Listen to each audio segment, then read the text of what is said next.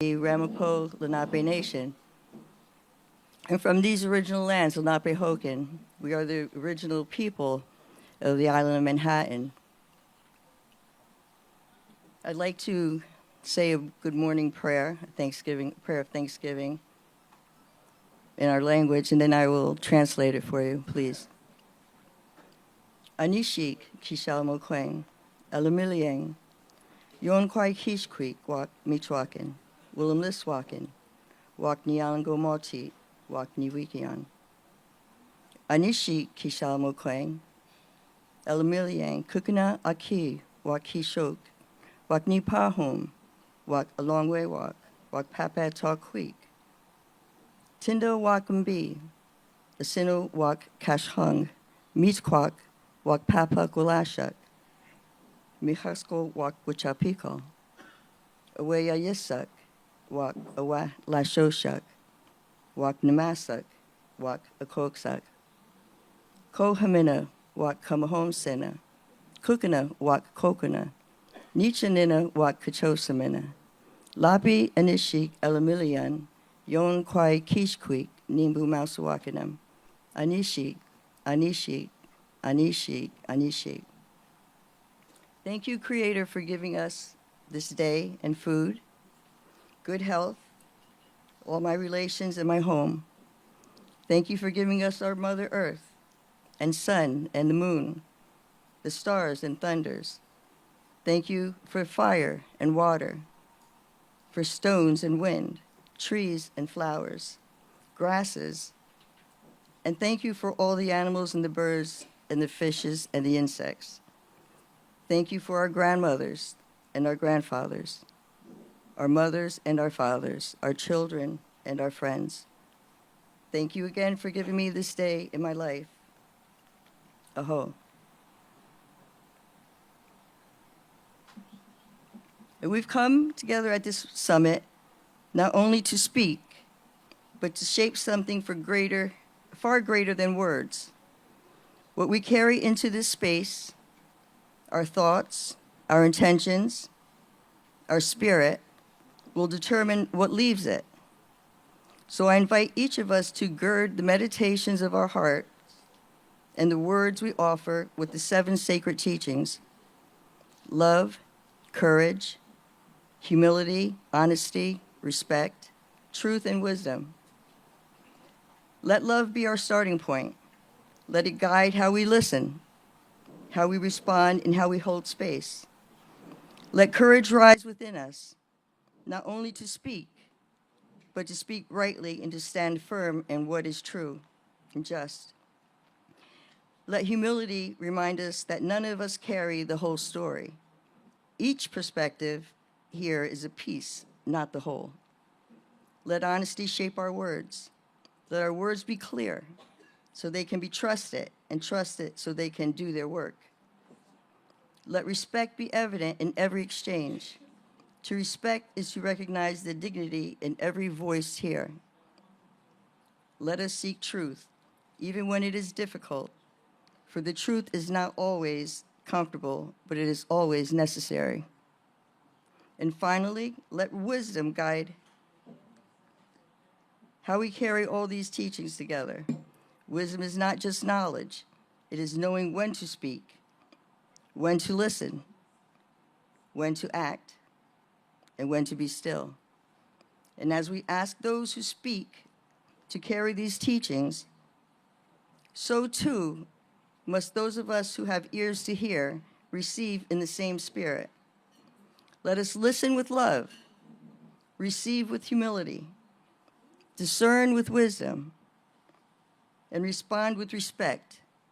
Listening is not passive. It is an active, sacred responsibility. If we do this, if we hold both our words and our listening to this standard, then what we create here will not be fleeting. It will be rooted. It will carry beyond this room. It will matter. So let us begin, grounded in these teachings, accountable to them, and guided by them. Anishik, thank you. Aho.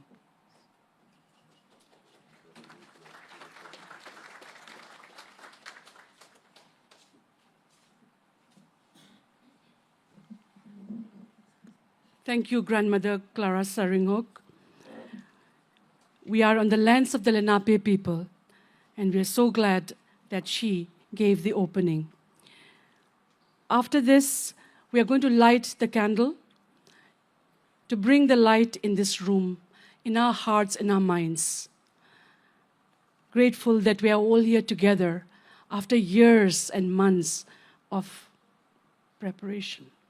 So I call upon our chair, both of the UN Permanent Forum, as well as our elder Kenneth, who's the chair of our summit, to please light the candles there.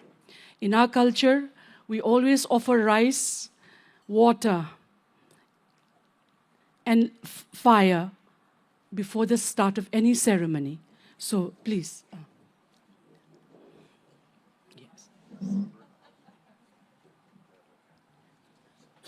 People here, like this. Is that enough? Okay.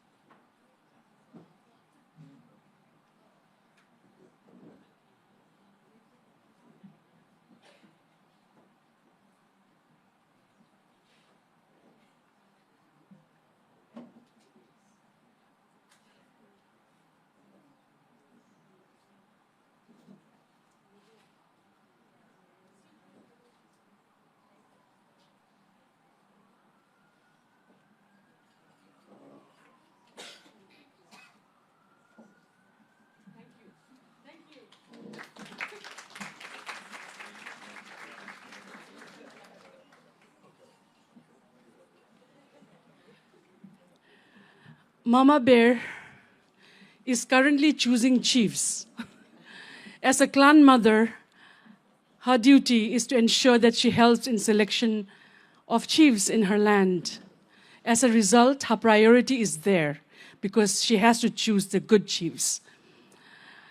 In her place, Janelle is here with us. She has driven more than 7 hours from Akwesasne at the Canadian-US border to be here with us. Janelle.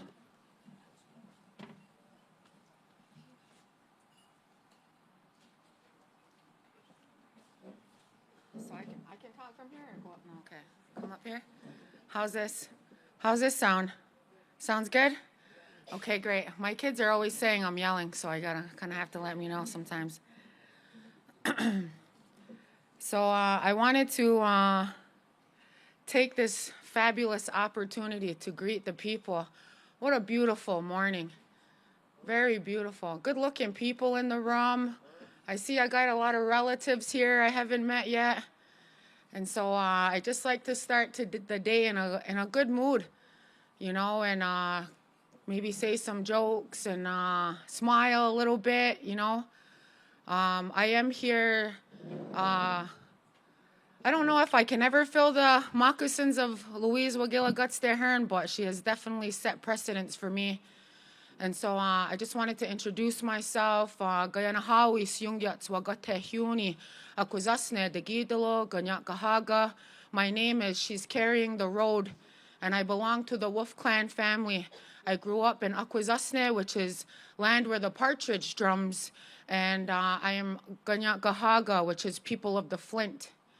And so that tells you a little bit about a lot about me and the land and the people and the family that has cultivated me. And so, you know, with that, I also get to do our Ahanda Gully Wadekwa, which is our greetings before anything of great importance. So throughout your day, if you're getting ready to maybe pick up a new baby, or maybe you're getting ready to pick a flower, or maybe you're getting ready to address somebody you have a lot of respect for, You know, sometimes we stop and we give thanks for the opportunity, for the moment, for the coexistence, for the revolution, for the evolution. Anytime you are in a state of gratitude, you are in a high frequency. And so the more in our minds we express our gratitude and we live it, it gives us great personal and collective power. And so the Ohanda Galiwadekwa, to me and my vision and in my practicing of it, it has always been a meditation for me. It has always been a good message. And today I'm going to read the message in English because sometimes, like, some of us don't have all of the fluent language yet. But I know the language of love, and I know the language of spirit, and I know the language of energy, and therefore I can go anywhere and communicate. So what's going to happen is after I get done acknowledging each area, what happens is we're asking that the room come into agreement. So this is how the consensus of power building is done through Haudenosaunee consciousness, is we get everybody in the room to agree. We can say one mind, we can be of like minds, but the minute our minds are in agreement on one thing, we've created an immense amount of power. This is why the agreement is so important. And so after every agreement in the language, we say to. And if you say to after I'm done, you're letting me know that you are in agreement with what I just said. So when we start off the Ohanda Galiwadekwa, we always start with the people. Today we have gathered and we see the cycle of life continue. We have been given the duty to live in balance and harmony with each other and all living things. So now we bring our minds together and we give greetings and thanks to each other as people. Now our minds are one. Ta. We are thankful for our Mother Earth. She gives us all that's needed for life. She supports our feet as we walk upon her. She gives us joy that she continues to care for us as she has from the beginning of time. To our Mother, we send greetings and thanks. Ta. The waters, we give thanks to all the waters of the world for quenching our thirst and providing us with the strength. The water is life. We know this power in many forms: waterfalls, rain, mists, streams, rivers, oceans. With one mind, we send greetings and thanks to the spirit of the water. Now our minds are one. The fish, we turn our minds to the fish life in the water. They were instructed to cleanse and purify the waters. They also give themselves to us as food.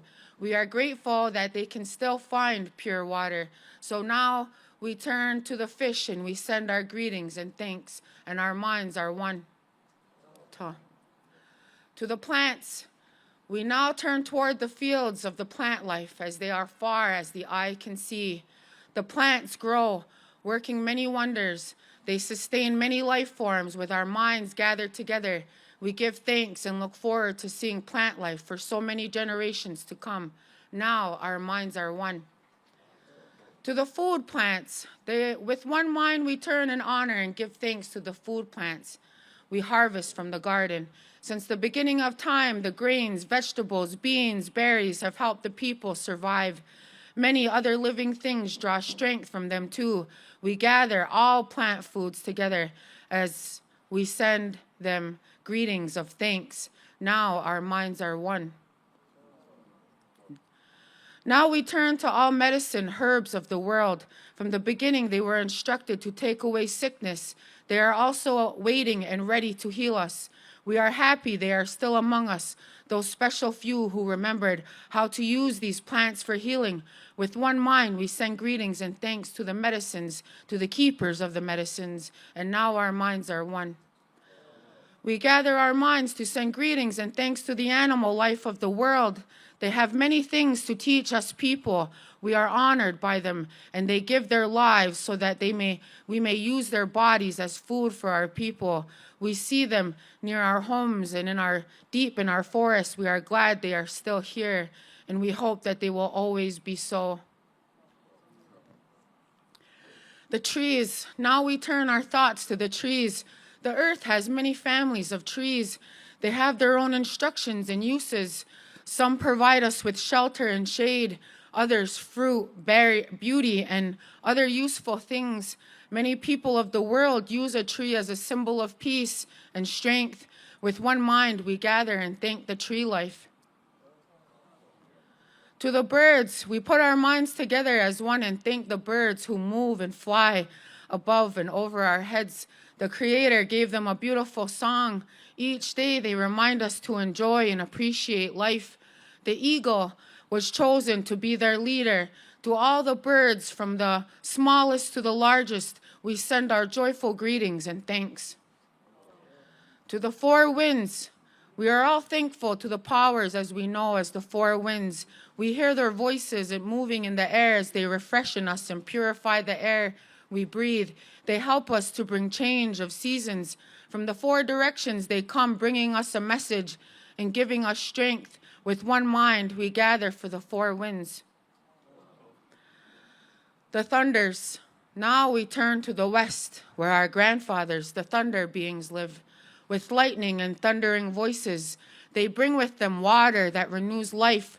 We are thankful that they keep those evil things made by Aguisalese underground.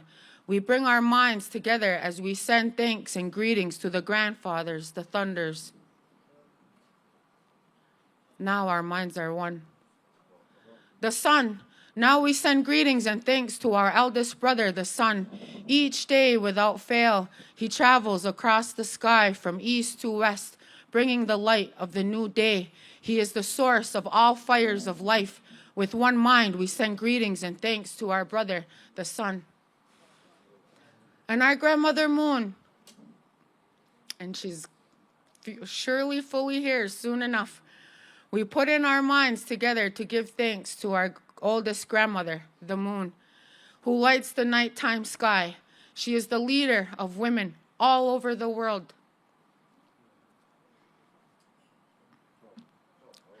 Whew. Hang on, I wasn't done that. That was a mic drop right there for her. And she governs. She governs the movement of the ocean tides. By her changing face, we measure time. And it is the moon who watches over the arrival of children.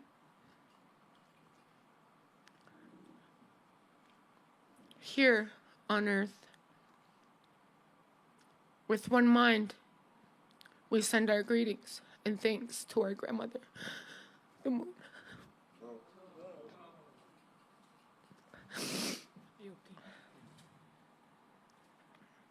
To the stars.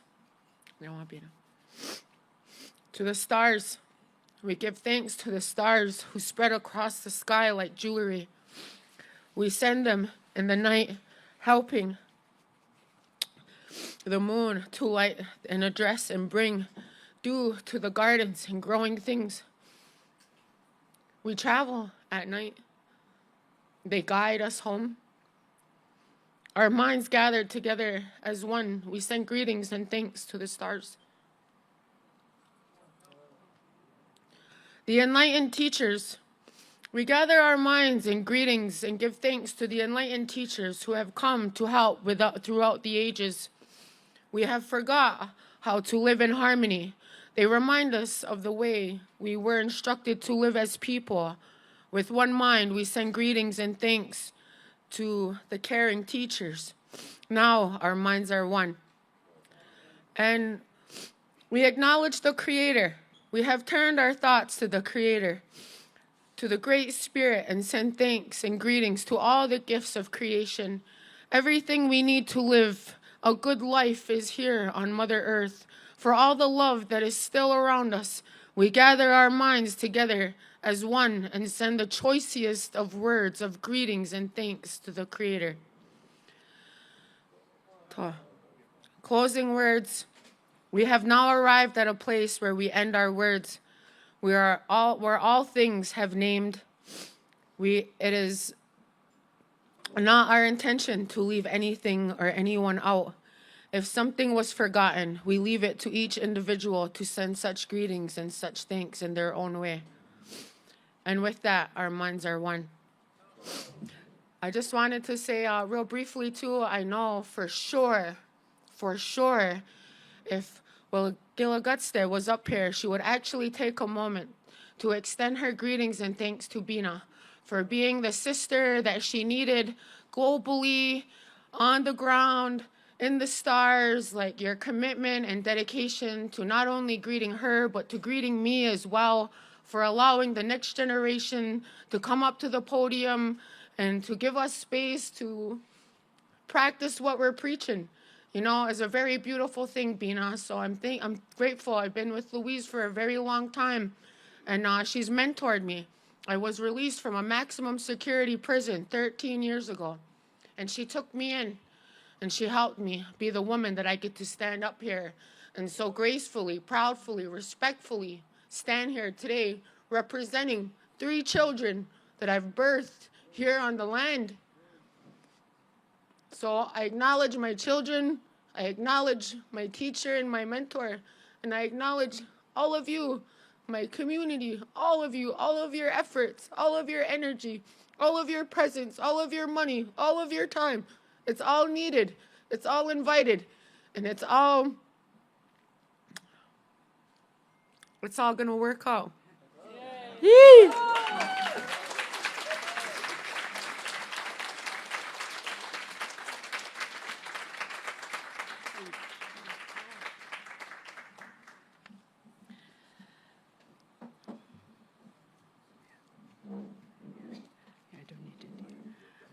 Thank you, Janelle. Aloki, this week at the UN Permanent Forum, when you gave me 1 minute to speak, I too wanted to cry. Because just like Janelle did, many of us in this room are coming from very difficult circumstance to be here we are, to be where we are. We have fought back a lot of tears. For us, this peace work is not another project. It is a commitment of a lifetime that we are doing it day in and day out. So thank you, Janelle. Someone asked me yesterday, what shall we speak? I said, when you come to this summit, we are come here, if you want to cry, cry. You want to laugh, laugh. When you want to make a friend, friend. Each one of you in this room, you are visionaries. You are leaders. You are mothers, you are fathers, you are people who have taken all in your life to be where you are today. So come to this summit to put your burdens down. For 2 days, we are bringing you into this monastery. We are in a monastery. I know it's not in Manhattan. But, you know, the UN takes our energy off. We wanted to regain our energy by coming away from the big buildings of Manhattan. So thank you to Thomas Berry. With these words, again, just to remind, there is translation going on in English, Spanish, and French. We had requested to some of you who were in our meetings that you please use your headsets to listen to Zoom translation, because for budget issues, we can only afford that. So please, if you want translation, please get the Zoom link that you have been sent and listen. Yeah. So if you need meeting ID and passcode, please reach out to the volunteers at the desk if you want to get the link. But there is translation in Spanish, English, and French right now. And our DOSIP team from Geneva is here with us, giving us that support. Thank you, DOSIP. Yeah. With this, we have 4 beautiful sisters standing very patiently with us. They come from my homeland, Manipur, which is a far-off land situated in the northeast of India, bordering Myanmar. This is where my origin story lies. This land is a former Asiatic nation state with a 5,000-year-old history. We joined the Union of India under duress in 1949. And since 1958, we live under martial law. And my family still lives under martial law. The story of peace building started because some of us were born in very difficult war zones. Where we are currently in, we have more than 300,000 troops and 72 armed insurgent groups operating there. Yet we managed to survive till today. Tomorrow we don't know. But as long as we are committed towards peace building as a form of resistance towards war. Because peace is the law for us. Peace has to be the path. There is no other path to peace. And for us, it is not a project. It's a commitment of a lifetime. And that is why we are meeting.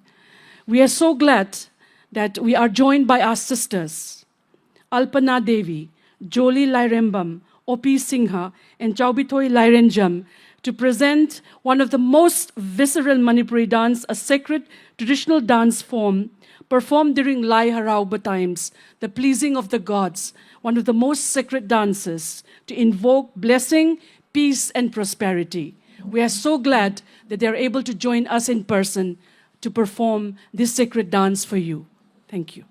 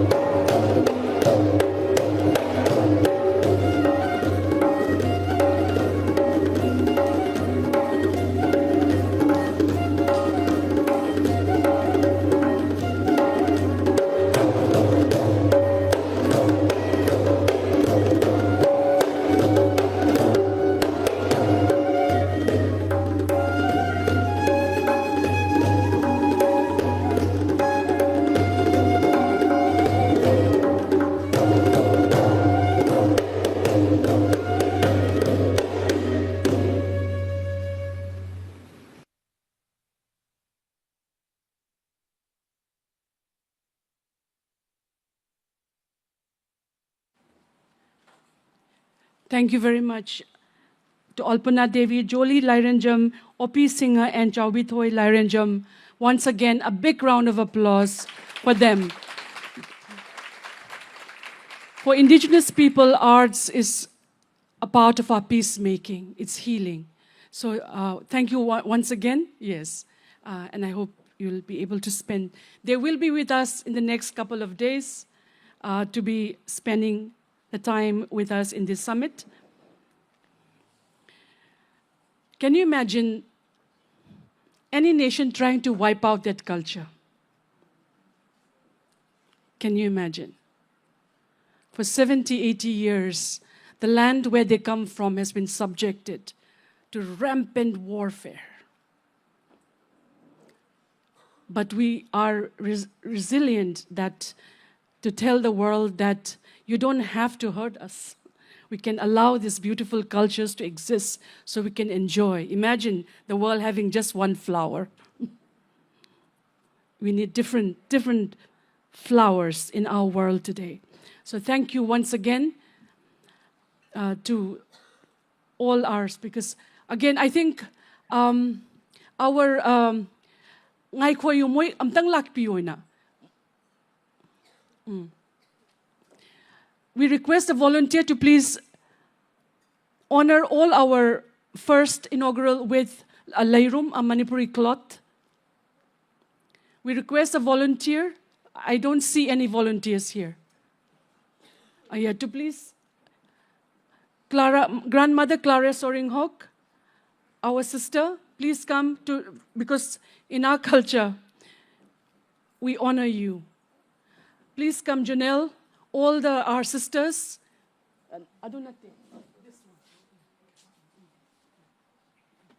Yes. And Vera from all the way from Saha Republic in Russia will honor them. Yes. Yes, please. You have to wear it around. Yeah. Yes. And please exercise your hand in clapping. Okay. La, la. Okay. Yes. For us, there is an exhibition called Weaving for Peace. For us, weaving symbolizes strength, friendship, peace. It's our peace cloth, which we also gave to the UN this week. For us, weaving is a sign of friendship, a sign of peace, a sign of resilience. So thank you so much for spending time with us. With this, I call upon our chair, Elder Kenneth, to deliver the opening remarks, and we start in the next session. Thank you.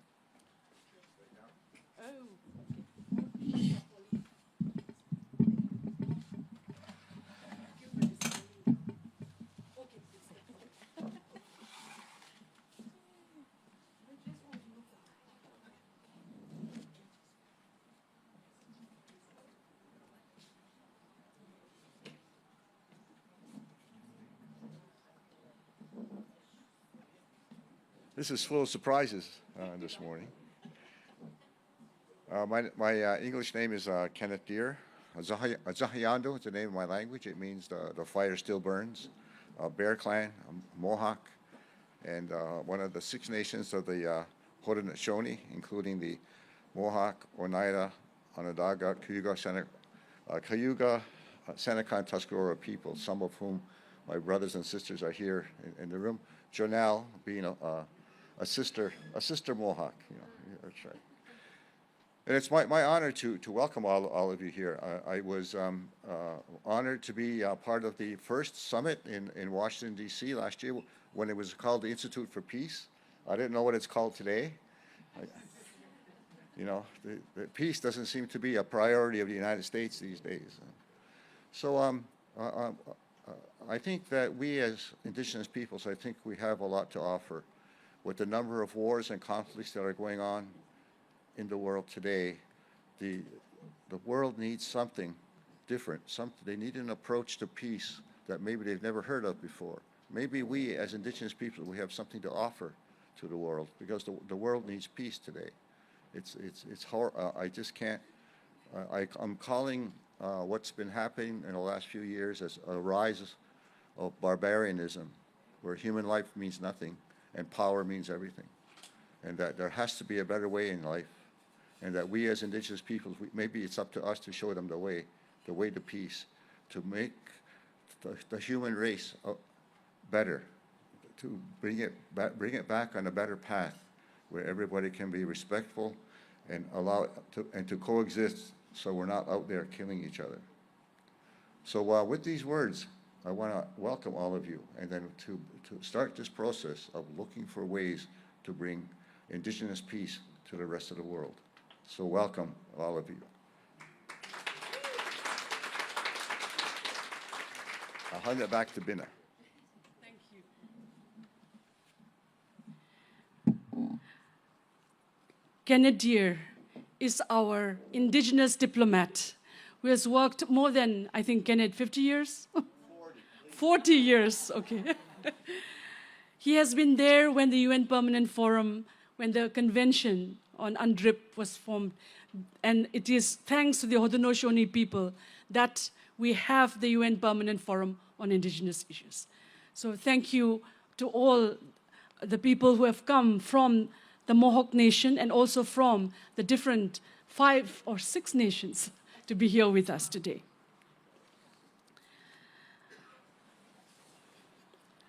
So with this, I'm going to deliver my opening remarks so that some of you who are visiting for the first time. There is a lot of people standing at the back. If there are any empty chairs, again, please invite those who are standing.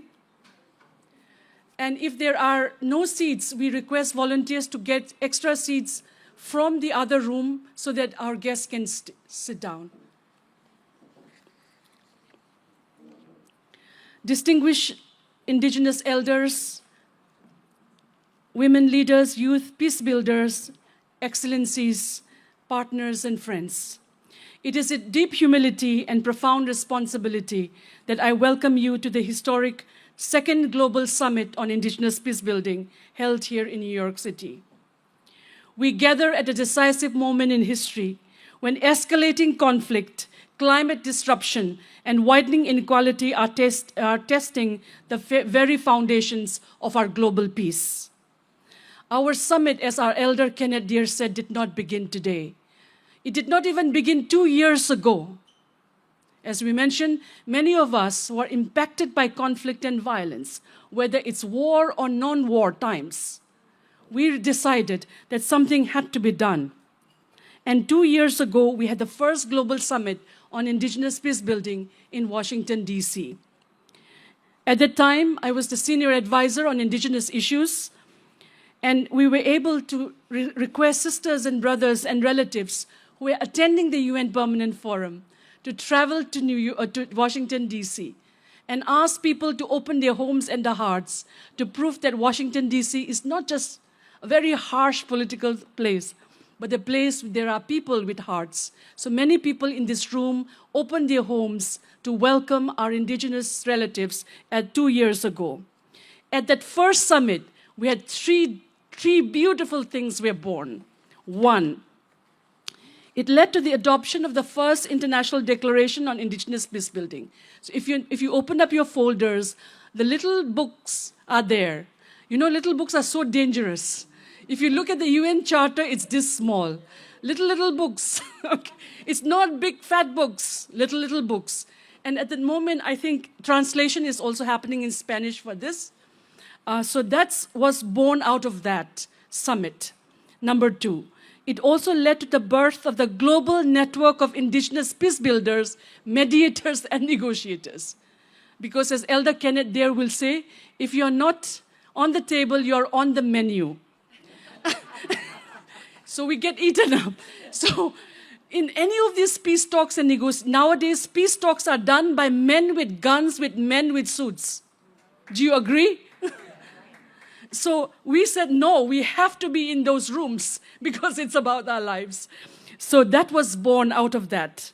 And finally, for many diplomats in the room, and for many UN Permanent Forum Indigenous people in this room, and our leaders, thank you. Because of your persistence, we went right into the United Nations building and asked the UN Department of Peacebuilding, have you got Indigenous practices? And this is how We worked with them. So thank you, Laura Flores from UNDPPA. I knew you cried that day when we walked in. Yes, because she said, it is you are the ones who will be doing peacemaking. But we are not there as experts. We are not there as consultants. We are always there as victims. No longer, no longer. We will change this because there's no other way, because 80% of global conflicts is happening in our territories. And we have to be there to take the process forward.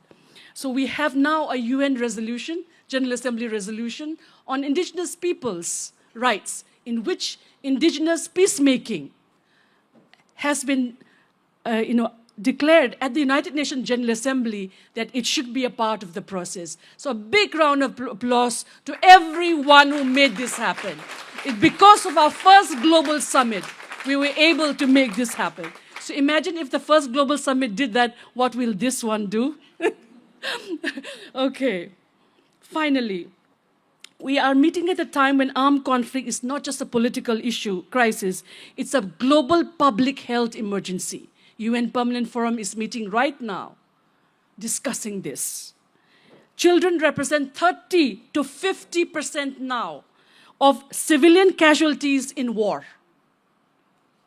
Our children are being killed, bombed. Women account for 40% of civilian deaths. And finally, so these are, again, I don't want to depress us, but we need to know these hard facts to enable us to do what we need to do. And currently, 200 million people are not able to live in their homes because of persistent wars, conflicts in our territories. The other thing driving us, technologies of war and new forms of invisibility. We are witnessing a transformation in war, and I don't have to look into my notes. Currently in my home area, armed drone warfare, killing 4-month-old babies, farmers, women. Number 2, private militias hired from one war zone to the other. That's also a reality. Private militia, not armed groups. Private militia, we don't know the nationality. We don't know where they come from, but operating in our indigenous territories, hurting, killing, maiming us. It's happening right now. So these are, and when war becomes remote controlled, then indigenous people are often invisible targets in invisible wars. Many wars we know, many wars we don't know. So this creates a very serious global cycle. And so even at the United Nations, if some of you are able to speak, many of us, and many of you are not able to speak. Many of your issues are not. We are here from the Nuba Mountain, our brothers and sisters from the Nuba Mountain joining the UN Permanent Forum for the first time. Can you raise your hands and give them a big shout? Yes. People from Nuba Mountains here. We will bring many indigenous groups who have never been to the UN because they need to be here too. So finally, to say this summit is a result of 2 years of why we are meeting today, because at this global summit first year we said we will meet every 2 years till we reduce global conflicts by at least 50%.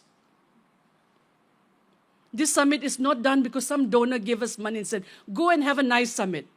This summit was done with very little resources. And then everybody mobilized to make this happen. So we really extend our deepest gratitude to each and every one. I'm sorry, all the sponsors' names are down. But at the back of your thing, you will see whoever has supported, and many whose names are not even there.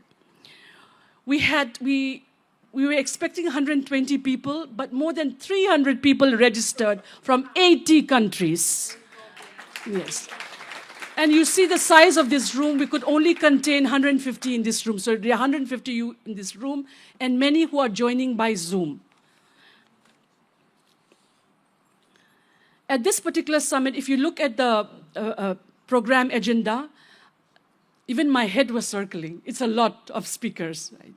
But we are dividing the different sessions into 4 seasons: spring, summer, fall, and winter. In this summit, we are not testing each other's knowledge. We want us to connect as fellow relatives. Spend this time not to prove a point, but to connect with other human beings, to feel for each other and to say we can do this together, because I know many of you are hurting inside. So, but at the end of the 2 days, but we will have serious discussions, and we will look at the first session, we'll look at the origin stories. If you don't know who you will not know where you are going. So the first session will start with origin stories. Take a moment to see who you are. The second thing on summer is tough. It'll look at technologies of war. It'll look at what is happening to our lives with the modern technologies, because someone said, Mama Bear said, there are schools of war but no schools on peace at the first summit. There are 400 schools of war in this country but not of peace. There is laws of war in the United Nations but no law on peace. They say the UN Charter is a charter of peace, and we want to continue to believe in it. So at this summit, we will also look at indigenous. This is the most beautiful part. In the last summit, we delved into what are the indigenous practices of peace building.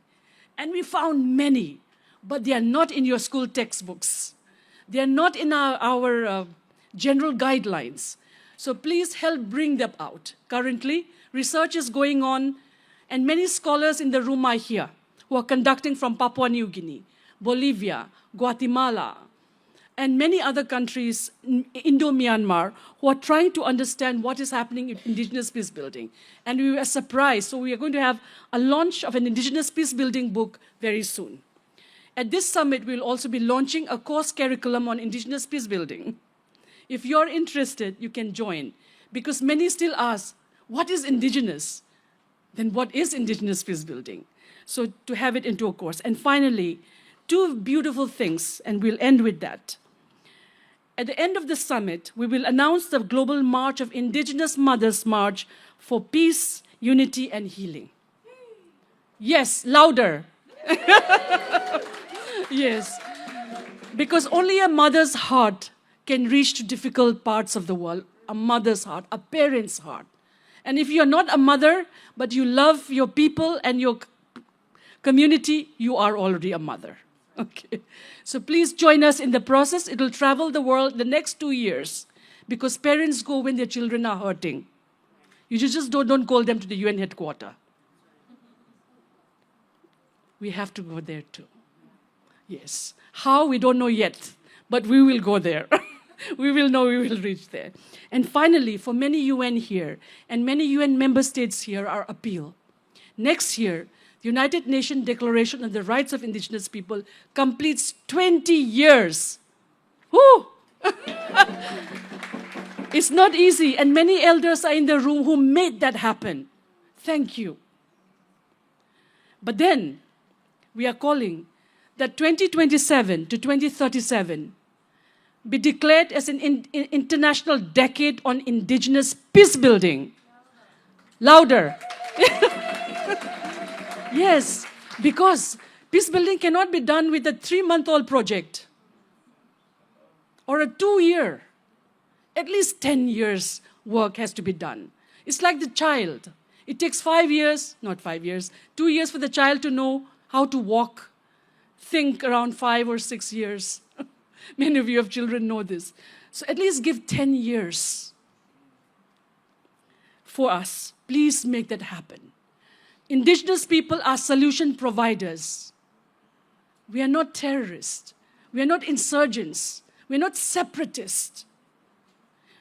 We are a part of the global system, of our national system, our community system to build peace.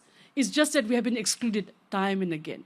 We are asking that we be included in every level of decision making, because we hold the key to protecting people, peace, and planet. I hope you carry this in your heart when you walk out of our summit today. So with this, Thank you, Yam Nungay Jere. And I call upon Elsa to deliver her remarks.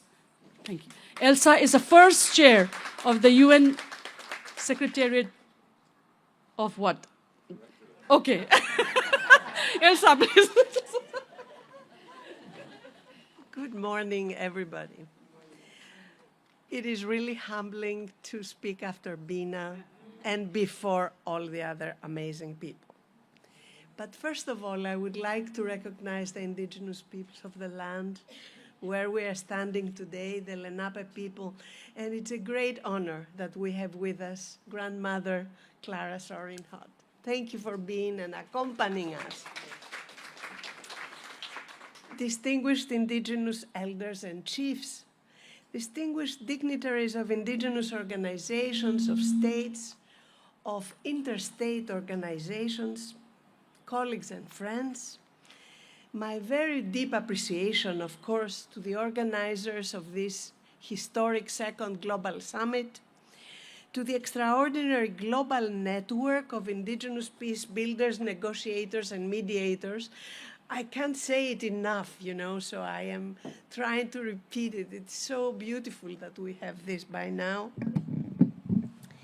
To Bina Nepram for her continuing devotion to the cause of peace and her dynamic leadership. Thank you, Bina, in bringing us together, and to each one of you for being here to contribute.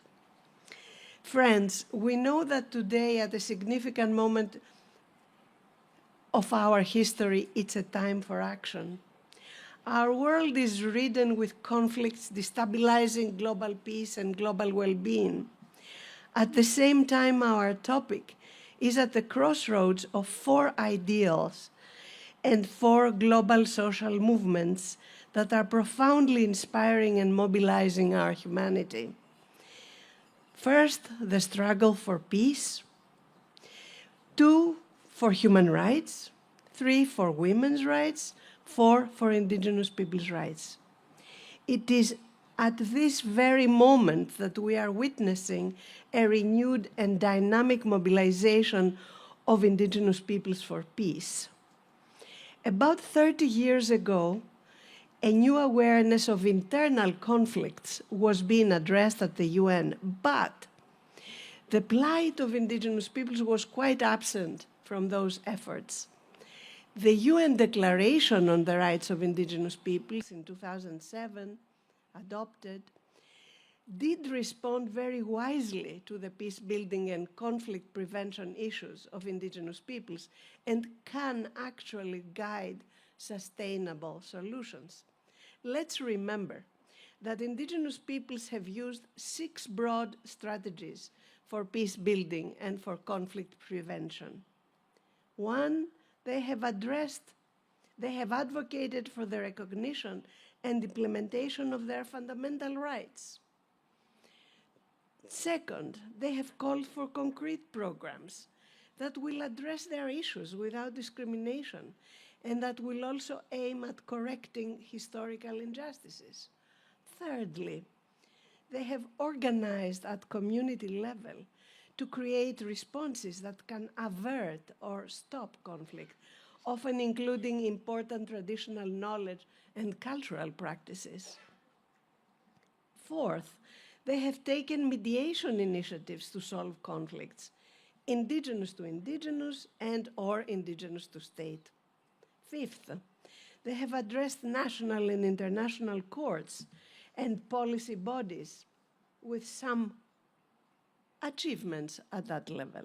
And sixth, they have concluded peace agreements with states.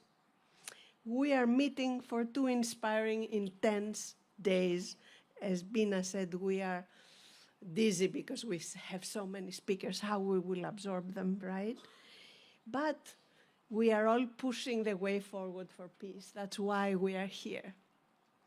It is clear that the strategies of indigenous peoples for peace should be supported by national and international institutions, and of course, by civil society actors.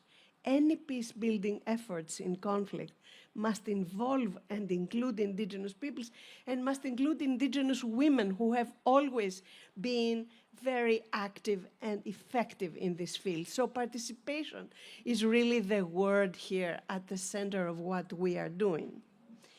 The UN Permanent Forum, the Commission on the Status of Women, the General Assembly, the Security Council must really have Indigenous peoples' peace on their active agendas constantly. Finally, a broad vision that has been emerging is that we need an appropriate international mechanism for conflict and dispute resolution for issues between Indigenous peoples and states. It's our hope that all relevant actors will support in solidarity the recommendations for peace coming from Indigenous peoples. It's time. Thank you. Thank you, Elsa. Our next speaker is Ms. Alukit Kotur, Chair of the UN Permanent Forum on Indigenous Issues. Thank you so much, Alukit. Yes. Ulakun koyan nami bina tavunga kataw yun nakama o katlakatigi yun nakasi. Good morning, good beautiful morning this morning to you all. I'm so happy to be here, and I want to thank Bina for inviting me to participate in this summit. But I want to thank Bina. I first met her in Belém, where she spoke to me about the summit and the work that's happening in terms of peace building. And I think it was such a momentous, important moment symbolically to start off the permanent forum on Tuesday with you presenting the lair room, the peace cloth. And so I know they were made by women survivors of Manipur, and I think it was really important, particularly in this time globally, to start off and ground ourselves with that notion of peace. You made and then I really enjoyed that this morning you talked about the importance and the symbolism of weaving being related to friendship, peace, and resilience. And you made a comment that looking out here, it's like the permanent forum. And I will say, I think the comment you made about having a small and mighty team with a big heart certainly resonates with me, because the permanent forum secretariat, there's very few in the secretariat, but they have such a big heart, and they want people to feel comfortable in that space. So in that sense, I agree. This is very much like the permanent forum, and it's so great to see all of you. In preparation for this meeting this morning, I looked through the permanent forum recommendations database just to see whether or not the permanent forum has talked about peace, peace building, and the way in which the permanent forum has referenced peace over the years has been in terms of working towards reconciliation. It's used phrases like construction of durable and lasting peace as well. And I think very importantly, the full and effective inclusion of Indigenous peoples. As well, I think there has been a focus on Indigenous women. The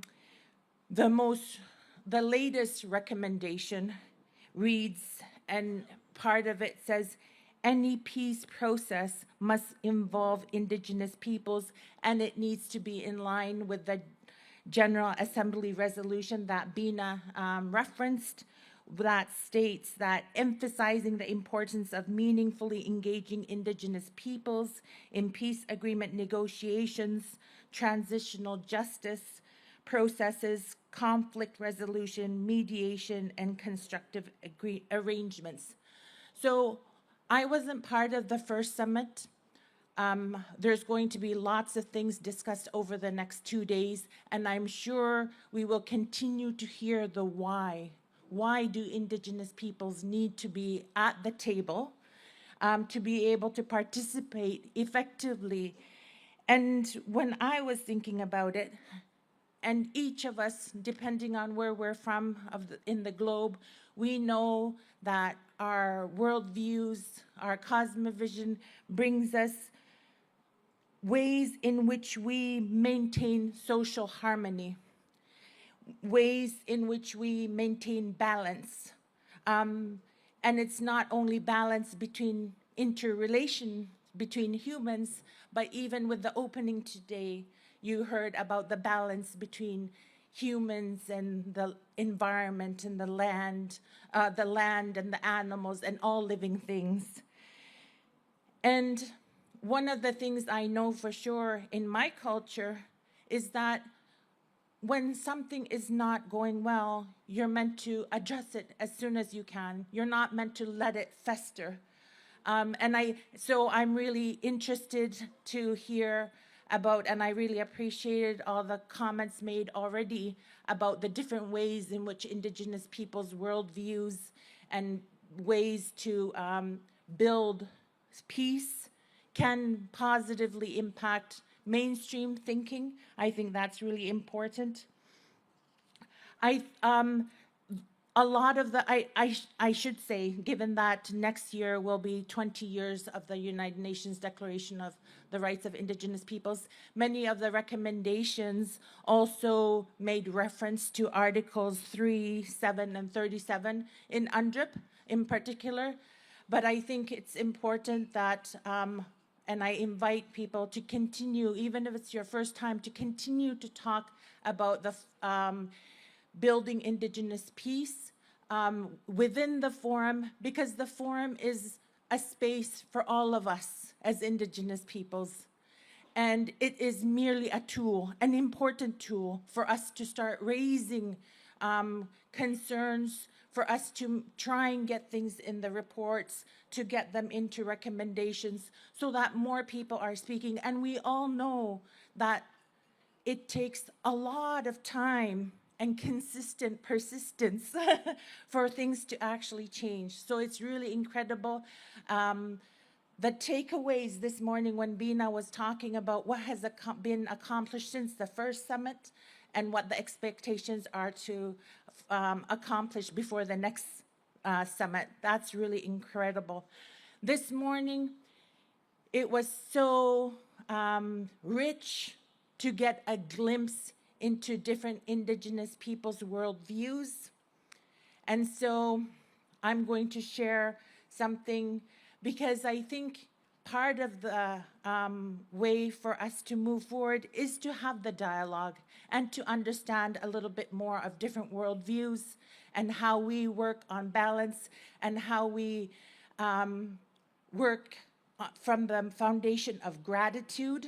I think that really was something that came out to me. So it's not related necessarily into building peace, but I think it's the basis of how we can build peace by maintaining gratitude and balance as key principles. And I think so much of the work we need to do as Indigenous peoples is identify the principles that can be used for peace building. So, they also get thirsty. My father responded to me when I asked him as a child, as I watched him after killing a seal, he had taken a little piece of ice and put it in his mouth. And he melted the little piece of ice, and then he went to the seal that he had just harvested, and he opened the mouth, and he poured the water, the melted ice, into the mouth. And as a child, I remember looking at that and thinking, I wonder why my father did that. So I asked him, and that was the response he gave me, that they too become thirsty. And I use this as a very small glimpse so you can understand a little bit about where I come from and the way in which I see the world. That I see the world where I am grateful that I am able to eat that seal, that I am respectful, that I want that seal to also experience drinking water because they too sometimes want to drink water. And so I think even though I know there are many animal rights activists in the world. I think it's really important to say, okay, let's better understand this culture, because we also do it similar to we do it in a way that is respectful and acknowledging that the life has been taken, and that we have gratitude for the life giving themselves up so that we may continue with our life. So I wanted to say that. Thank you. Oh, I'm sorry. I'm over time. Sorry. Thank you. Thank you, Aloki. Thank you so much for all your leadership, the amount of work you're doing at the UN Permanent Forum. Since last year, we know how much it takes and how proud we are. I know the UN Permanent Forum is shrinking, but the hearts are bigger. So thank you. Yes, thank you so much.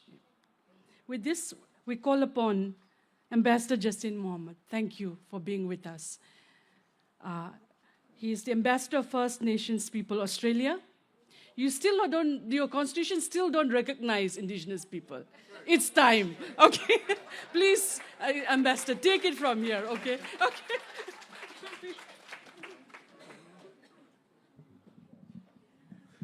And if I could change it, I would. We tried. Good morning, Excellencies, delegates, colleagues, but friends and family, brothers and sisters. It's so good to be here this morning. Thanks for the invite to the second Global Summit for Indigenous Peacebuilding. In Australia, we've got a tradition that we also acknowledge traditional owners of the lands. And I want to say thank you and acknowledge your ancestors, your elders, yourself for the warm welcome, but for allowing us to come and work and talk about solutions to the issues and the challenges that we have. And I want to deeply say, from my people to your people, thank you. Also for the beautiful prayer, the heartfelt prayer. There's nothing better when we have a connection to something bigger than who we are. So thank you so much for that. Bina, your strength and vision, amazing. And I say that just even to pull this together, to drive, there's always someone behind the scenes that just keeps pushing everyone, including making sure I get here. And maybe the Australian government to look at this constitution once again, maybe down the track. Thank you. I want to pay also my respects to all the Indigenous people in this room, for your families and your community. None of us would be here without our families, our communities that have given us the strength, given us the lessons along the way, even when we didn't realise we were getting lessons, but we were all along the way. Till that day that you kind of get tapped on the shoulder and say it's your turn to represent, or your turn to stand up or to go. And in Australia, in Aboriginal and Torres Strait Islander people, our First Nations people, the word of a leader doesn't rest easy on us because we are nothing without the people behind us, the people with us. So we want to pay respects to your people, your communities. I'm here today to share a little bit about my role, hopefully not too much about my role, but my reflections on Indigenous peoples and peace building, and how this contributes to the broader efforts to promote this peaceful, prosperous and resilience, in particular our region, the Pacific, the Indo-Pacific, but globally. The Indo-Pacific, and I say the Pacific a little bit more closer to home, it's the region where myself, my family and my elders, we call home. I think all of us, when we say home, we want it to be peaceful. We want to go back there. If it's our house, our home, when we go back to our house, we want it to be peaceful, a little bit audible. And if our kids are kind of running around, we tell people to settle down, quiet. And then broader to our communities, we also want that. Unfortunately, we live in a time where we don't have control over those dynamics when we go broader and outside of those places, and that's what we're here today.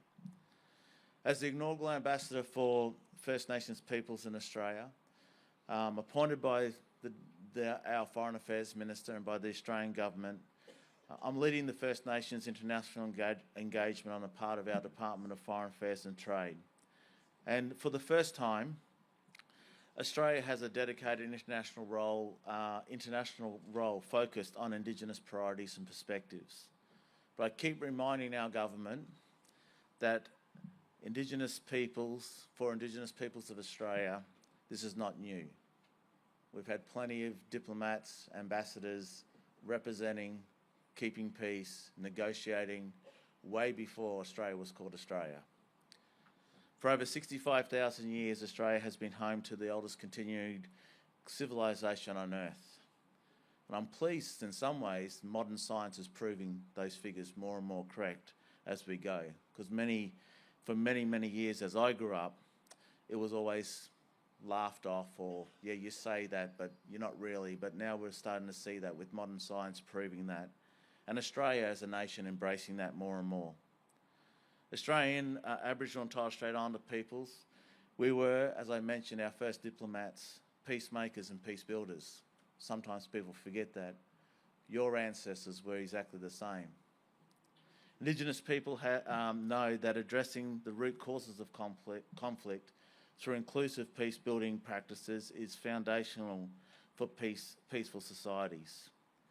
You don't be a civilization that continues and still is here today without knowing how to get through conflict, how to face challenges collectively, how to move forward, resolve differences to keep families, to keep communities strong and robust, to be able to take the next challenge that presents. And for our people, the Indigenous peoples of Australia, we've had a long time in getting this and being successful in this. So advancing this is a priority for Australia. We know that our dialogues can strengthen by the intergenerational knowledge and the lived experiences of Indigenous peoples, particularly in relation to the conflict, prevention and resolutions. But as we already heard, the voices of Indigenous peoples have not always been heard. We haven't always been brought into those rooms, those negotiations and those tables when there is conflicts. And it's time for that to be changed. Slowly, doors are starting to open, but they need to be wide open, and every table, every negotiation, every government should not be taking one step forward without their Indigenous peoples to be in those conversations, to provide solutions, to provide guidance. So friends, we must, the world, as the more they listen to us, we've got so much to offer. For Indigenous people, peace does not just mean the absence of conflict, and I think this is where globally it gets a little bit, we lose sight of it. We think if we can stop a war or we stop conflict, then we've got peace. Then we realise in a decade's time or years to time that just the same, it just comes back again because the true healing hasn't happened. We know that where there is conflict and peace follows, there needs to be time for healing. And this means truth-telling, this means reconciliation, this means the land and resource security, cultural survival, justice, economic empowerment and self-determination all comes together with that. It means moving beyond consultation, but into genuine partnership, shared decision-making for strengthened outcomes for all.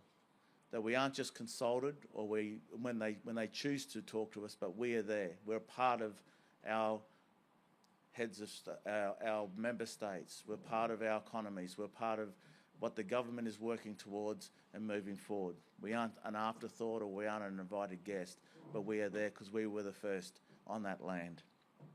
It means recognising Indigenous peoples as leaders in building inclusive, sustainable and lasting peace for future generations.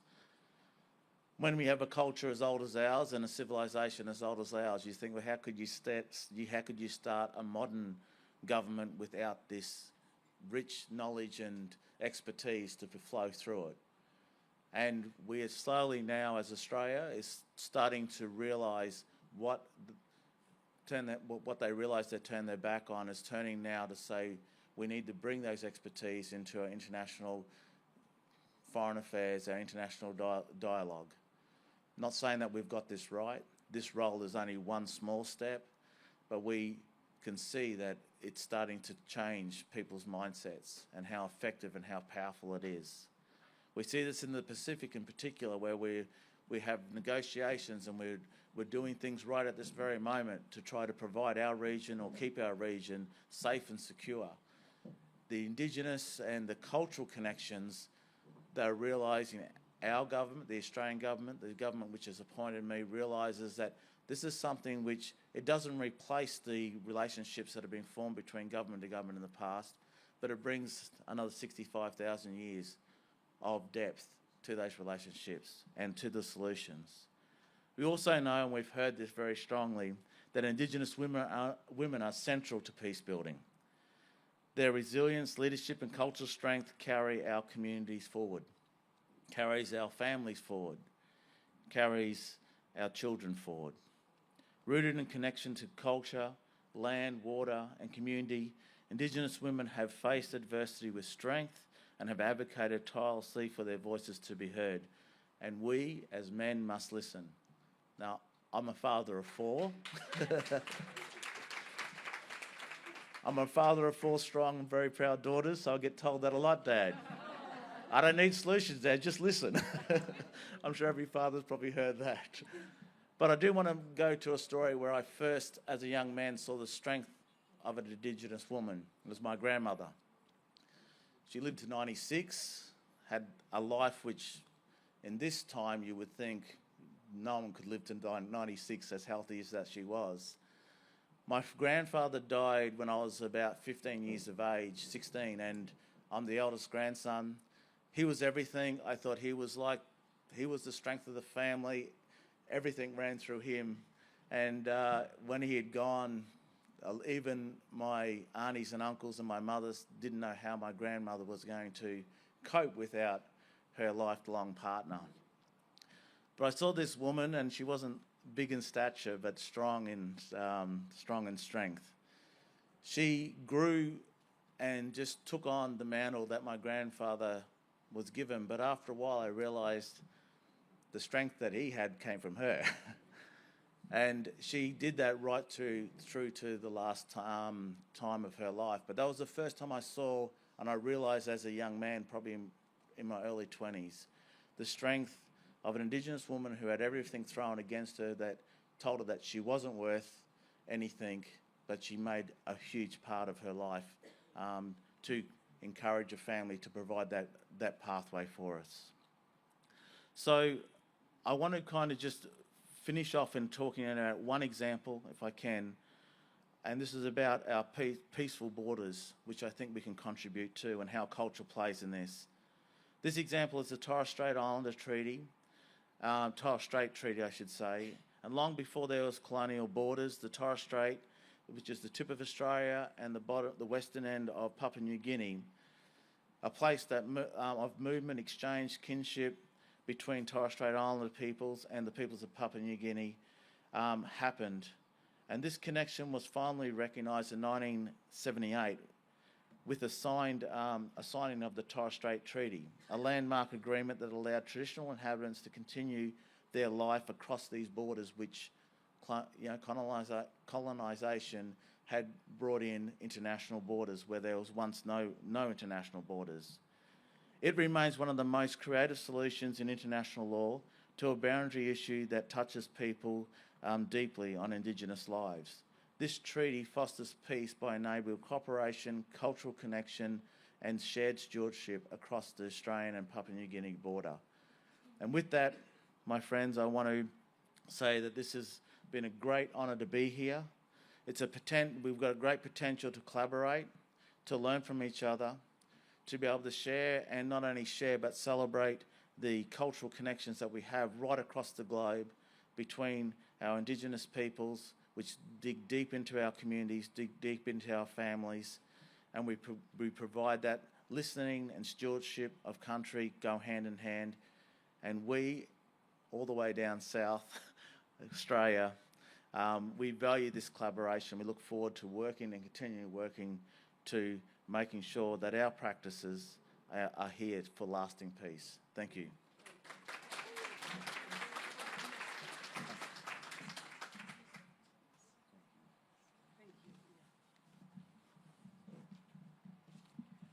Thank you, Ambassador, for going off script And thank you for listening to your 4 daughters. And I hope you will also listen to all of us in this room. Thank you for sharing.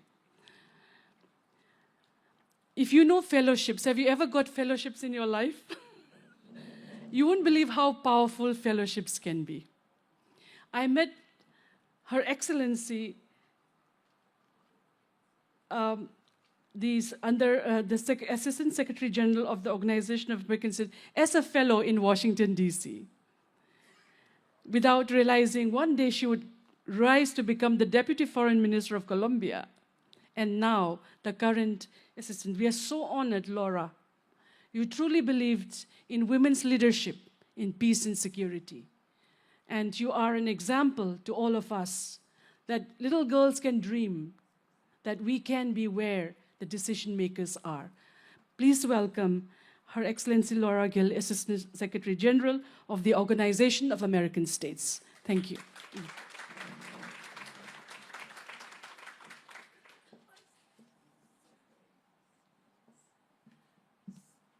So, good morning. Good morning, leaders, elders, women, youth. I met Mina at the National Endowment for Democracy when we were both doing our fellowships.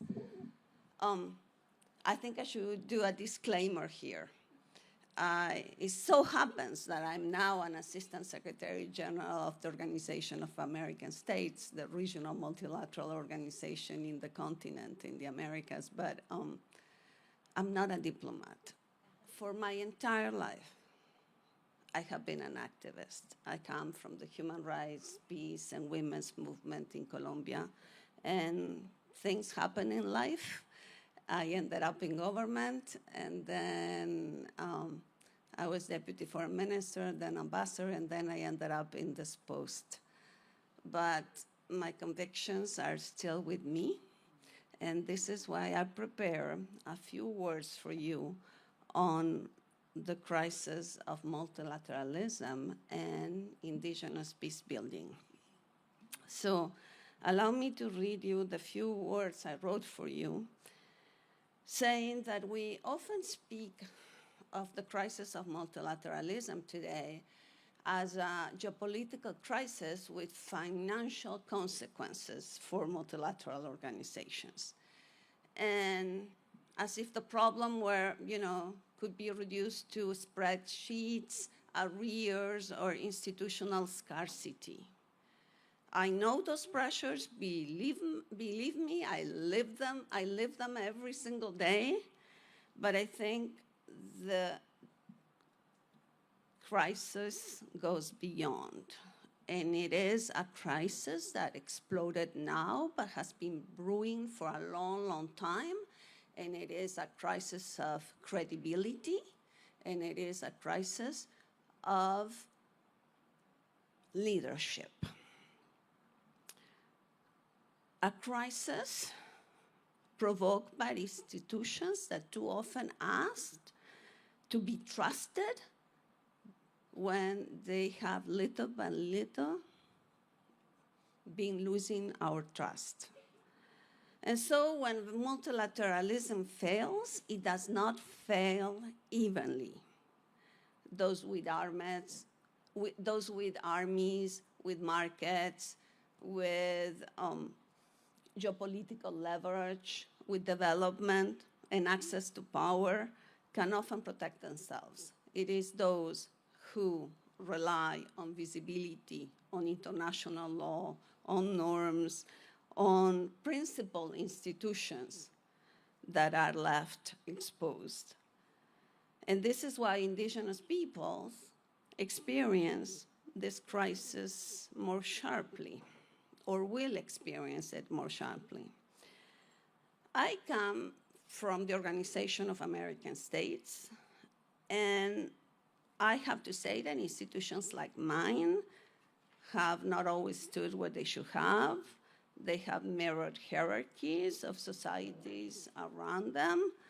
They have listened late. They confuse consultation with participation.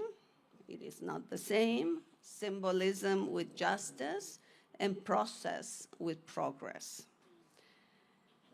And I believe in history not being decorated. I think we should learn from all that. And this is why this type of gathering matters so much. This is a gathering that, believe me, during the fellowship, Bina dreamed about. Bina dreamed about this movement. So I'm so glad you made it happen, Bina. So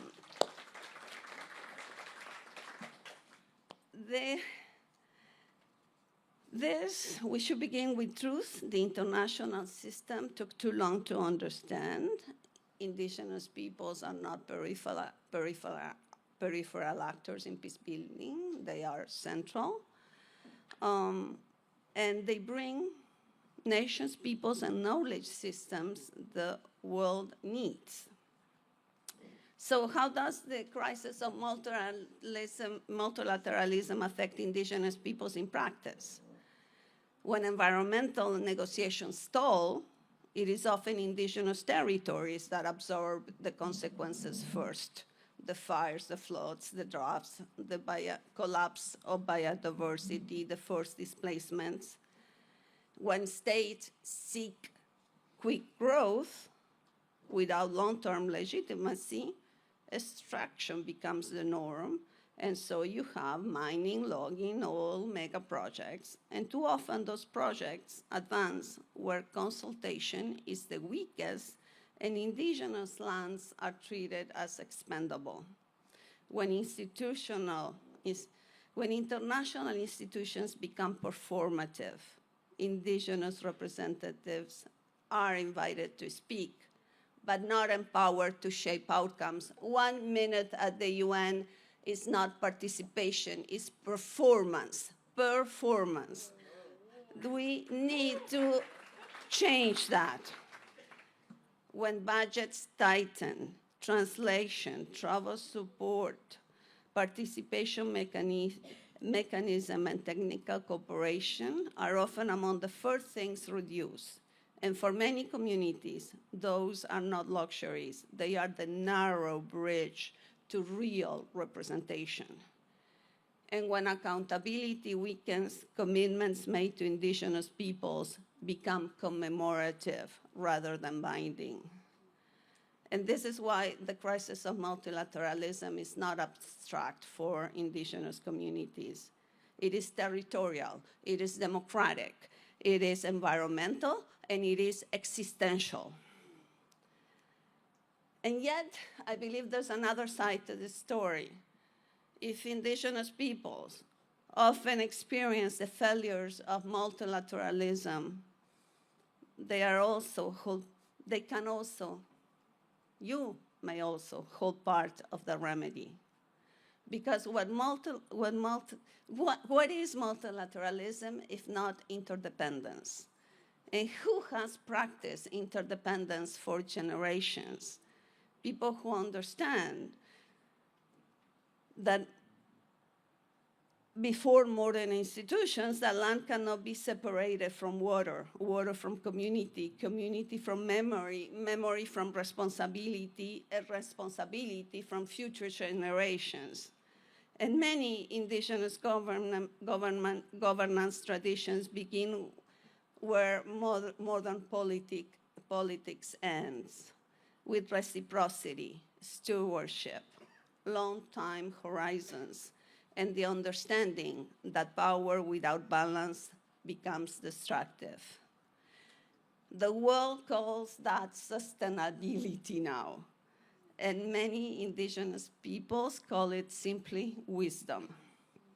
And last year, the General Assembly resolution recognized indigenous peace building as part of the global peace and security architecture.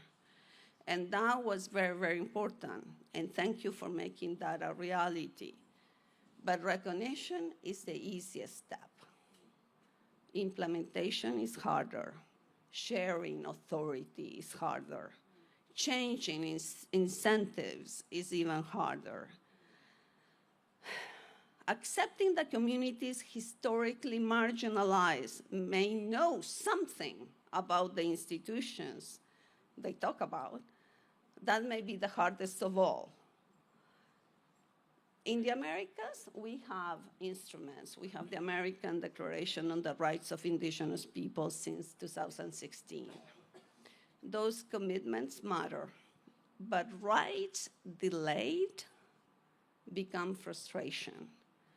Rights ignored become mistrust.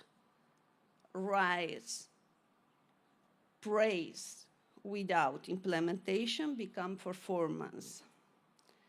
And our region, these Americas, does not need more promises. It needs credible delivery. And if you allow me to say a few words about Indigenous women, in every broken system, women carry the heaviest burden. And in resilient communities, women carry the deepest strength. Across the Americas, Indigenous women continue to face unequal access to healthcare, education, justice, political participation, and economic opportunity. They face overlapping forms of exclusion based on gender, ethnicity, poverty, geography, and language. And yet they're there. They're always there, leading environmental defense, mediating conflicts, preserving languages, sustaining families, organizing economies, and entering public life despite barriers that will have discouraged many others. Policy describes Indigenous women through their vulnerability. We need to start describing them through their leadership. And we should learn to govern accordingly. This summit understands something formal diplomacy forgets.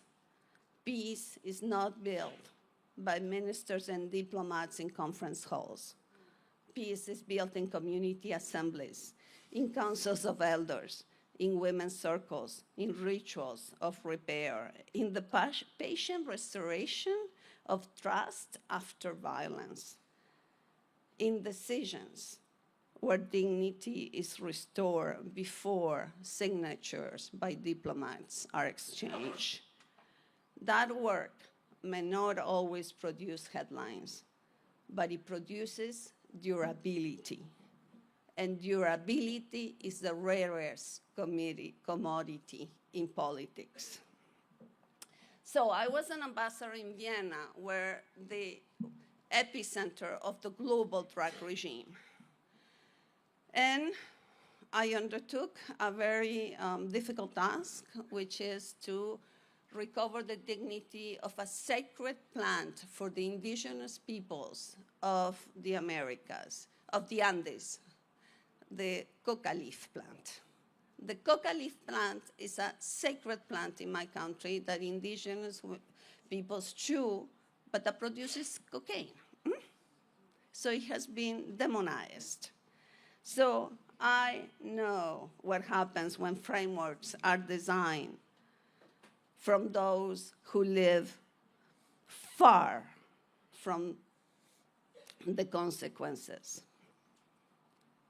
Distance can produce confidence, but proximity produces wisdom, and that lesson applies here today. If those closest to conflict are absent from peace design, peace will likely be shallow. If those closest to ecosystems are absent from climate design, policy will be short-sighted. If those closest to exclusion are absent from democratic design, institutions will lose legitimacy. So what do I expect from this summit? Not symbolic seats at existing tables. I expect partnership, mechanisms that work, a voice in redesigning the table itself, Bina, because the problem is not, I'm the first woman Assistant Secretary General, and I'm always told, oh, you are the first. The problem is not getting there. It's getting there and having incidents. It's sitting at the table and being listened at the table, being able to be heard. So this is all I expect from you. As Assistant Secretary General of the Organization of American States, I make this commitment. I will listen closely to what emerges here. I will carry these lessons into the inter-American system. And I will continue advocating for institutions that are more transparent, more accountable, more open to civil society, and more willing to recognize expertise wherever it truly resides. And I would say the following. Right now, when our multilateral institutions are being questioned, I myself, I like to save them, but not save them as they are. I want them to come out of this crisis differently. Because we need to save international governance, but we also need to humanize it. Thank you.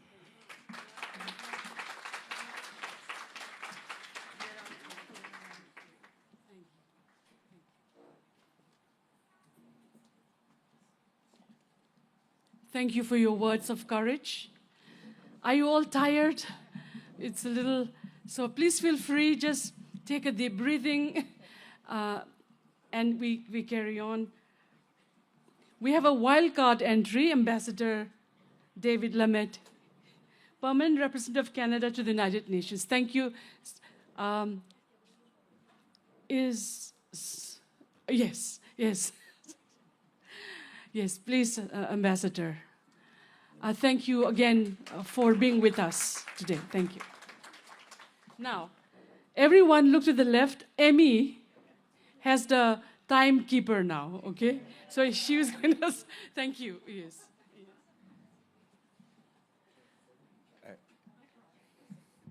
Elders,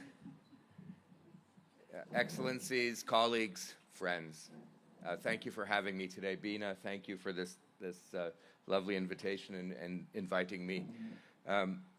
Janelle, for your prayer. Neowan, thank you.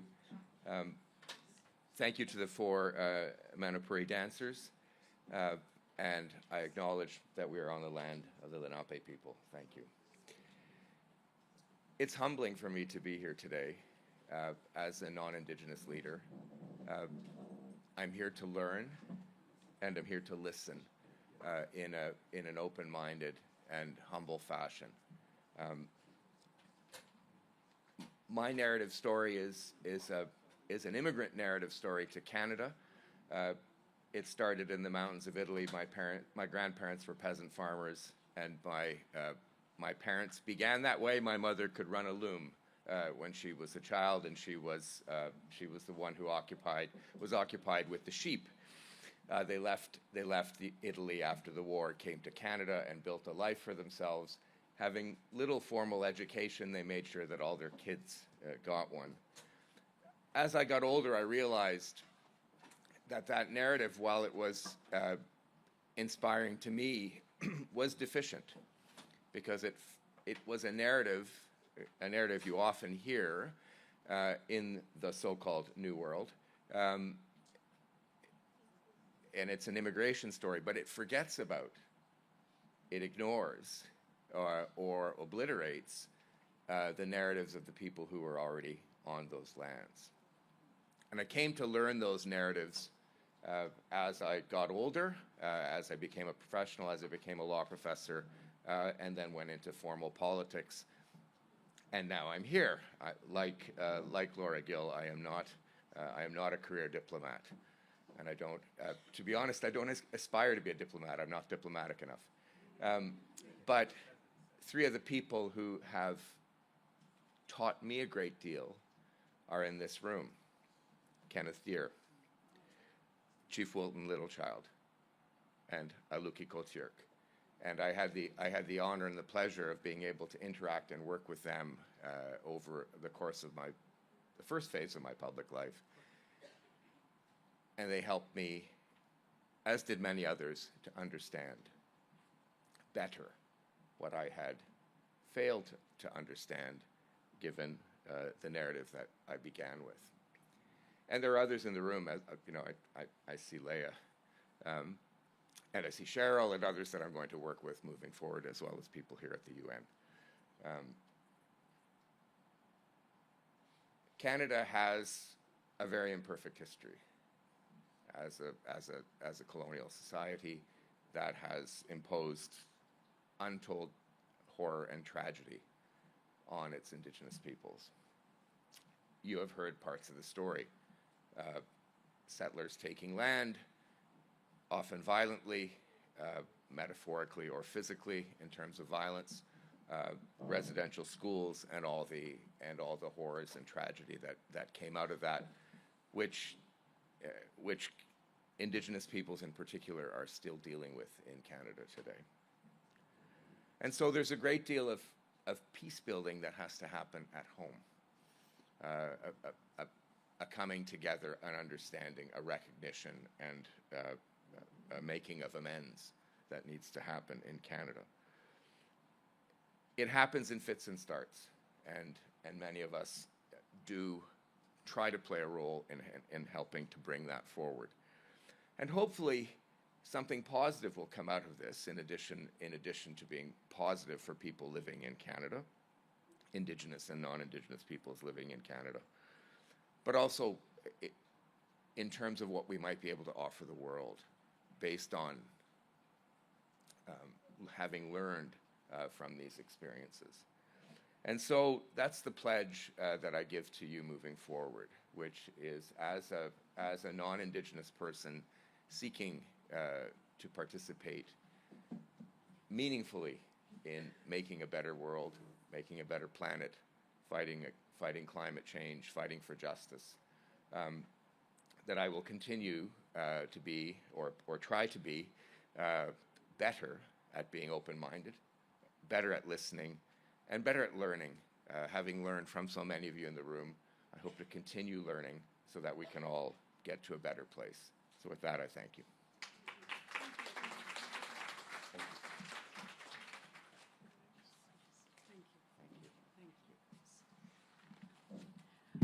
Thank you, Ambassador. What we would like you to do, Mr. Ambassador, is to ensure that 2027 to 2037 be declared as an international decade for Indigenous peoples at the United Nations. Will you please take this message? Thank you. Do we have the video ready? Yes. All right. As we prepare this, Ambassador Omar Hilale, who was permanent representative of Morocco to the United Nations, couldn't join us, but he has sent the video. If we are taking time to get it played, we request a tech team to look at it. And I call upon Ms. Laura Flores, Director of the Americas Division, United Nations Department of Political Peacebuilding Affairs, to take the floor. Thank you.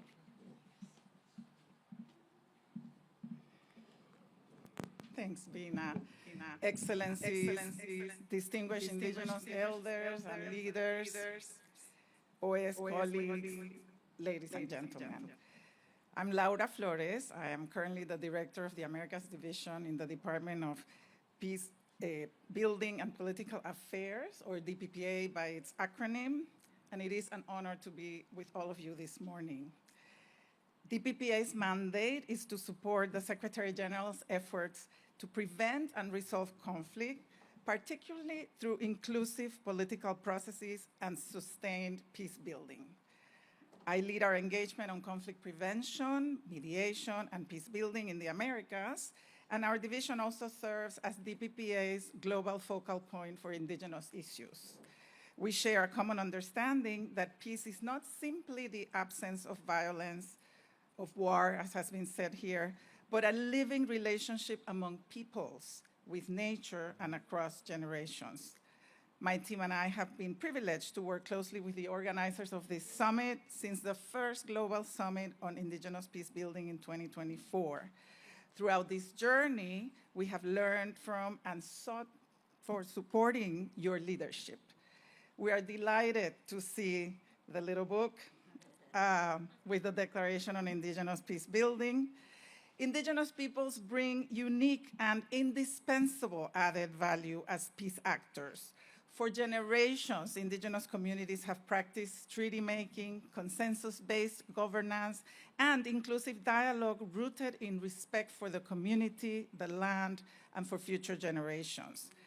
These inclusive bottom-up systems offer proven approaches to conflict prevention and sustainable peace that are deeply relevant to today's complex global challenges. Many people have already mentioned that.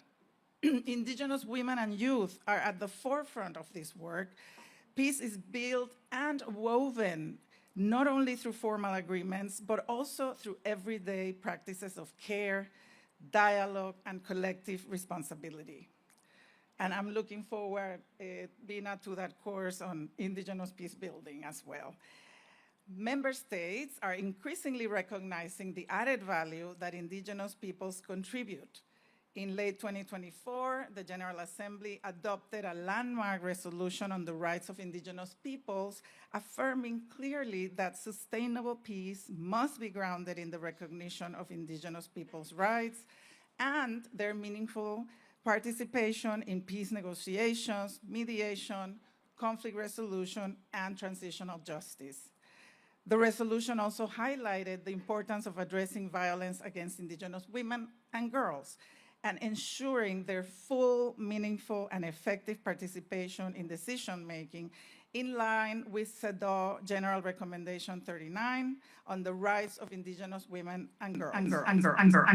Without Indigenous voice, that's a good one to be echoed, yes. Without Indigenous voices, our peace efforts risk falling apart and short. At DPPA, we are committed to turning these commitments into action. In the Americas and beyond, we work with UN partners, governments, and Indigenous peoples to foster that Indigenous perspectives are integrated into the conflict analysis, to the early warning systems, to ensure that Indigenous peace builders have access to political and mediation processes, and that Indigenous conflict resolution traditions are respected and strengthened. We have supported Indigenous participation in the Peacebuilding Commission and backed initiatives empowering Indigenous women and youth, including in Chile, Colombia, and Guatemala. Through a digital platform that embeds artificial intelligence, we also launched a series of digital dialogues supporting the participation of Indigenous voices into dialogues for peace. Regional organizations, including OAS, are also playing a vital role in advancing inclusive peace with Indigenous peoples, and we value our growing partnership. Looking ahead, 2027 will mark the 20th anniversary of the UN Declaration of the Rights on Indigenous Peoples, and as we approach this milestone, we should embrace the Declaration as a living blueprint for peace, justice, and inclusion, to increasingly acknowledge and to mainstream Indigenous peoples' worldview, your millenary wisdom, and approaches to development and to resolving conflict. To conclude, let me underscore our pledge from DPPA. We will continue to stand with you, dear Bina, all Indigenous leadership, to amplify Indigenous voices and to support Indigenous peace builders. Thank you.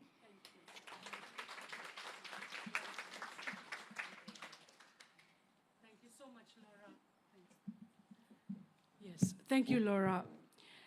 When we first went to DPPA last year, 2 years ago, United Nations Office of Peacebuilding Office, it was also a defining moment for us, because you received us with humility, with care, and you continued to honor your word, to partner with us at every step of the way. you humbly recognize that United Nations did not include indigenous mechanisms of mediation, negotiation, even though the stalwarts who are sitting here have been working for 30, 40 years.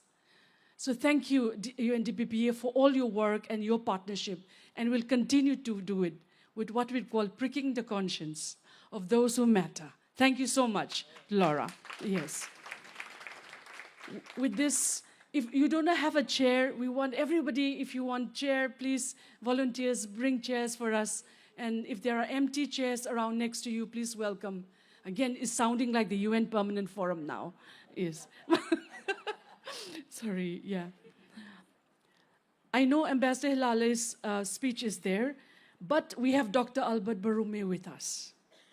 Dr. Albert Barume is a special rapporteur on the indigenous issues. He comes from the Democratic Republic of Congo, a country which has been under consistent war for decades.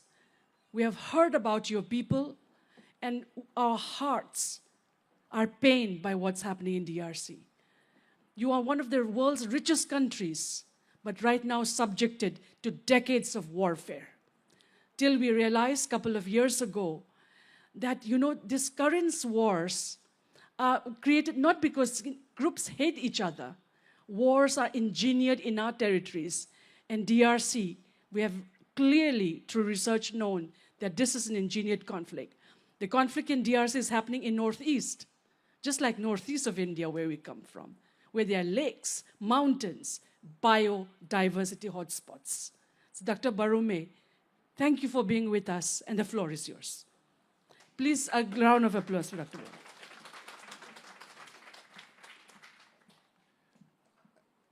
Thank you, Bina. Thank you for inviting me, and it's a pleasure to be here. And sorry for being late.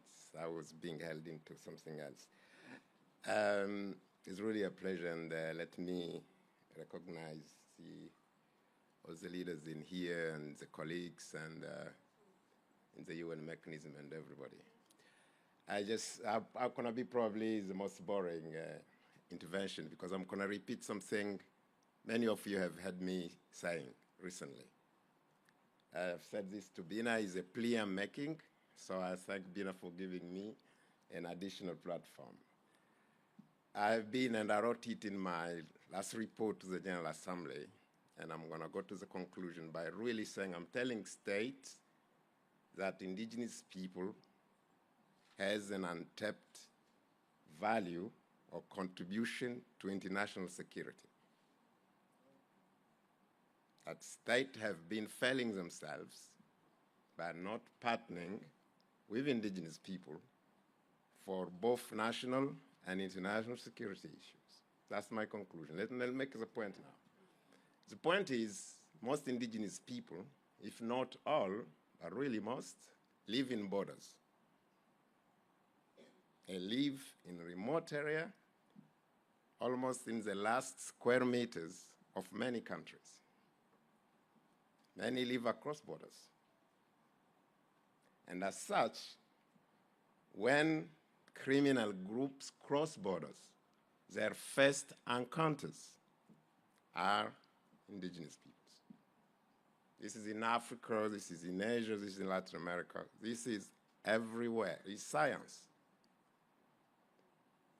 Second thing that happens when that happens is that state rush in sending in more security services, security apparatus, more military, more police.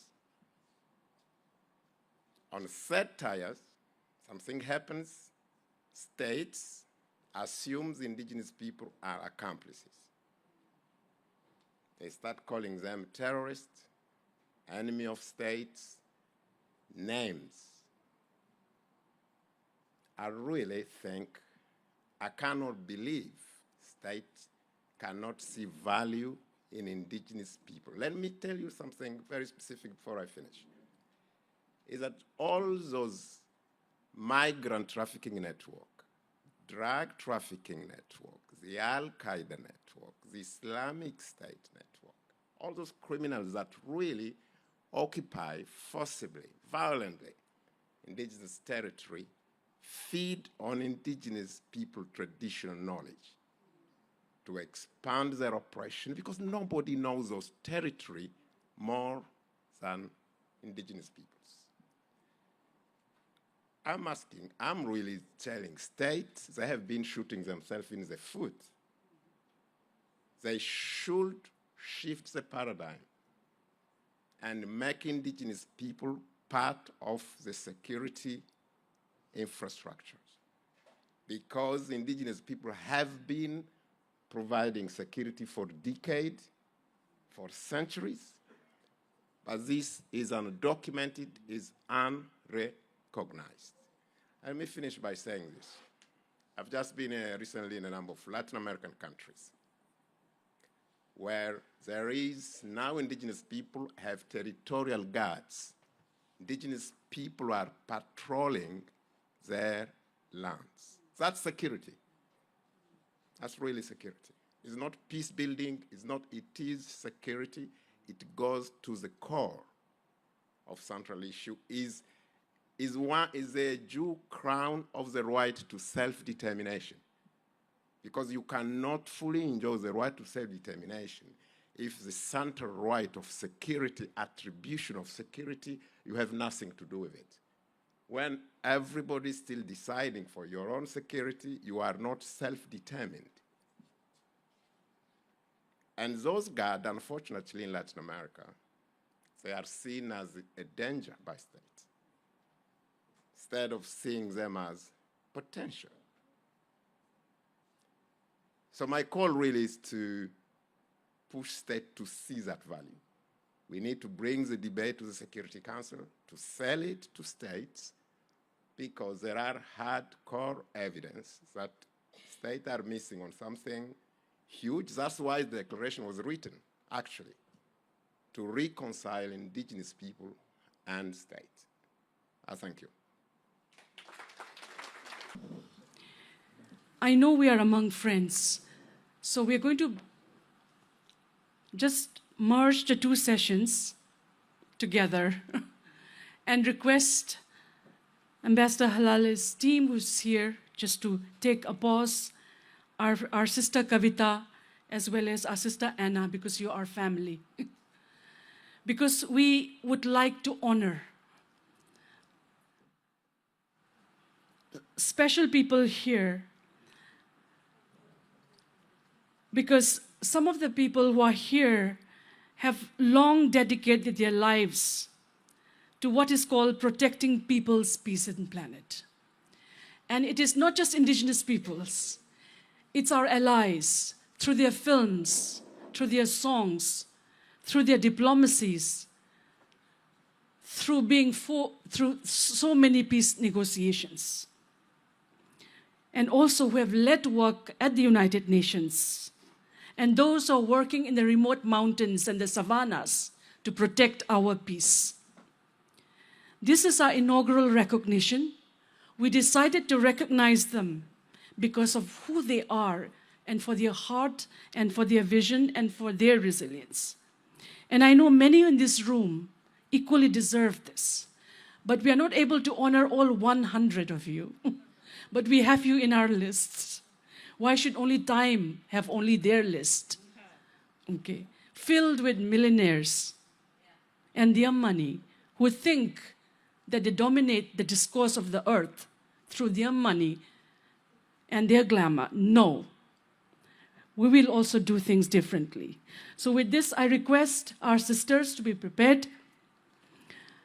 The first person we would like to call upon is Chief Wilton Littlechild. Chief, I see your hat, but I don't see you. Chief Wilton Littlechild, Grand Chief Confederacy of Treaty 6 First Nations. One of the oldest in work, who has been with us since the 70s. And Elder Kenneth, I know you were also in there, but you are family too. Okay, so please, Vera, can you please honor our elder? And wait a minute. Wait a minute. I'm sorry. Here. Here. Yeah, please. Yes. Yes. Here, yes. We are bestowing the title of Protector of Peoples, Peace and Planet. On your table, there are little pins with that, okay? Also with you to share. Thank you. Thank you so much. May you have long, long life and continue to this work, Chief. Yeah, thank you. Yes, yes. Our next honor is Michael Orona. Michael, you are there. He is not in the room, but he is online. And if you're hearing us, Michael, and if we are able to get him online, because for several decades he has been working for protecting our rights in the region as well as around the world. Okay, as we take care of the tech part, and so our next honor is, again, Michael, as we are waiting for you, to just let you know, to thank you from afar for the work that you do. And we send lots of good wishes that you continue this important work in very difficult circumstances. A round of applause for Michael Orona. Yeah. He will hear this. Bina, thank you. I can finally. I was unable to unmute, so thank you. I appreciate you, and thank everyone who was there today. Yes, thank you, Michael. Can you hear us? Would you like to speak a few words? Bina, if I may, can I say a few things, just a 3-minute, yes, maybe a few short remarks about the incredible work that everyone is doing there? Yes, yes, please. I wish I could join you all today in person, and having participated in the first Global Summit in Washington, I know firsthand the vision and dedication that this work requires, and I wish I could be with you there, but I'm deeply honored to be part of this again today. Let me just briefly engage you on this historically important topic that we're all talking about today. And this is, of course, the too often unrecognized role of Indigenous peoples as the world's original peace builders. Long before the creation of the United Nations, long before the drafting of international law, and long before the emergence of modern conflict resolution theory, Indigenous peoples were building peace. We were forging alliances, mediating disputes, and designing governance systems. Long before any of these were developed. And so it's important that we remember that. Historically, I will share with you that in 1750 to 1850, my own people, the Apache and the Yaqui people of the southwestern United States, developed their own history and their own diplomatic engagement in seeking peace with government representatives from Spain, Mexico, and the United States. So let us not shun the term diplomat, because it was Indigenous peoples who established the true vision of this important craft. Let us also consider the Ubuntu philosophy of the Southern and Central Africa, which is centered on interconnectedness and community, which is often translated to I am because we are. This is a profound principle of communal responsibility that continues to animate peace building across the continent. And I just want to underscore that these are not relics of the past. These are living traditions, active, evolving, and indispensable. So let me just close with a direct challenge for all of us. First, let's honor this history. Indigenous peace building is not a new idea. It is one of humanity's oldest and most proven traditions, and it deserves to be taught, acknowledged, and celebrated as such. Second, I want to let's amplify these Indigenous voices in your institutions, in your research, and in your work. Let us find the spaces where Indigenous peoples are missing, and let us invite them to the table. And third, it is important that we think differently about who holds the solutions to today's crises. We are not merely survivors of historical injustices, but we are bearers of solutions, guides for a sustainable, peaceful, and prosperous future for all of humanity.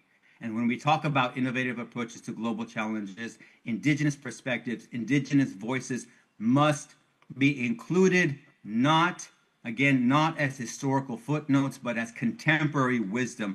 The future of our global community absolutely depends on our willingness to recognize and uplift what Indigenous peoples have always known, and that is that lasting peace is built through relationships, respect, and honoring of every voice. And I thank you for being absolutely engaged on these issues. And thank you for all the work that you are all doing to bring this closer to reality. Okay, my sincere gratitude, Bina. Thank you so much. Thank you, Michael. Thank you. Thank you so much. You keep up the good work. We all send good energy from here. Thank you. Our next honor is a sister whom I met at a conference in Canada, whose films Pray the Devil Back to Hell change our lives. I was at the premiere, and we carried that film to the mountains of Manipur to tell the women that peace talks should not be done with men with guns, with men with suits only, but it should include all of us. Thank you, Abby, for going against your own family, making path-breaking films, and continuing to be the protector of people, peace, and planet. Please welcome Abigail Disney. Yes, yes, yes, yes, yes. And Nidia from Bolivia will present. Abby would like to speak a few words. Yes. I won't take long, and thank you. This is beautiful, Bina. I met Bina a long time ago, partly around her work on gun violence in Manipur, and I've been paying attention to gun violence, and that we don't spend a lot of time talking about the fact that, you know, at the end of World War II, you know, the biggest conflict in the history of the world, there were something around 250 million weapons around the whole world. We're now in the billions, and if you picture that as a pile or a mountain and think about the way it grew and the speed with which it grew, we've never lived on this planet before. We've never lived on a planet with such a widely spread lethal materials readily handy to people. We need to think differently about violence or we will be eaten alive. But what I want to say, I want to offer a mascot for the movement, okay? And it's a weird mascot, and I don't know how you would do it. And I don't know how you would dress somebody up in this outfit. But anyway, it's called mycelium. Have you heard of mycelium? Yes. So there's very recent science. It's very recent science about a network under the ground of lichen and fungus and vegetable material, and it's spread all around in every forest, and it connects all the trees in all the forests, and it detoxifies the air, the water. It sometimes, they are pretty sure, if there's a fire in this end of the forest, it somehow lets the trees over that part of the forest know about it. I mean, I was trained to be a regular garden variety white American lady, right? And I have a white American lady education, right? I was taught about everything, except for the silence there was in my education around Indigenous people. I mean, their footsteps are run under our footsteps everywhere we go. The level of disrespect involved in not just ignorance, but actively ignoring. That is probably the worst form of disrespect. I grew up in Southern California. I now live here on the Lenape-Hoking, and I'm delighted and happy to be here with you.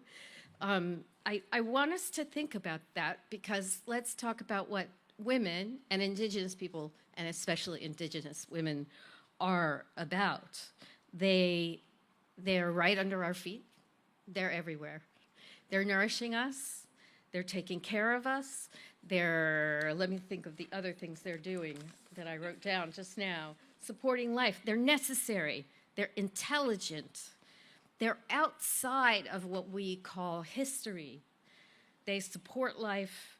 They cleanse. They protect. If you asked to find one word that summed all of these things up, it would be sacred. I think that women, and Indigenous women especially, are the mycelium that are holding this whole place together. And the thing is, you can't kill that. It's under the ground. It's everywhere. I don't care how they try. they can't kill it. And so we commented earlier, Ken commented on the country and its relationship to violence. I want to remind you that that election was a question of a whisper of a majority. It wasn't really a majority, and I know that this country isn't deep down as corrupt and venal and violent and primitive as it is behaving right now. I still have hope that it's not a moment. It's been building for years, but nevertheless, I have faith we can turn the corner, and I commit myself to that. Thank you. Thank you, Abby, and thank you for your words. You can't kill it. They tried. They tried for 500 years, and we survived. But what our group here has is what happened last 500 years, we cannot go back. But what we can change is the next 500 years. Can we? Yes. And we are solution providers, and this is exactly what we are trying to do. Our next honoree is a dear leader who has been 400 peace talks and negotiations. She has been abducted by armed groups, survived, and have become an icon for Indigenous women's movement for all of us, the next generation and generations. Dr. Myrna Cunningham. Yes. Friends, yes. Vera? Yes, yes. Myrna, thank you so much. Yes, and Vera will, yes. Here is a power here. Thank you, Bina, and thank to all of the friends that are in this room with us today. This recognition is for the indigenous peoples in Nicaragua, the Miskito indigenous peoples that have been building our autonomy process during the last 40 years. I would say we were able to build that peace process through those 400 and over 400 peace talks during the 80s. Some of you were there with us. But after that, we have gone through a healing process. And the healing process meant creating, defining, designing our autonomy law. An autonomy law that really recognized our individual and collective rights, that build intercultural and multi-ethnic relations between indigenous peoples and the rest of Nicaragua. That healing process now is through, I would say, a process of sustaining peace. The big effort, I would say, is not only building peace, it's sustaining peace.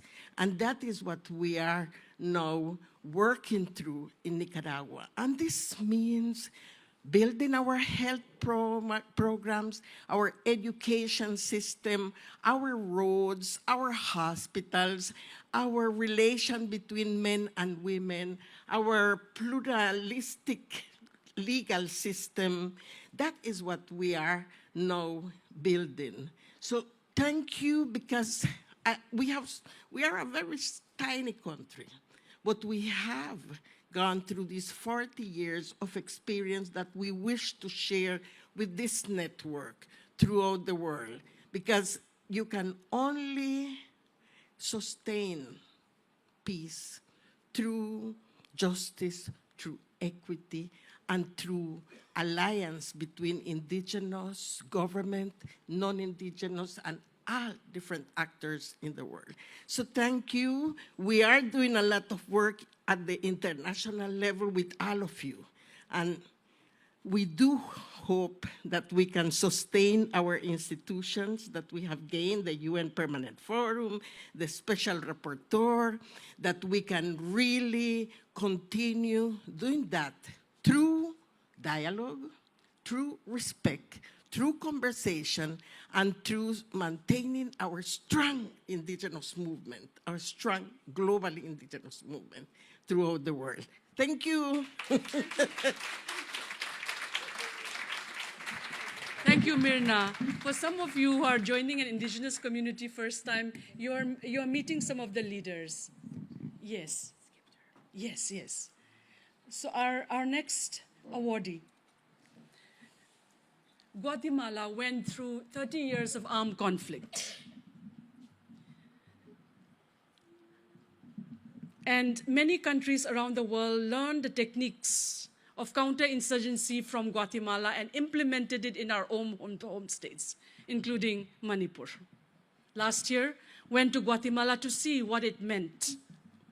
Otilia Lux is an indigenous leader who have been with us for the last, again, 30, 40 years.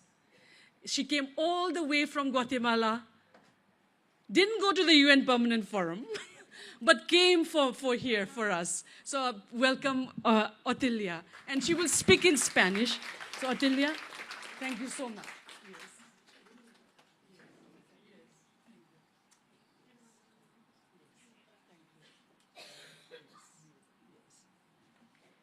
Would you like to speak? There is translation online. You need your headphones. Yes. Sakariki Guanogel, muy buenos días a todas y todos. He saludado a través de mi idioma maya, quiché, en la cual me siento complacida estar compartiendo con ustedes y muy especialmente con nuestra lideresa Vina, como muchas lideresas están por acá. Nos complace esta iniciativa, la celebramos profundamente. Es muy necesaria en estos tiempos en la cual son grandes desafíos titánicos para la humanidad. Creo que hablar de la paz y hablar de los conflictos armados, la verdad es que se requiere de mucho coraje. Se requiere también de mucho compromiso. Se requiere de entendimiento también. Hablar hoy de la paz es realmente hablar del respeto al derecho ajeno, es hablar del respeto al derecho internacional. Hablar de la paz el día de hoy es hablar de multilateralismo y hablar de la paz de hoy es hablar entre seres humanos y humanas. De esta manera considero que el tema de la paz implica para todos los seres humanos que tengamos la conciencia y la comunicación plena de hablar con el mecanismo profundo que es el diálogo. Y el diálogo nos lleva entonces a entendimientos mutuos y colectivos, como muy bien lo sabemos hacer con nuestra sabiduría de mujeres y pueblos indígenas, en donde la cosmovisión, la espiritualidad, la cultura, nuestros idiomas nos dan las pautas y los lineamientos de cómo llegar a la concientización para luego después entrarle a lo que nosotros como pueblo maya le llamamos el yacataj. El yacataj es un término maya indígena en la cual significa que todos estamos en pleno diálogo, deliberamiento y entendemos lo que estamos abordando. Pero también entendemos de que hay necesidad de compromisos profundos y entendemos también que hay que accionar. Entonces el accionar es la praxis y la praxis conlleva de que todos tenemos que participar desde la visión de la nosotridad, desde la colectividad, desde la comunidad. De esta manera creo que llevaríamos un proceso de resolución de conflictos, un proceso en donde nos lleva a encontrar los caminos de la justicia y de la paz. Guatemala ha sido un país que sufrió un conflicto armado de más de 30 años, en la cual yo fui comisionada de la paz, comisionada de la verdad. Y estar en una comisión de la verdad es sentir realmente el dolor profundo de la tragedia que vivió un país.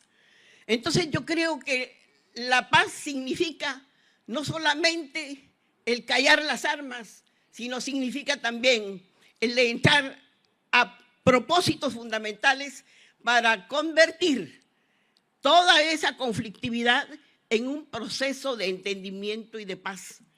Entonces nos lleva también a compromisos como la construcción de las políticas públicas de estados y que los gobiernos los echen a andar. Y las políticas públicas conllevan, por supuesto, los compromisos para resolver los problemas sociales, los problemas económicos, los problemas ambientales. Yo creo que de esta manera estamos honrando a la Madre Tierra. La Madre Tierra es la que nos ha dado la vida, nos ha dado prácticamente la forma de cómo nosotras y nosotros podemos guardarla, cuidarla.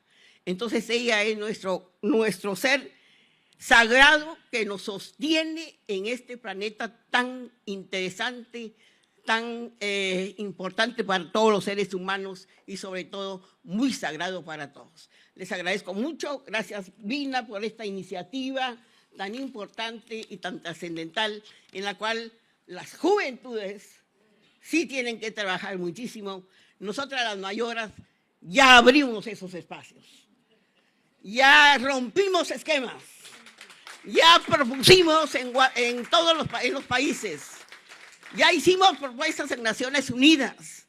Ahora es cumplir con lo que hemos dejado dicho desde hace 20 años, con la declaración, con el foro permanente, con el mecanismo que usted está liderando, hermano, el mecanismo de expertos y también lo que puede observar la persona que está hoy dirigiendo ahí sí que el cumplimiento de los derechos especiales de los pueblos indígenas. Muchas gracias.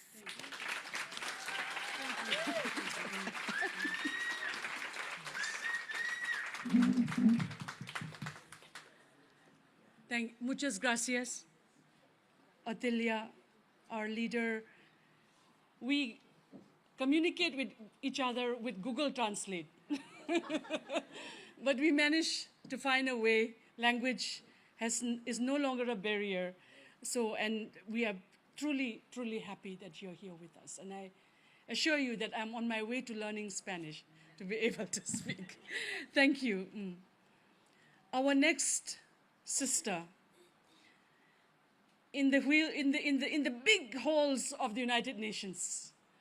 I see her, we see her, year after year, working so hard to ensure everything goes well at the UN Permanent Forum. And we know how much it takes on her little shoulders to do everything perfectly. This year, they shoved us from conference room 4 to room number 3. Even then, we will survive. I don't know how many more rooms they will shift us into. But you know, my sister, we know we are with you. In this next couple of years, you have so much that you will continue to lead us into the halls of the United Nations. So with this, ladies and gentlemen, we welcome our sister, Miriam Mesaquiza Zeres, Quechua indigenous leader from Ecuador, Senior Social Affairs Officer at DESA United Nations, as a protector of people, peace, and planet. Come, sure, please come. Yes, my sister. Thank you. And you have a floor.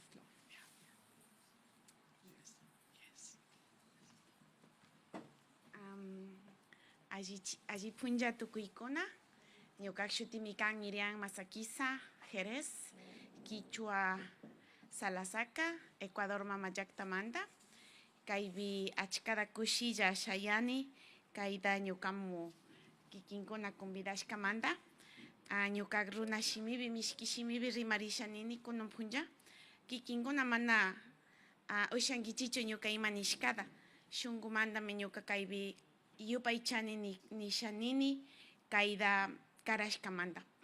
Konon kai inglés shimibi rimana tukuni, diplomacia vega inglés tayachanashka, sinishaga nyukak pani mashikuna, kari mashikuna, castellano pika mana rimashacho, inglés perimanko kayarin. Good morning, everybody. Thank you so much, Vina, Lydia, Kenneth, Dr. Littlechild, Doña Otilia, and so many other leaders who bring us together this morning to the second Global Summit. I hear about the first one, and I apologize that we were not organizing well when you came last year to the session, but I think this year we managed somehow to give you the space, because the work that you are doing is really important, is key, and as Doña Otilia just mentioned, is the action that we need. Today, of course, I humbly receive this recognition as part of the team of the Secretariat of the Permanent Forum on Indigenous Issues, but also I would like to speak as a Quechua woman, if you don't mind, because also I would like that you see me not only as the one who is within the corridors of the UN, but also I have my own story, and I also have my grandfather, who probably would be, if he would be alive, the age of Doña Mirna, Doña Otilia, and probably, maybe, if you know the situation would be different, perhaps they would be here today. But he and everybody is in the spirit this morning. Unfortunately, we thought that conflict, for us at least, would be far away. But now is a reality. Now it's hurting us. Now the exercise of our self-determination has been questioned, and we are still working very hard in order to implement that. The only message that I would like to share this morning with you is that in any case, even though we are asked to stop asking for the recognition of our rights, this would not change if our children are not getting the school, the education that they need in cultural, from their cultures, if they are not getting access culturally appropriate for health, if we are still pushed away from our lands and territories, if we are still criminalized, if we are still asked not to speak in our languages or not to wear our traditional clothes in spaces, in public spaces, that's going to, if that persists, I think we will continue asking for our rights. Many indigenous leaders who are the voices of these collectivities will be leading us to the streets. They will be leading us to march. They will leading us to say, you have to stop. So if we don't want them to do that, if we don't want them to go to different places to speak about the tragedies that we are continuing suffering, we need to act. And the ones who need to act are the member states, are the governments, because they have their tools, they know how to do it, but they need the willingness in order to implement that. So it's a simple word. You and states must implement what is already described in the declaration, because that's the minimal thing that we are asking. You can give more, of course, but that's the minimum. And I think that's something that we are going to continue to push. You will see that many of us are here, and we will continue to do that. So that's the message that I want to say as Miriam, as Quechua, and now I would like to say a few words as part of the Secretariat. I am very honored, of course, that our chairperson is here, and please, you will count on the Secretariat, with my support. I am a little tiny part of this monster, but my heart, my mind is with you in the moment. Thank you.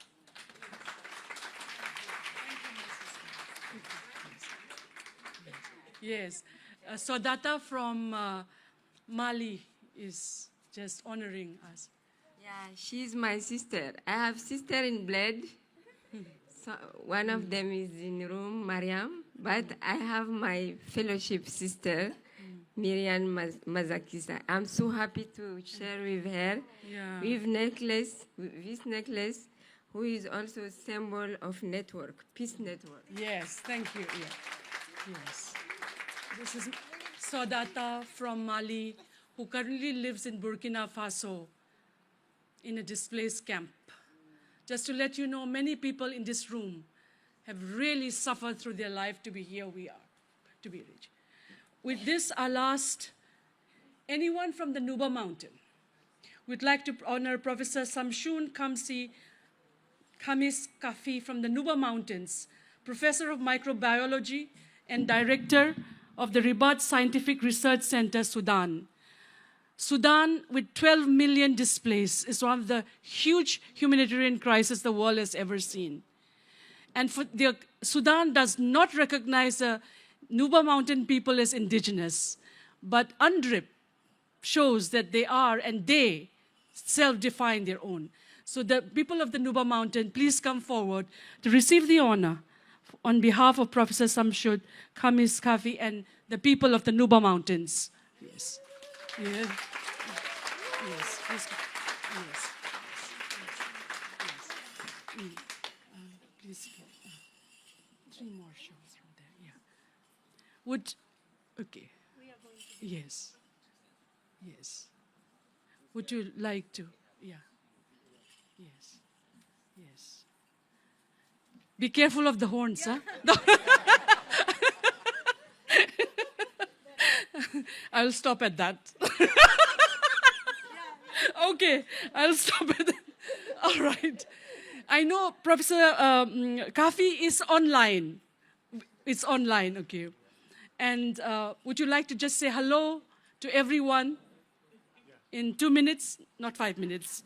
Okay. Thank you, everybody, recognizing the indigenous people in the world.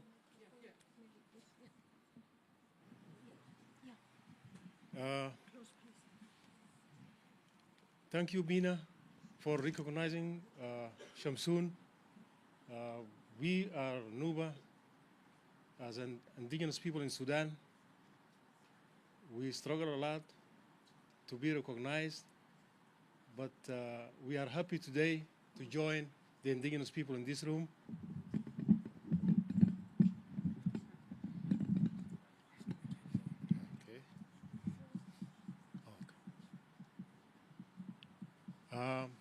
We are grateful that you recognize Shamsun. He fought a lot in Sudan, especially the last brutal government. In that time, he was working hard for the indigenous people in Sudan to be known. And now today, that you recognize him, our voice will be heard also here. And we thank you.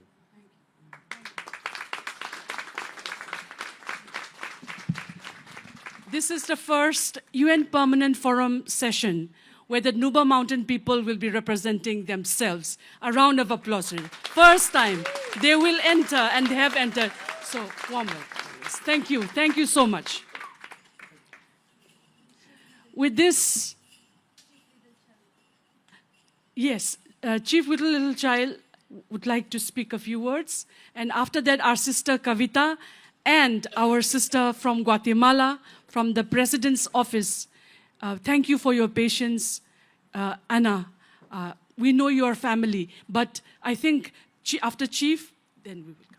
Chief Little Child. Chief, you are family, so we didn't give you the floor.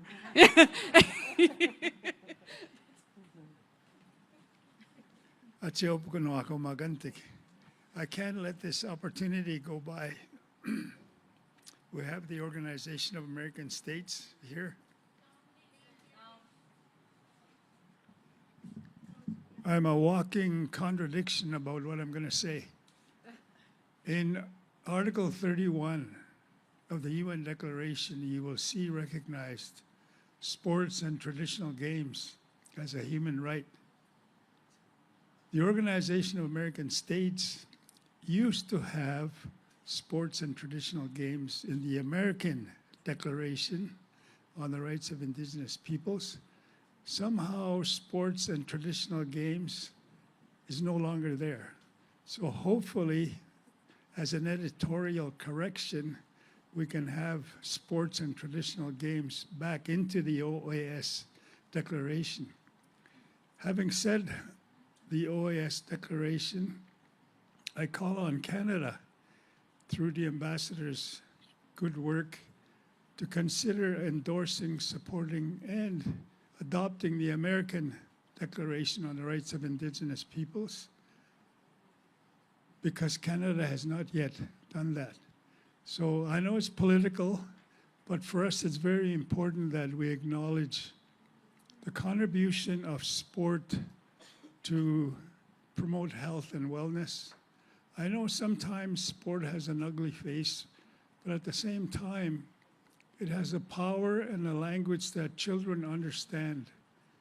And because of that, we use sport to advance reconciliation. Consequently, we now have a Commonwealth Sport Declaration, which we mentioned on the floor before, seeking your adoption to support that declaration, to advance reconciliation through sport. So thank you. I know it's not maybe appropriate, but I thought OAS is here, Canada is here, athletes are here, why not? So thank you. That's right. Chief, I know you, I thought you were going to speak about boarding schools. You got the Pope to your locality. But yes, some of us are still able to laugh and go through this crisis. Thank you. And you taught us that Olympics was a game where when the Olympics happen, all wars are supposed to stop. It's a peace game. But right now, the world needs to be reminded of this. Thank you. I now call upon Ms. Ana Perez, Head of Delegation of the Presidential Commissioner for the Coordination of Policies Against Discrimination and Racism Against Indigenous Peoples in Guatemala. We are honored to have the Guatemalan delegation here with us today, and we have so much to learn from your country. Ana. And Ana will be speaking in Spanish, so please get your headsets. Thank you.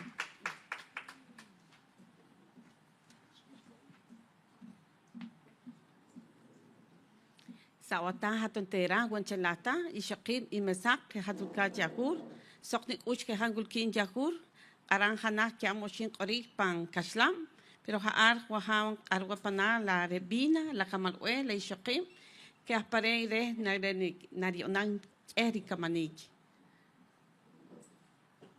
Distinguidos respetables estados miembros, distinguida Vina, representantes de pueblos indígenas, líderes y lideresas, Sistema de Naciones Unidas, señoras y señoras, muy buenos días. Hablé en mi idioma maya Pocumam. Me siento muy honrada de estar acá en la segunda cumbre de la paz. Quiero decirles externarles que tuve el honor también de estar en la primera cumbre con Vina, con Nidia, con Lupita y con varios. Ella realizó la primera cumbre en Washington, la cual reunió 50 líderes y lideresas a nivel mundial de personas que hemos defendido los territorios, hemos defendido las causas, las necesidades, las luchas de mujeres, mujeres indígenas y pueblos indígenas. De esta manera, pues, fue un gran honor para mí compartir en la primera cumbre y también tener la oportunidad de realizar la apertura espiritual en ese entonces en Washington. Ahora pues estoy acá, no como sociedad civil o de organizaciones. 2 años después, ahora estoy como delegada del Estado de Guatemala. Es para mí un gran honor nuevamente compartir y felicitar a Bina y a todos quienes han hecho posible esta segunda cumbre, porque sé que no ha sido fácil. Se necesita de mucho trabajo, mucha planificación, mucho financiamiento, logística, y pues felicidades por esa labor en reunir a más personas, líderes y lideresas en el marco de la Cumbre de la Paz. Bueno, me voy a referir ahora como Estado de Guatemala, como delegada. Bueno, también referirme que el día de hoy en nuestra cosmovisión nos marca el Aj en el calendario maya. ¿Qué es el Aj? Es la vida, la convivencia, la armonía, el hogar, la familia. Nos une lazos intrínsecos, una visión colectiva, y esa es la familia, la vara, también la autoridad.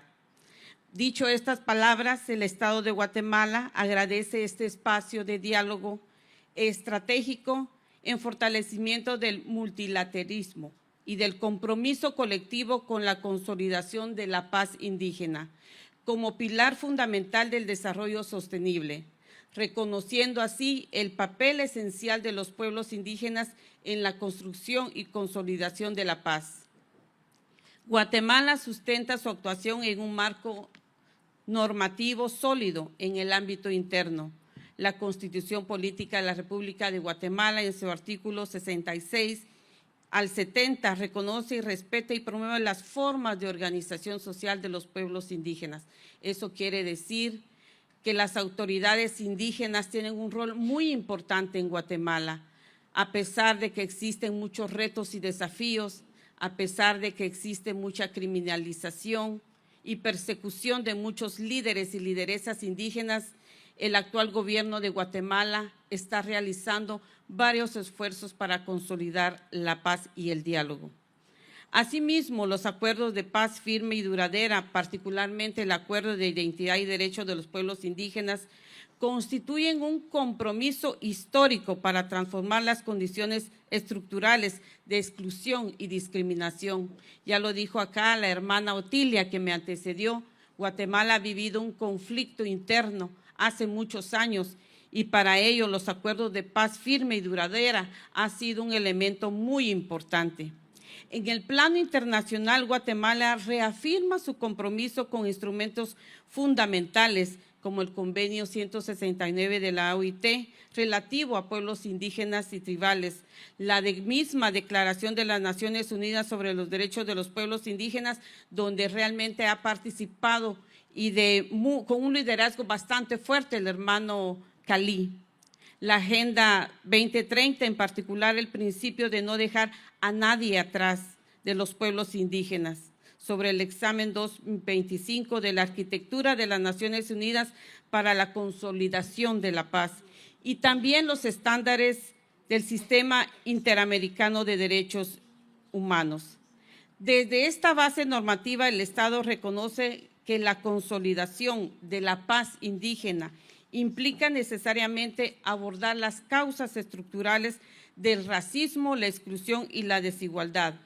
En ese sentido, Guatemala ha priorizado líneas de acción estratégicas.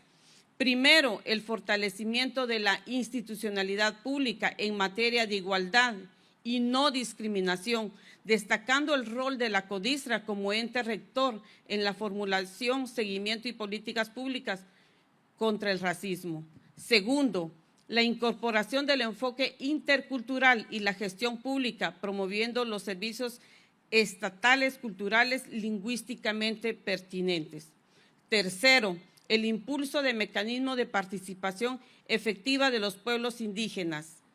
Cuarto, el reconocimiento de los sistemas de autoridad indígena y de los mecanismos propios de resolución de conflictos como contribuciones legítimas a la gobernanza y a la construcción de paz territorial.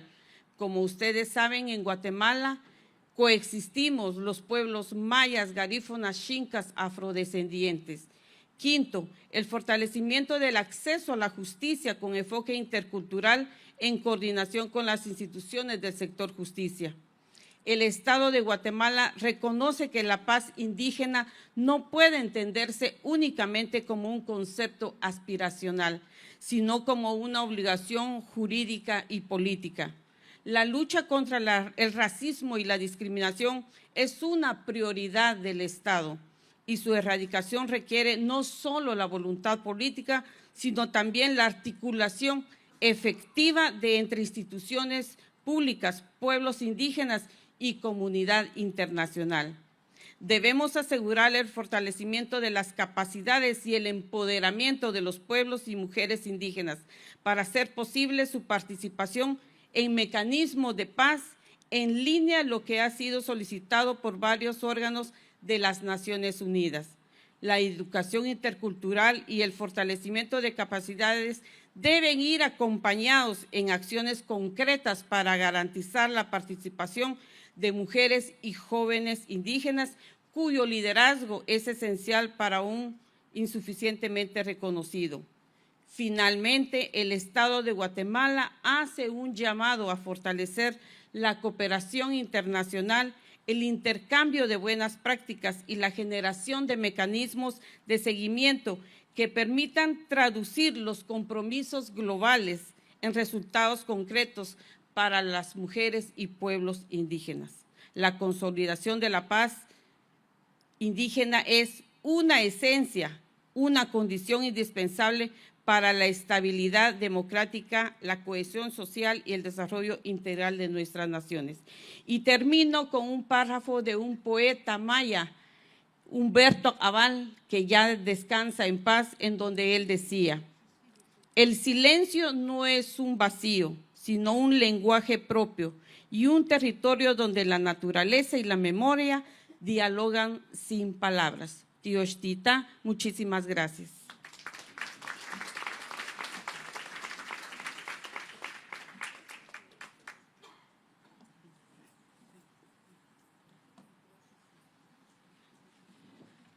Muchas gracias. Thank you, Anna.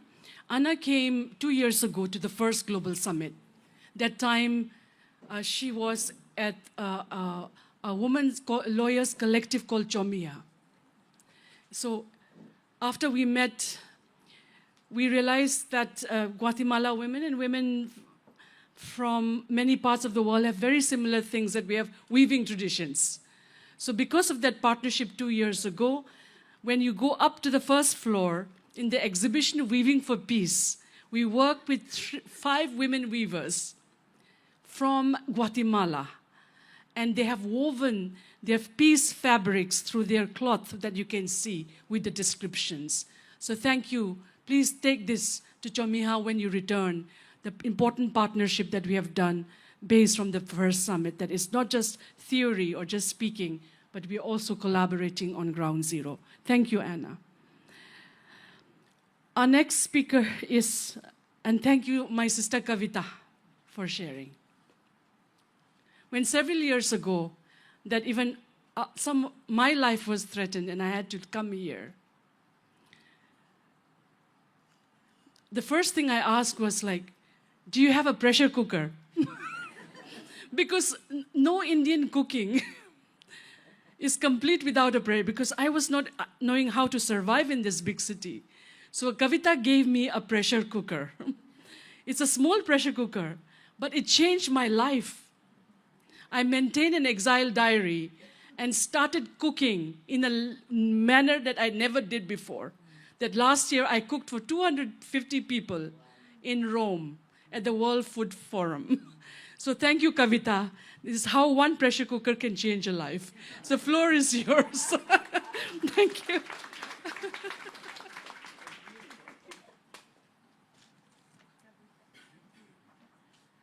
Salam Namaste. I'm Kavita Ramdas, and you know, it's a great honor to be here with people who have been my teachers for a very long time.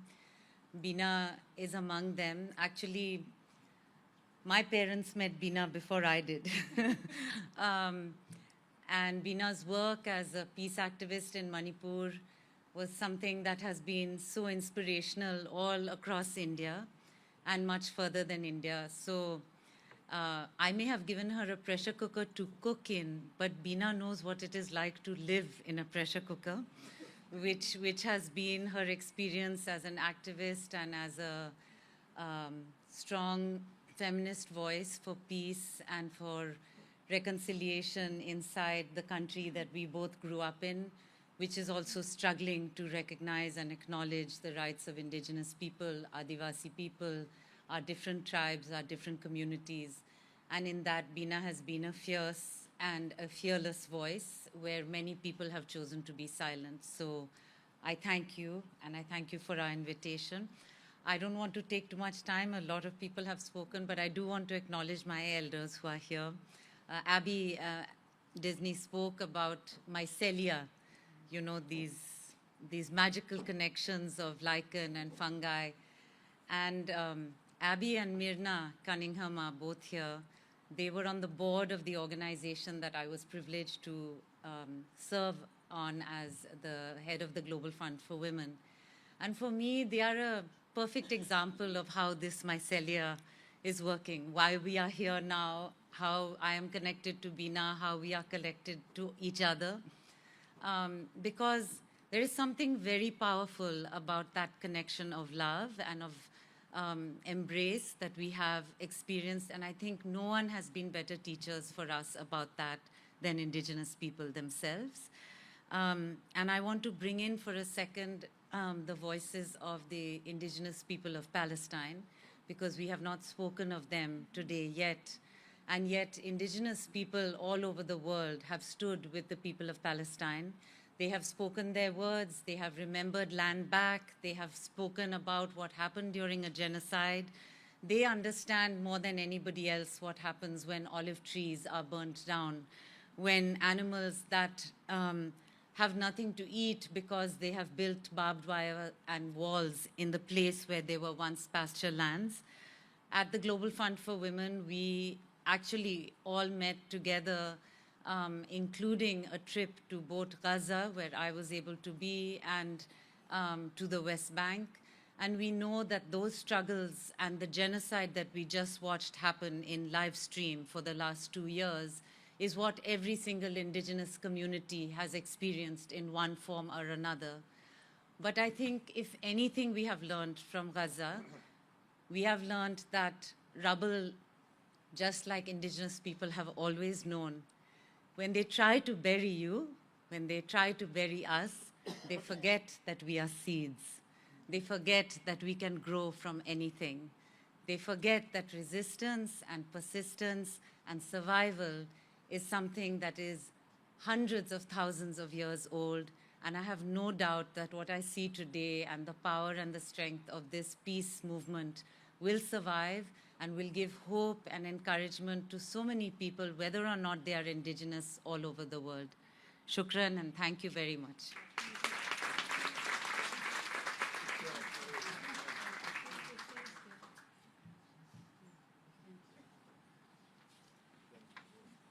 Thank you. I know you all must be needing a cup of tea, water, fruit, it's there. But I would like to give the last one, and thank you to the Embassy of Morocco. Thank you for your patience. If the ambassador was here, he would get his place. But since a lot of us are here, we request the tech team to play the remarks by Ambassador Mr. Omar Hilali, Permanent Representative of Morocco to the United Nations, and he's also the chair of the UN Peacebuilding Commission. So this is important. Germany, he took over from Germany to be the chair. So it's very important to engage with this. So tech team, are you ready? And Embassy of Morocco, are you ready with your cameras? Where is the Morocco embassy here? Oh, yes. Would you like to come up? You okay? Yeah, okay. Yes.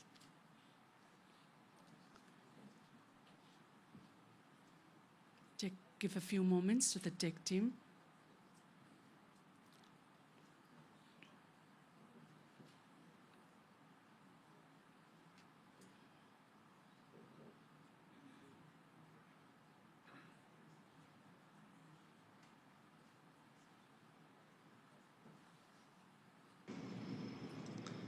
Excellencies, distinguished elders, leaders, and representatives of indigenous peoples, dear colleagues.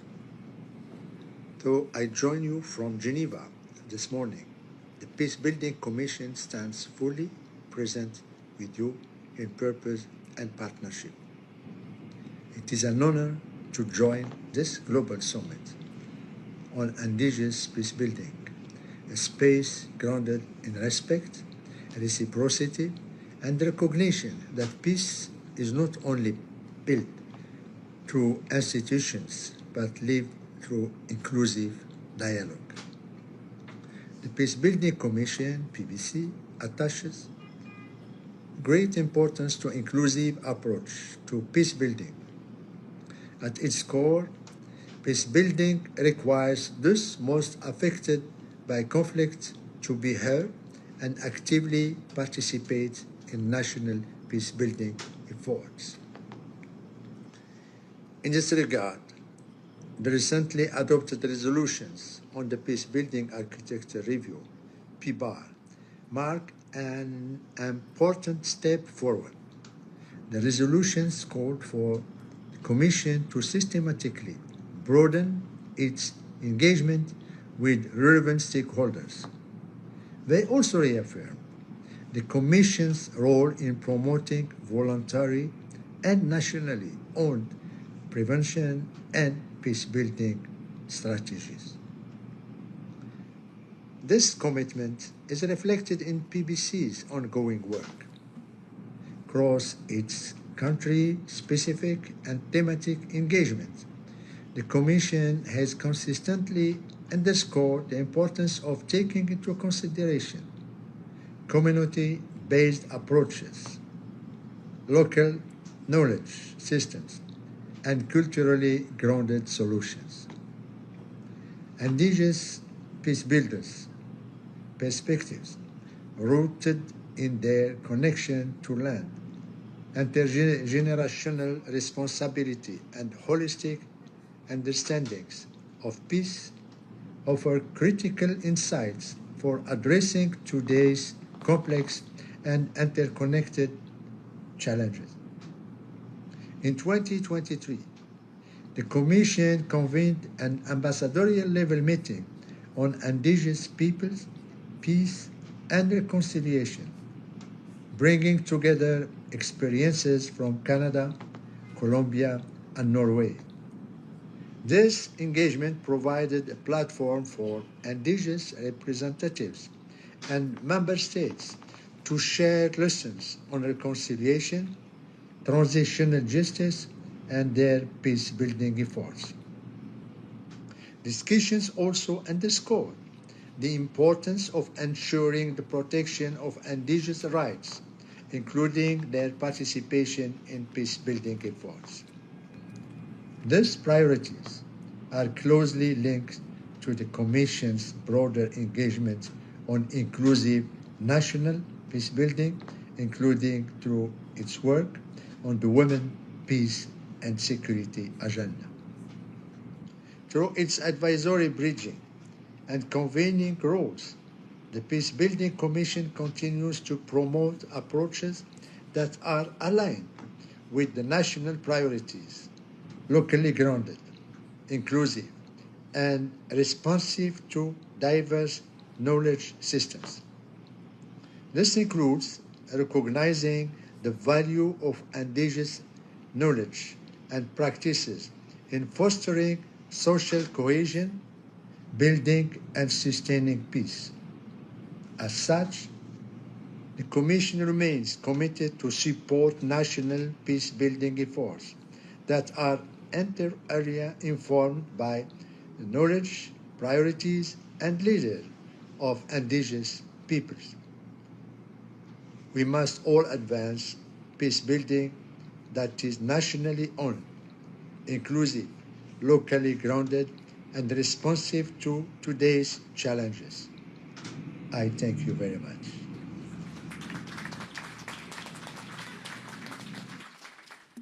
Thank you to the Embassy Permanent Representative of Morocco to the United Nations and Chair of the UN Peacebuilding Commission.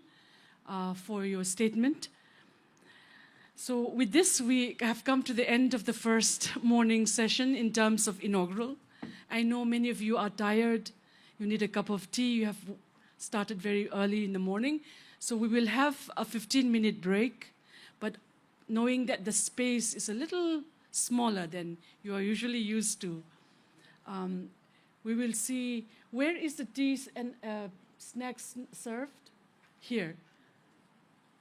Is it already there?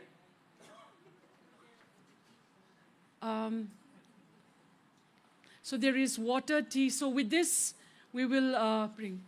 We would like to acknowledge the presence of Harpreet Gill. Harpreet is UN security here. So we even have the UN security here. Please give a round of applause. Yeah. So thank you, Harpreet, for joining us. You were also at COP30 Belém doing the firefighting. So thank you for keeping an eye out on all of us. Yes.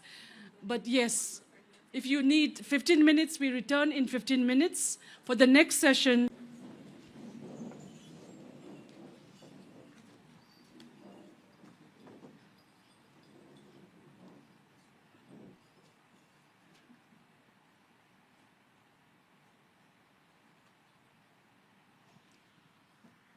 Thank you so much.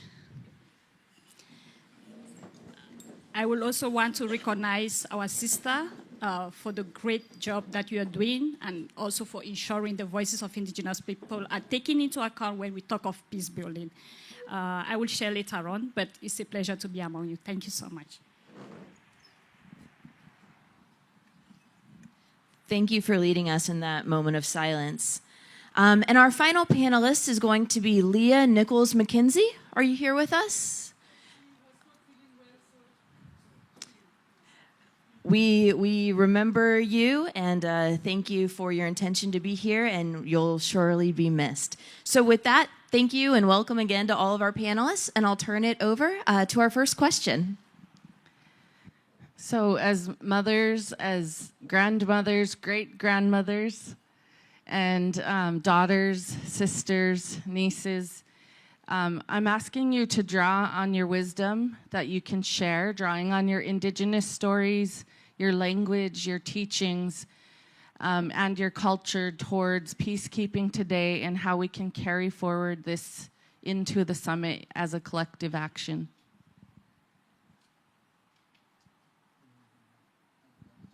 Yeah, we'll have great-grandma start.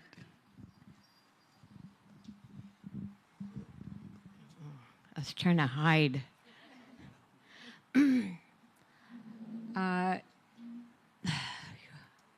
First of all, when you speak about language, for me, I've experienced, boarding school, and a lot of people don't understand that people of my age or a little older and out there, we opt not to speak part of our language a lot of times because it's memory. And we have the memory of those days.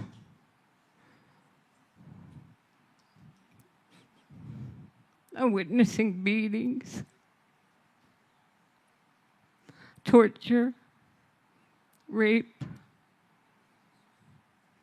when you're little. So I used to belong to a group of boarding school survivors. And we always promised we would say our last prayer in our language before we walked on. Today I wasn't going to come because I was so tired. I've been working for about 3 weeks straight. But something woke me up. And then my sister Andrea here was telling me about her husband, about what happened there, and how things are starting to block us. Like you say, they're shrinking us down. But there's one thing I want to tell you all, is that our first language was sign language. We had to be in silent when harmful things came in our way, so we did sign language. And one of the things I can tell you about, a lot of people don't know about our regalia and this stuff and what a lot of it meant. And in my Anishinaabe Ojibwe And our bidet, our drops, we had drops on the back of us. And those drops, they had knots, different levels of knots, and those responsibilities. So when danger happened to you, you would make out a sound of an animal, and they would come, and you would run. But you would feel those knots, or somebody would poke you, and they would tell you who was missing, and you'd put a call out, and if they would call you back, you know they had them. So these are survival things that a lot of people forget about, and they kind of take advantage of what the beauty of who we are as Indigenous people, to be seen, but not to feel our blood memory. And you can shake that rattle for me anytime, too, if you want. So what I wanted to say, you know, it's a good question, but, you know, when you don't recall your past, it doesn't mean you've never were taught it. It's asleep, and it has to be awoken.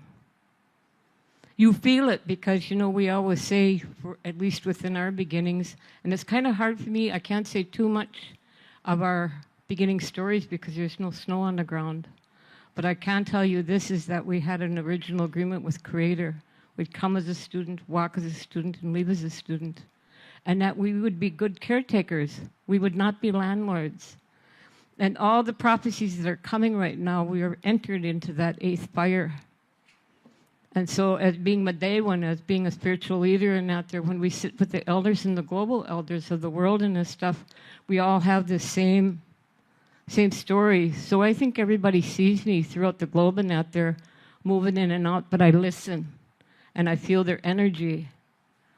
But if you do not walk in that door with your ancestors, then I walk away from you and I say a prayer for you because you're sleeping. Because you say we don't come alone, we come with all of them. There are all of us behind us, in us, and we're preserving that doorway in front. We keep that fire going. So I want to say Chimigwich for that question.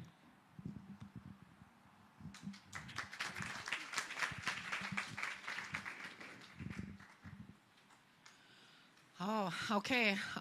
Just trying to pull from a couple different things, but first, I just want to acknowledge you, Mary, and I want to acknowledge everything that you just shared, and I want to thank you from one generation to the next. Goa, for waking up. Just for waking up. And I just wanted to not skip over that. What she just shared, and as many of us have experienced, you know, genocide, that kind of violence, that kind of rage, that kind of harm doesn't disappear, right? So what I wanted to talk about a little bit is about children. And so like many of you, I'm sure, you're guided by more than just laws and policy. You're guided by the land, you're guided by the season, you're guided by the weather, you're guided by your family members and your lineage, your mitochondrial DNA. And so in the process of trying to process violence and promote or generate peace, as Haudenosaunee people, we have the great law of peace. And I can only assume that we would have created a great law of peace because we knew great war. You cannot know great peace if you do not know great war. And as alchemists, as magicians, as transformers, as evolving people, we change continuously. Someone had mentioned Tom Porter. We have an elder, Tom Porter, and he often talks about things that don't change, die.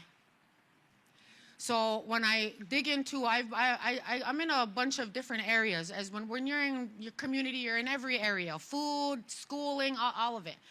In the process of being with children, I learned where we were lacking in this ability to create peace is because the schools will call us in And the schools will say the kids are fighting. This is when you know stuff's going on, because the kids will start fighting.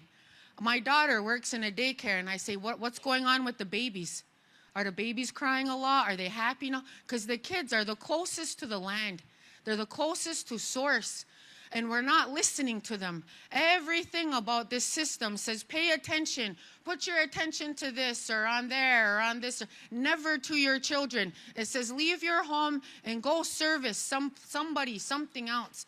And so in the process of realizing the absence in our children's lives, we've left it up to somebody else to teach them how to navigate life. And so anyways, what I'm getting at is when we get called in, I'll say it's fourth grade. Fourth grade, we get called in, they're fighting. There's all this stuff going on. Can somebody come in from the community and speak to the children? And so I went in there and I said, well, what's going on, kids? And at the time they said, well, we have to wear masks and we don't like to wear masks and we can't breathe. And then I said, okay, well, what's going on with you? Oh, well, we see the community fighting. We see everybody fighting on Facebook, calling each other down, ripping each other apart. This is what they tell us. And then they tell us, well, I also don't like that my dad drinks every night. Every night my dad's drunk and he comes home and he's mean and he's horrible and I don't know why. And then they come in and they talk about all these horrific things that they see. And I'm supposed to go in there and talk to them about saying you're sorry, about owning your actions, about taking accountability. And so I knew I was missing the point in this room. The kids weren't missing the point. I was missing the point. So they're talking and they're expressing what they're seeing in their community and why they're fighting as a result of what they're seeing. And I said, so let me get this straight. I said, we're asking you kids, you fourth graders, to do something you've never seen. Because I asked them, have you ever seen two people and one person goes up to the other person and says, hey, I came across a little strongly, or I'm having a bad morning. I didn't mean to project that onto you. I'm sorry for the way I approached you, for my words. Have you ever seen that happen between two people? And those people said, and those kids said, yeah, never seen it. So what I did is I have to show them in real time how to say, own it. So I went to every child and I said, I'm sorry that you see so much violence in the community, but we're here and we're working on it and we're trying to help.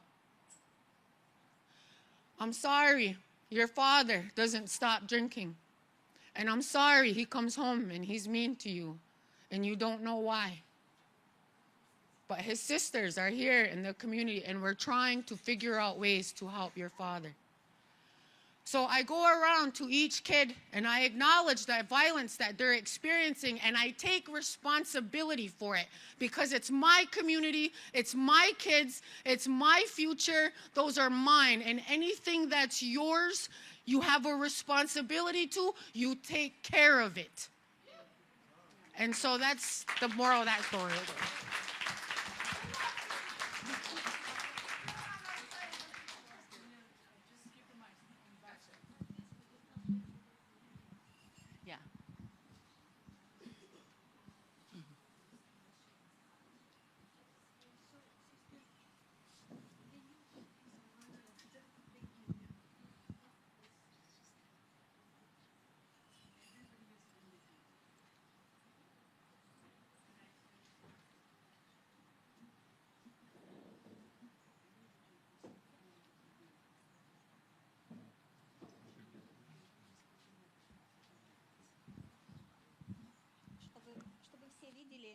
Смогли слышать, чтобы мы не поворачивались спиной. Благодарю. I would like everyone will be able to see me. У меня вопрос был такой, что как влияет сохранение языка на миротворчество? My question is related to how our indigenous language is contributing to peace building. Я сама адаптированный ребенок, который прошел интернат 11 лет. I'm adopted indigenous because I passed through boarding school for 11 years since my 7 years old.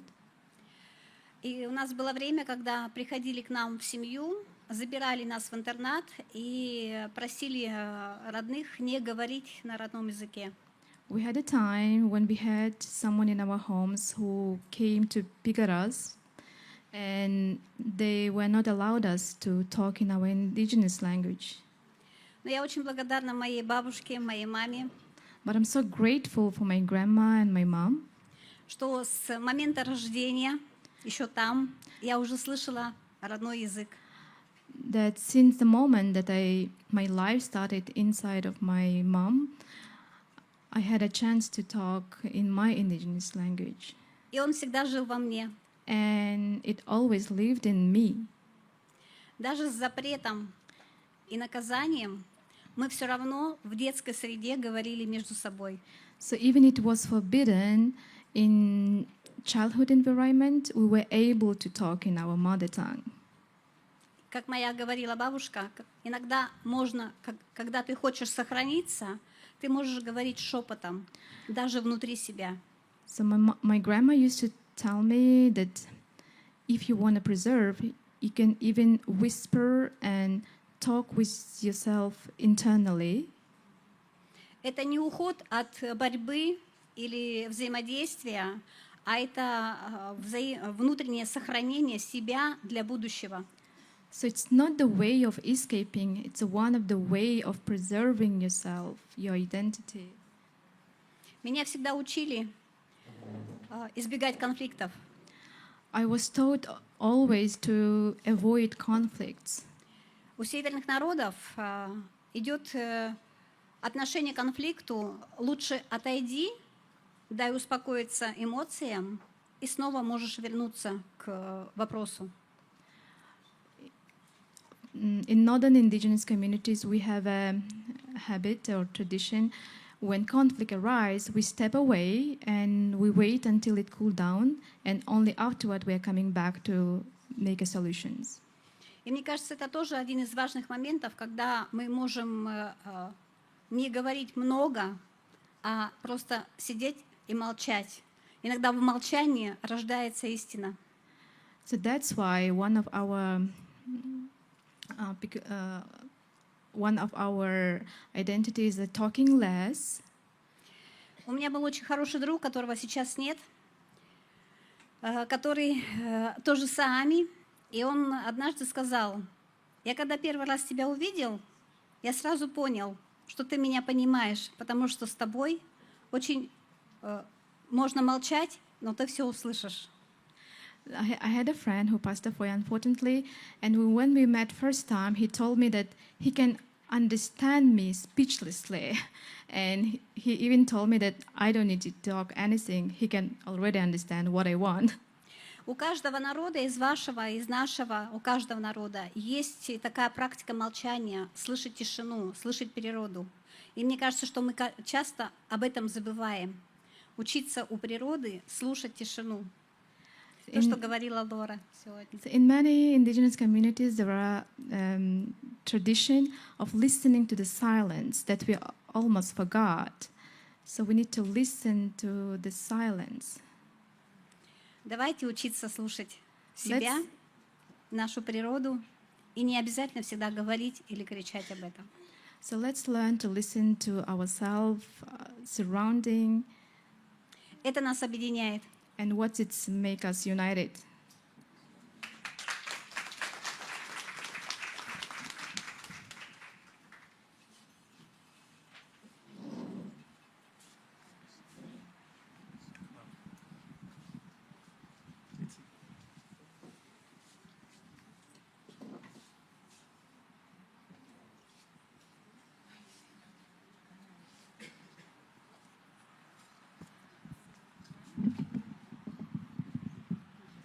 Thank you so much for that wonderful question.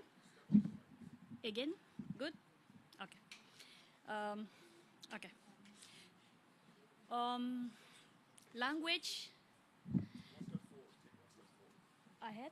Good, okay. I'm sorry, I'm tall. Okay. Okay. Just to say that language is what identified us. So for us, the Mbororo pastoralist communities, preserving our language is essential.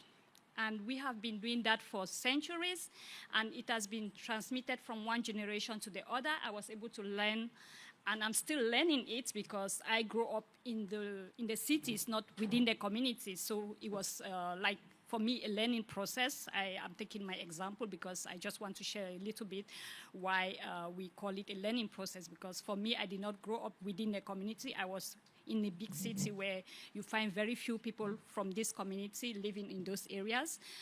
So during holidays, I always go back to my grandparents, and my mom and dad were also there to, inculcate this knowledge to us, and that has enabled us to keep speaking the language, learning, and continuing also to transferring the same knowledge to the younger generations.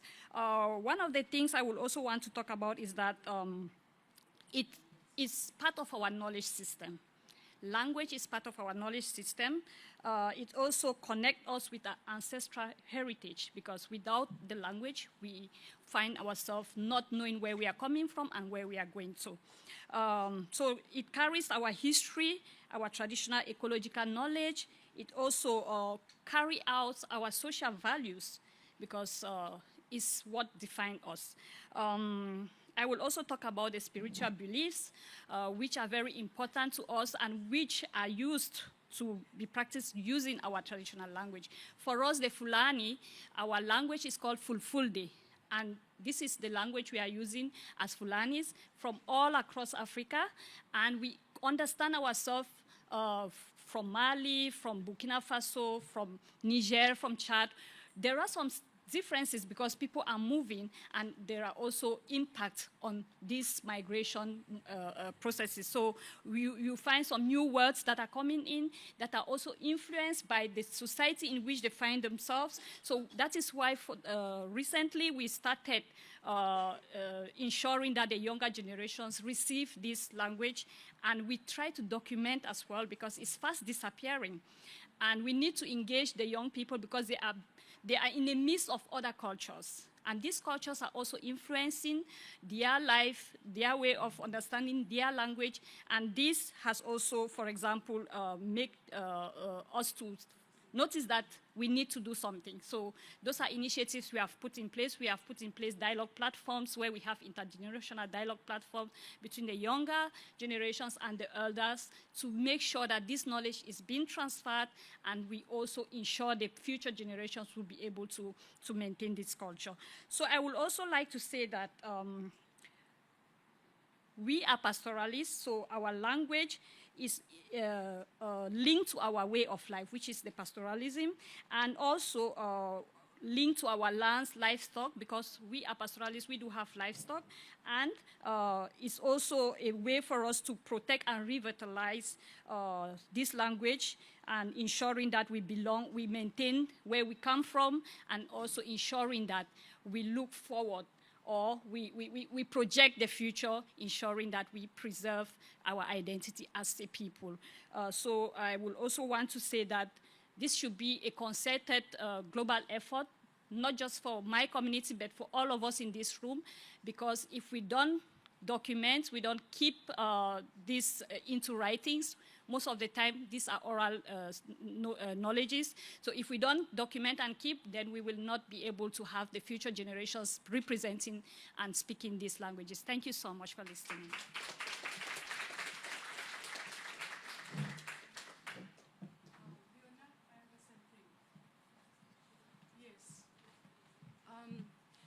I just wanted to remind the topic of this discussion. Please, I think we have to keep silent, but I think we are not also reading what the papers are saying. The topic here is Spring, our origin stories as pathway for peacemaking. And also the importance of the mothers, clan mothers, peace chiefs, peace women, diplomats, spiritual leaders, and their role in peacemaking? And are we ready for a global march of Indigenous mothers, women, for peace, healing, and unity? This, please focus on the topic, because this is very important for us to enable us to take a solution. Thank you.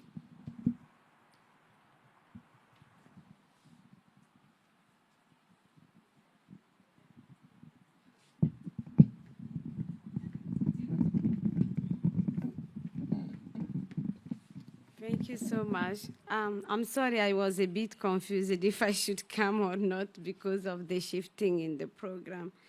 So thank you so much. I'm so glad to be able to speak and to join and to see the sustainability of the summit and how the idea that came from a Zoom meeting, but from our lived experiences, become today a topic that is gathering us and that we are giving thought, but also we are sharing and even healing through this summit. So that's really important.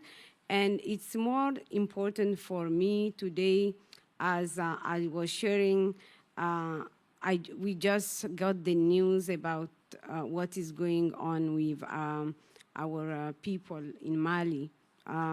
So it's hard for us to focus, but we are trying to do so. And I got the question really, which is important, what we are learning from our languages, but also, and I'm wearing the logo of the International Decade on Indigenous Languages alongside with the peace. So our languages and our laws carried by the mothers teaches us a lot.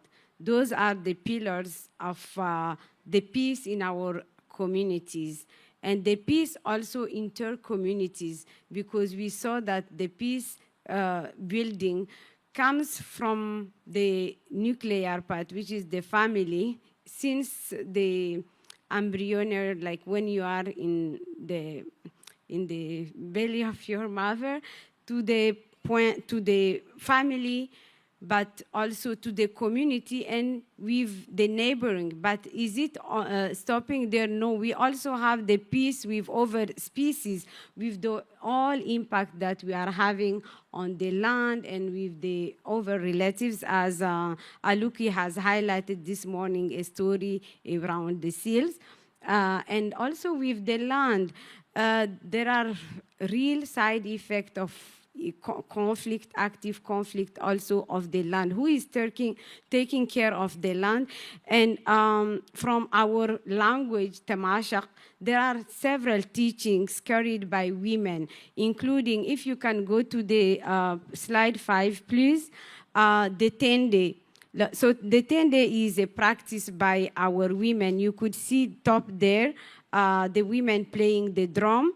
So that drum really is a key instrument for to pass not only healing messages, but also to pass on the messages to keep peace.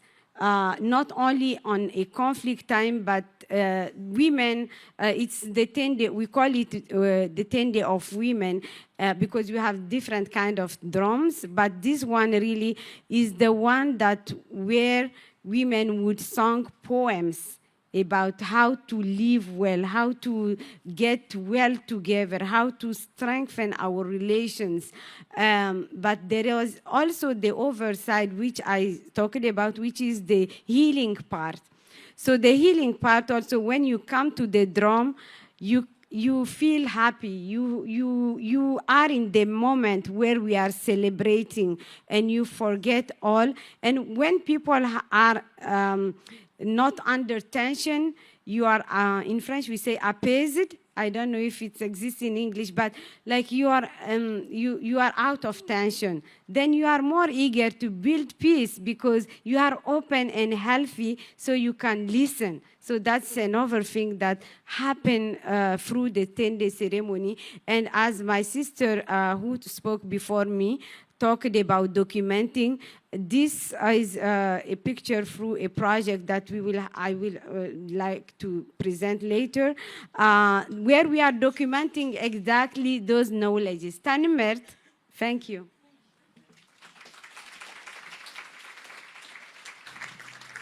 Thank you so much for your reflections there.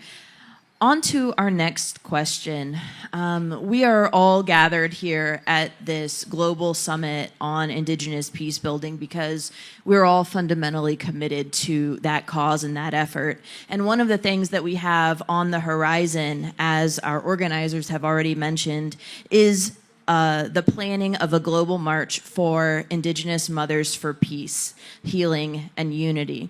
And so if our panelists could please speak to stories of inspiration from your home communities and from your home cultures that can speak to our preparedness to undertake this effort and inspire all of us in this room together who want to join around that effort. That'll be our subject for our next round of questions. And we'll begin here.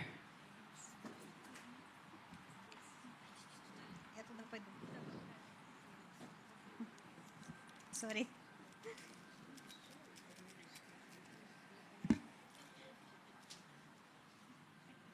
На самом деле любой конфликт это очень дорого. In fact, every conflict is so expensive. И мне кажется, здесь стоит вопрос действительно о мире, как воли, которую проявляет каждый народ на своей территории. So for that reason, now it's a topic mostly related to the willing, whether each national, like ethnic group, are ready or not. Через семя, которое мы бросаем в землю. Through the seeds that we are throwing on the soil. Как сегодня мы слышали, что нас не похоронят, мы были семенами. So as we listen today, that we are seeds that can grow even if we are buried. Через плетение наших вещей, которые мы создаем руками. And through weaving that we are creating with our hands. Когда мы выходим в своих национальных костюмах, это тоже марш мира. When we are going out in our traditional outfit, is also one of the way of marching. Даже маленький элемент. Even tiny element. Я лечу в самолете, и мне подходят и говорят: "Сами?" Like for example, like when I'm having a flight, I'm wearing this hairband and asking whether I'm Sami. То есть один элемент костюма, он показывает, кто ты, и это уже показываешь миру, кто ты. Это твой марш. Even one element is a part of your identity and who you are, and that is a march. И воспользуюсь моментом, хочу подарить, надеюсь, что будет музей марша мира, музей миротворчества. And taking advantage, I would like to give with the hope that sooner or later there will be a march of peace. Эти элементы, которые сплетены из наших материалов. And these elements are weaved and made up from indigenous materials. Из корней деревьев. The roots of the trees. Это можно использовать сюда, можно подставку. You can use anyway, круг, основа. as a cup holder, as an accessory. Это пояс. And this is a vest, который опоясывает нашу землю. That's embracing our world. И охраняет ее. And protecting. Потому что каждая женщина, когда завязывает пояс, она охраняет себя. Because every time when woman is using this belt, it's also part of protection. И это инструмент, который показывает, как это все собирается, как плетется. So this is a showcasing tool. That's the way of weaving. Каждая ниточка отдельная. Each thread is different, целый мир. But then it's creating whole world. Мы с вами, каждая ниточка отдельная, сегодня создаем большое сообщество. It's like today we are like each of us is a different thread, and then we are creating something in common. Thank you very much. Thank you very much.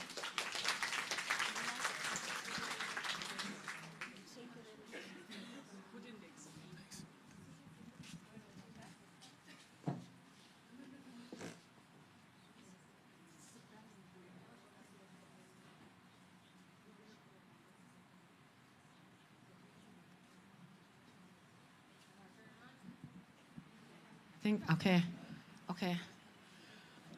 I think I know for sure that Louise, about maybe, I want to say she's had a dream. It's got to be about 5 or 6 years she had a dream of women marching. And there was thousands and thousands of women from all over the world in their shawls marching all together. And so we got really excited, Bina, when we were on the phone with you. And you mentioned this march because it is absolutely written in the stars. Absolutely, without a doubt. There's now no doubt in me that this march is going to be everything it needs to be. And so, I also wanted to add that, so I like to move in between like what's going on in society and what's going on in here. And so I think that in order to change what's going on out there, I need to change what's going on in here. And so oftentimes I try to personally practice what I'm trying to put out into the world. And so I can hold up a beautiful 400-year-old wampum belt and show you practices to peace. And I can also share with you that I've had multiple depressions, multiple breakdowns, multiple tragedies, multiple deaths, multiple traumas. And in those moments when I'm not standing up here looking strong and pretty and brilliant and all of these other things, I'm sad and it's dark and it's heavy and it's ugly and I don't know what to do. I don't know what to do in some circumstances. I don't have what I need and I don't know what to do. So then I have to listen to myself. And self said, go take a bath. Go sit in some water. Put some salt in there. Put some petals in there. Put some oils in there. And you go sit in that water. I'm a water sign. We all have a star family. You were all born at a certain time with the cosmos. All right, I'm not going to get into that right now. I got 2 seconds left. But what I wanted to tell you was when I got into that tub, I said a prayer. And I needed help. And I asked the water to help me because I don't know what to do. And I put my head under the water. And as soon as I put my head under the water, guess what happened? Sensory deprivation tank. I can't hear anything but my own heartbeat. Boom, boom, boom, boom, boom, boom, boom, boom. But the only thing you can hear underwater is your own heart. And when I heard my heart, guess what I seen under the water? Women. The heartbeat was women marching. Boom, boom, boom, boom, boom, boom, boom, boom, boom, boom, boom, boom, boom, boom. That heartbeat never stops. It never stops. The mother's heartbeat never stops. Mothers never stop marching for their children. That beat, that drum, that frequency, that rhyme, that rhythm is extremely powerful if we are made out of sound.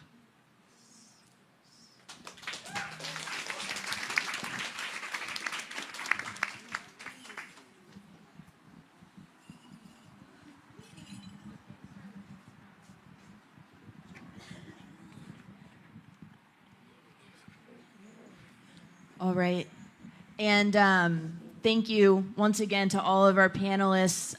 We unfortunately are out of time, but I'm sure we will be circulating throughout the rest of the event today and tomorrow, and look forward to continuing these conversations both at this summit and in our planning meetings beyond. So thank you all. I'm going to take 2 minutes. Yes. Oh, Bina, I apologize because, you know, if we're talking about women's movements and this stuff, okay, that's my cup of tea, right? So since I was little in that, there, you know, my mother, in Minnesota, there's 11 reservations, and it's the melting pot of all tribal nations and pretty much a lot of indigenous people. And it's also the home of the American Indian movement. I mean, there seems to be a lot of movements happening there. But why I wanted to take 2 minutes in this stuff and out there, as part of the long skirt societies and this stuff, we're going to march to Washington.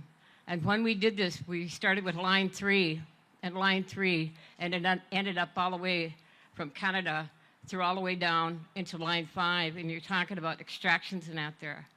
And then we were at one of the river basins and out there to bring it to our capital, of marching 248 miles all the way down, which took 21, could be wrong on the days and stuff, but marched down in there.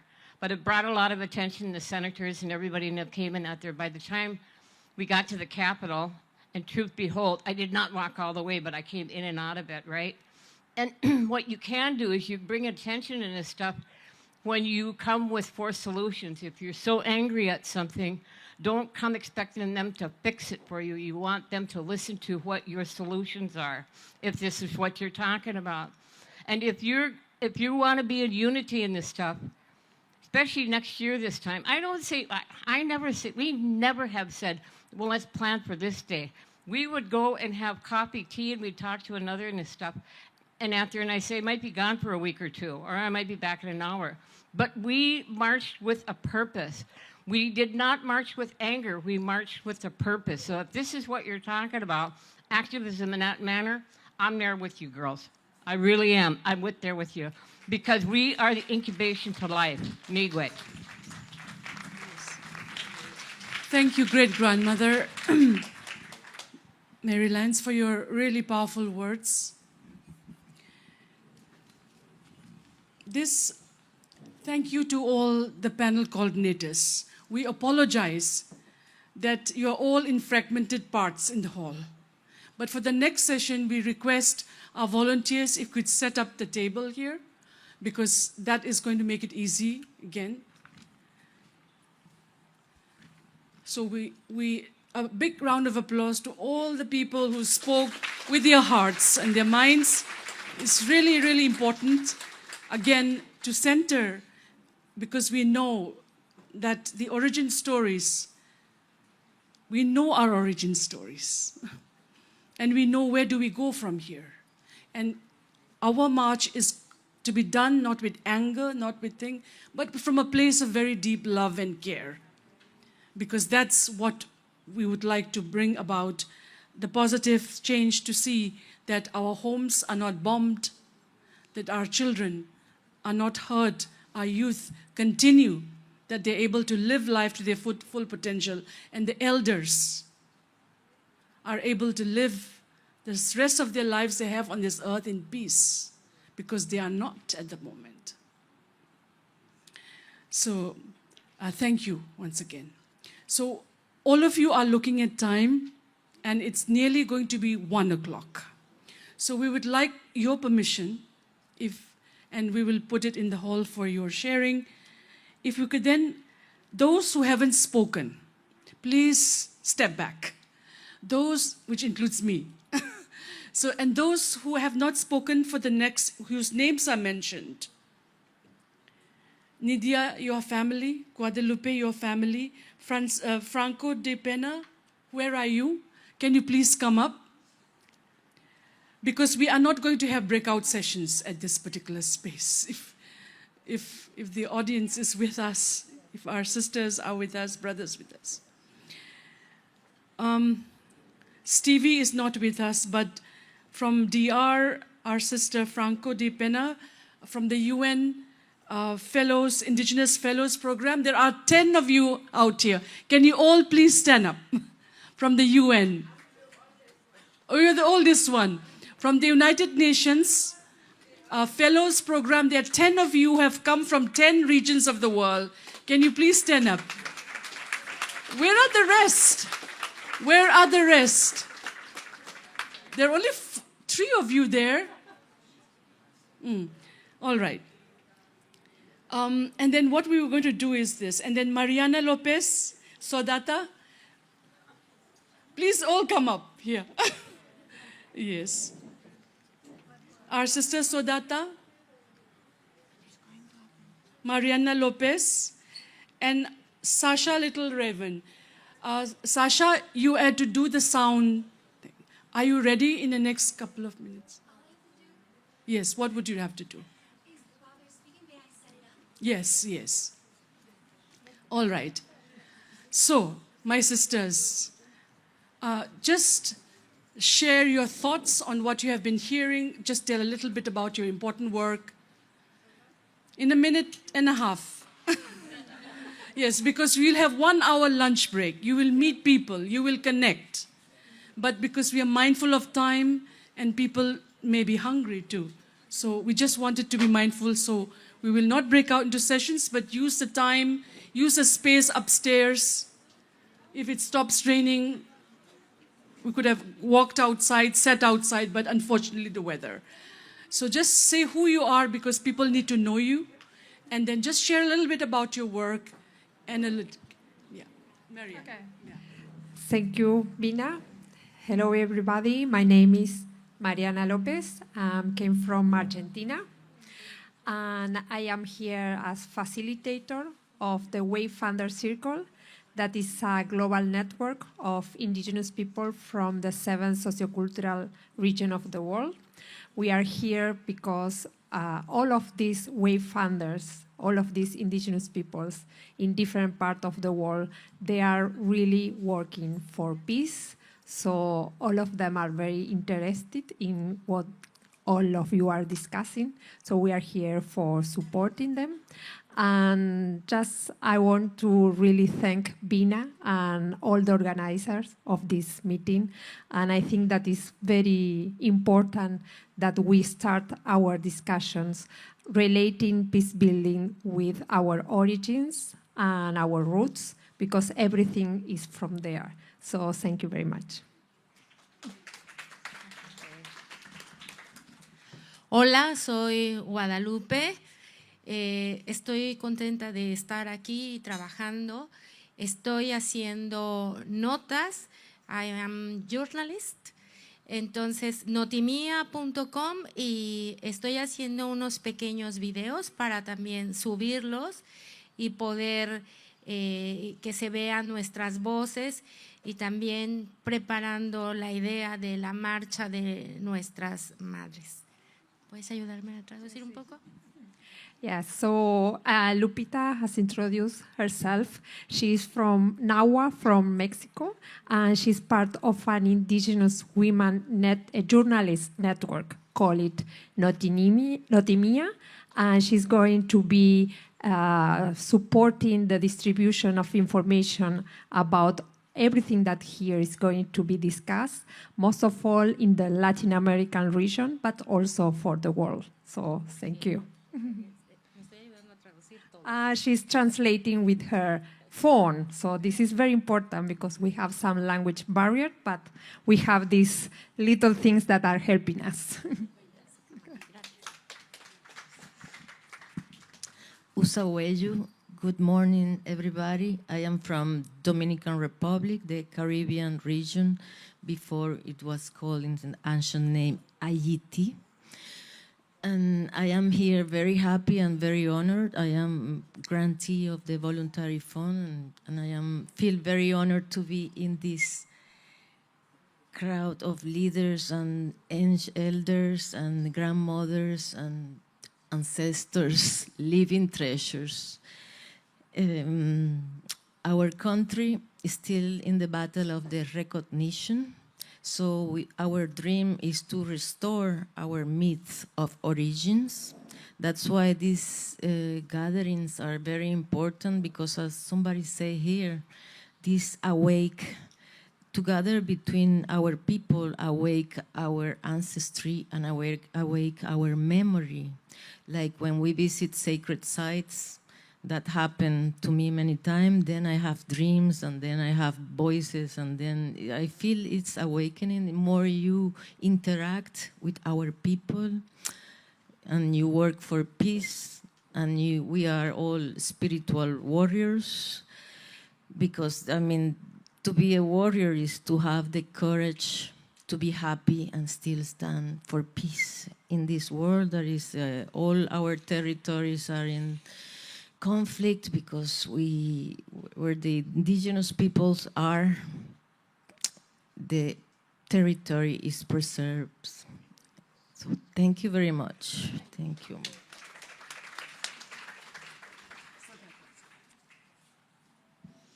Tarlasam Madar Tulam. Je suis très émue. No translation, okay. There's translation Ah. Okay. I will try my English. Kanawaki English. Okay, so I'm so happy to be here. I don't know how to say Emmy in English, but I think I can say I have emotion. Okay. So I'm with people. Some of them are my mentors, like Kenneth and Willie and Mirna. She's there. Okay. I think maybe there is another one who I don't see. Okay. I am also happy to be with my sisters, fellowship program sisters like Miriam. Yeah, I don't know who else is here, but I think Miriam and me, we are the oldest fellowship program. Yeah, I don't know how to say the rest. So I'm happy to see that this summit that we started in Washington become a reality. This is the second session, and we thank God to give us life and be together today, because for us who are in Sahel, in Africa regions, specifically Sahel, everything is become very, very difficult on peace and stability issues. You cannot plan for travel. You don't know if you can. And like today, when I came here, I did not know about the situation in the capital, in Mali, not only the capital, but I think the capital and Kidal are more hard. We have our families, we have our friends, even in the global society.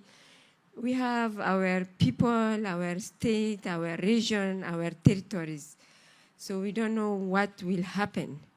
So what I want to ask you now is to act, directly action. How can we help, especially from women's side, women and youth? Yeah.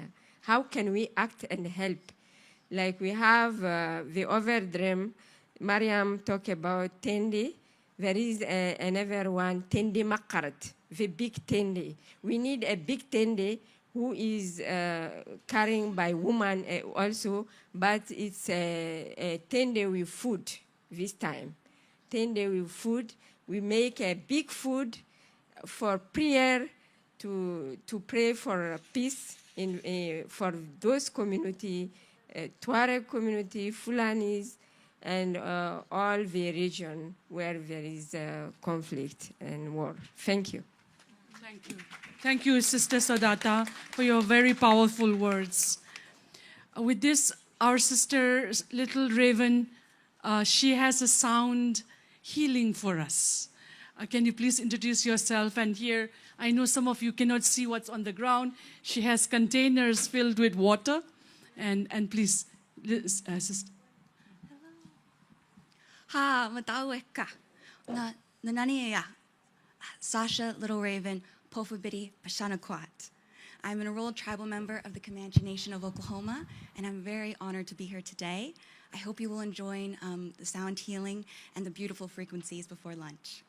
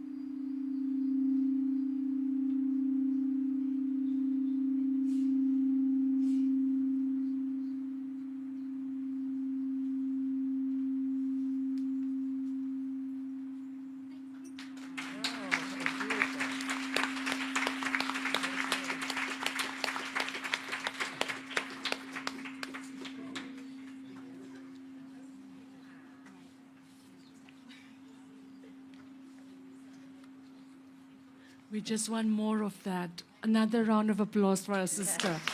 And thank you to Auntie who brought her here. Thank you so much. I think we all felt a little calmer, right? Yes. That means the stomach is ready for lunch. So there is a chef who is in-house here at Thomas Berry. And we request, and he is a Palestinian chef. We requested him to please cook food which has the three sisters, a little bit. And because we have so many of us, the food is not in a buffet style, but it's packed, so you could take it, sit in any room, in any space, you feel comfortable. There are second floor, there is library, there is the kitchen, and there is the office space where you can, if you want to do. And then you have the ground floor, you have all the spaces are open for you to enjoy. Because of the rains, you're not able to eat out, but if you are able to, that can be.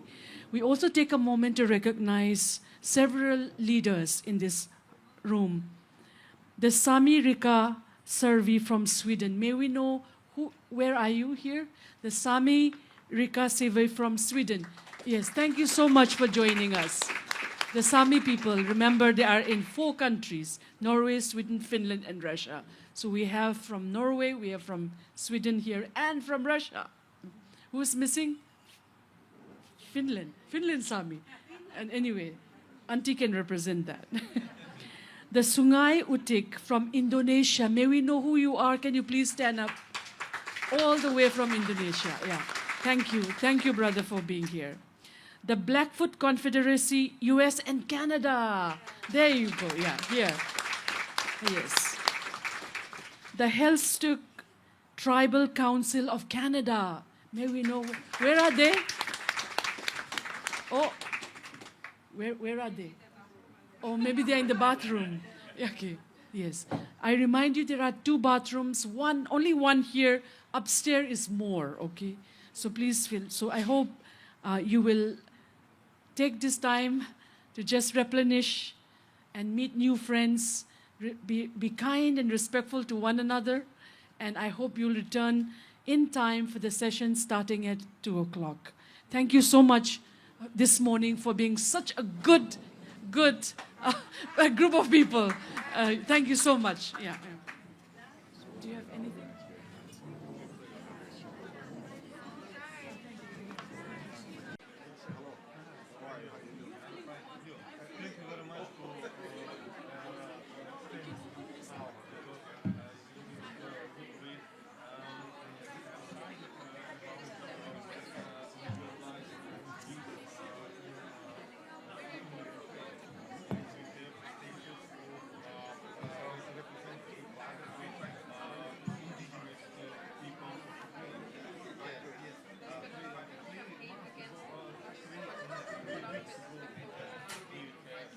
Cut our time because it's starting late.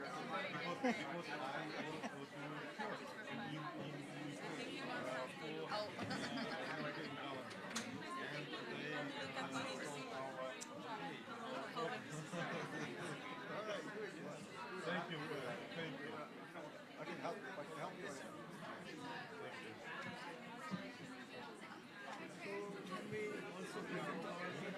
Can we have a small slide presentation? Just. Did you arrange it? Just so we can see. Did you arrange it already? Yeah. Okay. Then just when it's I'm your not turn, doing just mine because there's only 5 minutes. Hi, I am Len from Taiwan. If you can do it in 5 minutes. Oh, hi. Nice to see you. She's Nice to gonna see you. cut Good us to off. see you. Like the permanent form, our mic will go dead. Oh, Lena, you weren't gonna open us? You weren't gonna bring it? Just me? Okay.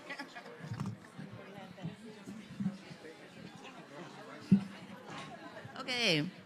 Good afternoon. Good afternoon. We're going to come back together and we're going to start session 8, which is a switch of seasons from spring to summer. And if you look in your program, you can see for session 8, there are a few words about summer as the theme. So summer is heat, and heat defines wars, conflicts, and disasters. And so in this session, when we switch to summer and start talking about heat, we're going to be examining particular patterns of violence and political economy of wars in the world.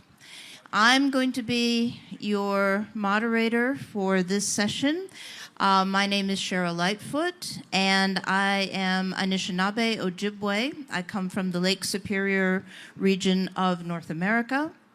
I'm a professor of Indigenous Rights and Politics at University of Toronto, and currently serving as the Vice Chair of the UN Expert Mechanism on the Rights of Indigenous Peoples, which is a complementary body to the Permanent Forum, but based in the Human Rights Council in Geneva. And as we focus on this topic of heat, wars, conflicts, I did my PhD in international relations and security studies as well as human rights. So I come from a long line of studying wars, conflicts, and peacemaking.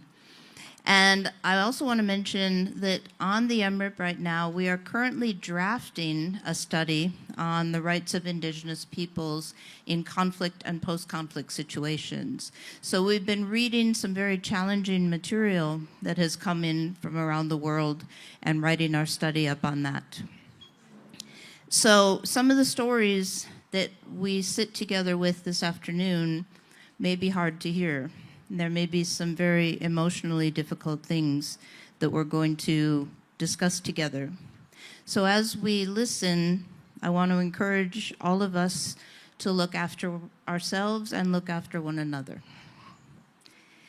The Haudenosaunee are one example in this indigenous world of ours, and they have taught us how to make peace from very terrible times of war. And you know, I've heard it said several times this week at the Permanent Forum, we mustn't forget that the United Nations was born after a very terrible war, a devastating war, and a war that had killed more human beings on this planet in 5 short years than had ever been seen before. And out of that came a dream of the United Nations that we could be better at peacemaking. And nowadays it seems devastating wars have returned to us, and there's a renewal of might makes right ethics. So I think what we need to think about and what Indigenous peoples have to offer the rest of the world in this moment is ideas of peace building, hopefully without a devastating world war this time. So I'm so honored to welcome this very distinguished panel in front of us. We have 8-9 speakers and 40 minutes, but I still want to give everyone 5 minutes, and I know that will cut into some of our breakout group, but I want everyone to have a chance to speak and share their thoughts with you. So we're going to move in the order that you see in the program, and I'm going to ask each speaker in turn to introduce themselves briefly and share their remarks with you. Some are online, some have PowerPoints, but we'll just move down the line in a good way. So first up will be Andrea Carmen from International Indian Treaty Council. And I've been sitting next to you a couple times this week, so this is a good thing. For years. Leosem Chaniabo Mawayim Kuten and Lunzu. Thank you for inviting me to participate in this important event. I'm going to be talking about something that now is accepted even in the Commission on Status of Women and CEDAW's General Recommendation 39, which is environmental violence. And I want to just start by saying that a few of us in this room, including Myrna Cunningham, were among a small group of women that listened to grassroots Indigenous women talk about the impacts of the deliberate introduction of known toxic chemicals such as pesticides, mercury, mining, as well as sexual violence tied to extractive industries, which is a global problem that has not been addressed. One of them that got this work going, I want to honor her, from the Maori nation, Hiniwirangi Kohu. She became the vice president of the board of directors of the International Indian Treaty Council for many years. But she used to tell us in these gatherings, and there's a picture of the last one we had a year ago in Guatemala, the 4th International Indigenous Women's Seminar on reproductive health and environmental violence. Bina was there. Many of you were there. The first one we had was in 2010. And we began to hear about the deliberate and knowing impacts of things like pesticides that have been banned for use in the country that produces them, whether it's Germany with Bayer Crop Science, United States, Monsanto, Switzerland, and other countries. And what happens when these chemicals are sprayed and dumped in Indigenous peoples' communities, including my own? The midwives were coming to us, the mothers. Why are we seeing birth defects, catastrophic birth defects? Why are we seeing teenage girls with pre-breast cancerous conditions? Why are we having children born with leukemia? And we put that together with the information about what is known about these toxic pesticides. And that became the term environmental violence. But Hiniwirangi used to tell us, and I've heard water be mentioned here, and it should be a lot, but this is a little bit different perspective. She said, the woman's womb is the first sacred site, and it's where we all came from. And unless that water that we all grew in is kept clean, we cannot hope that our future generations will stay healthy. And we began to look even at the text, talk about little books here, the UN Declaration on Rights of Indigenous Peoples, and reading Article 22, states shall take measures in conjunction with Indigenous peoples to ensure that Indigenous women and children enjoy the full protection and guarantees against all forms of violence and discrimination. And we began to uplift, and the UN Permanent Forum was the first UN body that recognized environmental violence as a form of violence, especially affecting Indigenous women and girls and our unborn generations. I will wind down by saying that in my many years of being an advocate and someone working on strategies, it's very difficult, if not impossible, to find solutions if you don't identify first the cause of the problem. So I want to uplift extractive industries and chemical contamination as an ongoing form of violence. We need to really look at what we mean by conflict. And I just want to end by saying that my Yaqui Nation, which is from the desert, we like heat, by the way, up to a point, right?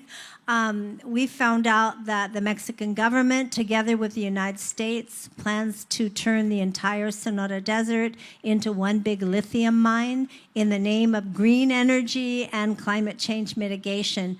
And that contamination travels up to 200 miles and lasts for more than 300 years. And our Indigenous midwives, as well as our leaders, the traditional authorities, have completely opposed this plan. There have been no free, prior, and informed consent.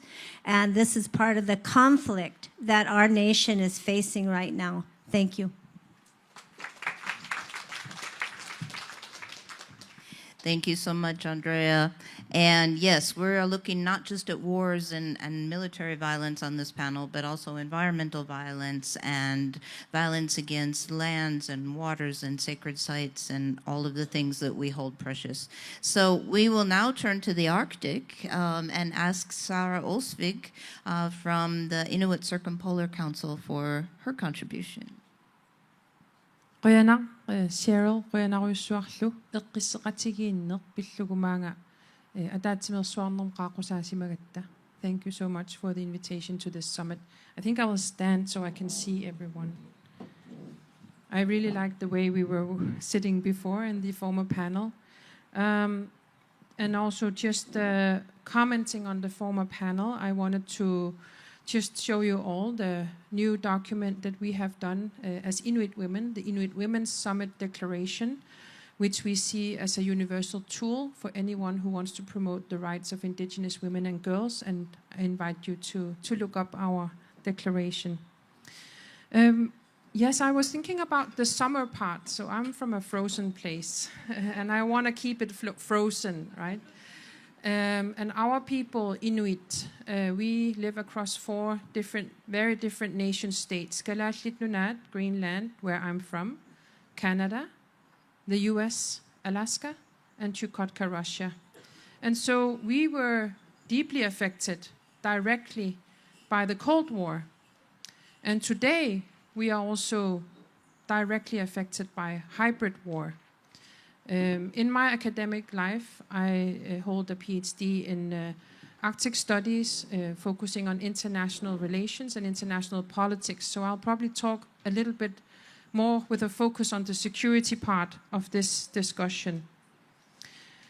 And I really concur with what the UN Special Rapporteur on the Rights of Indigenous Peoples said, having that lived experience as an Inuk, that Indigenous peoples play a vital role when it comes to the borders, when it comes to the people and cross-border ties. And that is exactly what we as Inuit also have a history of doing through our politics and governance in the Arctic region. In the early 1970s, during the Cold War, Inuit and other Indigenous peoples met for the first Arctic Peoples Conference, calling on the states also to recognize our rights as peoples, our rights to control our own lands, territories, and resources, highlighting our interconnected being with nature and not separate from nature, and also calling for the establishment of a circumpolar body for collaboration. We then saw towards the end of the Cold War, and it took a full end of the Cold War before the states were ready to work together across those state borders, as we, together with the states, established the Arctic Council, a unique body for collaboration with all the 8 Arctic states, Russia, US, Canada, Kingdom of Denmark, and you'll hear they say with Greenland, with the Faroe Islands, Norway, Sweden, Finland, Iceland, and also with Indigenous peoples at the table. And to me, this really demonstrates exactly what the Special Rapporteur was talking about, that Indigenous peoples already had that idea, already had that vision of being able to work peacefully together in our region, the Arctic. Today, of course, all of that is under threat. And I'm from Kalaallit Nunaat, Greenland, and you probably have seen a lot of things on media about us.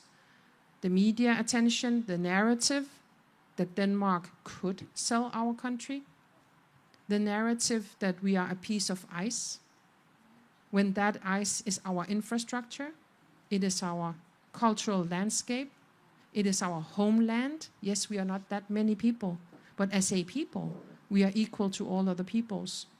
The narrative that the military presence on our homeland are just 2 dog sleds. Inuit dog sleds. Dog sledding is a long indigenous knowledge on how to survive and thrive in the Arctic. And yes, the sovereignty, situational awareness, surveillance in our high Arctic area is done by dog sled. And you know what? Indigenous peoples will understand. When you are in the cold and you're in trouble, you will not be able to eat a machine. So we have been faced with many narratives that we are a geostrategic asset, when we have been a people that have built our cooperation on mutual understanding, dignity, and respect. So what we have been calling for in all of that is to uphold international law, territorial integrity, and human rights, including the rights of Indigenous peoples. And as you will see in the Inuit Women's Summit Declaration, we do have challenges with the state that colonized us, which is also threatening our security. And I want to highlight how an Inuk woman from our government in Galashlit Nunat traveled January this year to Washington, D.C., met with the political power, the biggest military political power, initiated a dialogue through the diplomatic track.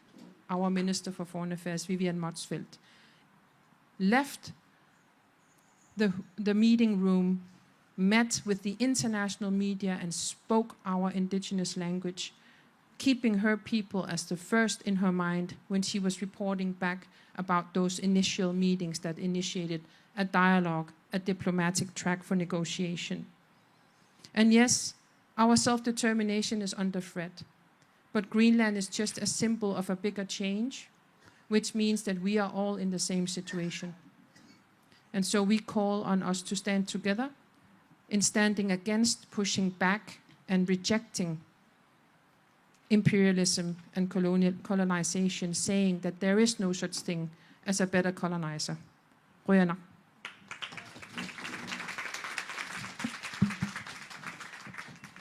Thank you, Sarah. And now we're going to move to the opposite side of the world and hear from Noni Arambam, who's a professor of political science, Manipur. Thank you, moderator, and thank you, the organizers, for this wonderful gathering of Indigenous Peacebuilders. My presentation is going to be on the Indigenous peoples' questions, particularly shown in these slides. It's titled as Indo-Myanmar Borderland and what's happening there. In this 5 minutes, I would like to draw your attention. These part of the world has about 45 million population. It contributes about 3.7% of India's total population, yet it has a forest cover of 70%, which is about 24-25% of India's total forest cover, which means biodiversity is very rich and people have a very significant traditional way of life depending on the forests and rivers. Now the question is, from a proud antiquity to the problematic colonial times and to a more disrupted post-colonial experience, how the people in the region continue to struggle with daily situation of conflict is an important point for all of us to pay attention to. I would like to say that this region, which has about 30 to 50 unlawful or outlawed organizations, are operating as armed opposition groups, asking for right to self-determination, autonomy, and protection of their indigenous cultures. Having said this region also has seen a lot of trans-border migration. And I think the previous presenter has also talked about the spread of this community in different areas of the world. And my part of the world also has similar kind of issues where the communities are spread all across the region. And therefore, they at times feel very stateless. They feel they're quite left out, and there is a sense of lawlessness in the way they've seen and witnessed conflicts. For instance, you can see the region having around 27, 28 years of peace talks going on, but all these peace talks are not resulting into any kind of reasonable peace accords because of this lengthening phase of peace talks. You can see internal conflicts growing up, you can see inter-ethnic tensions growing up, and with no reasonable sight of a solution. So therefore, I think we can move on to the slides.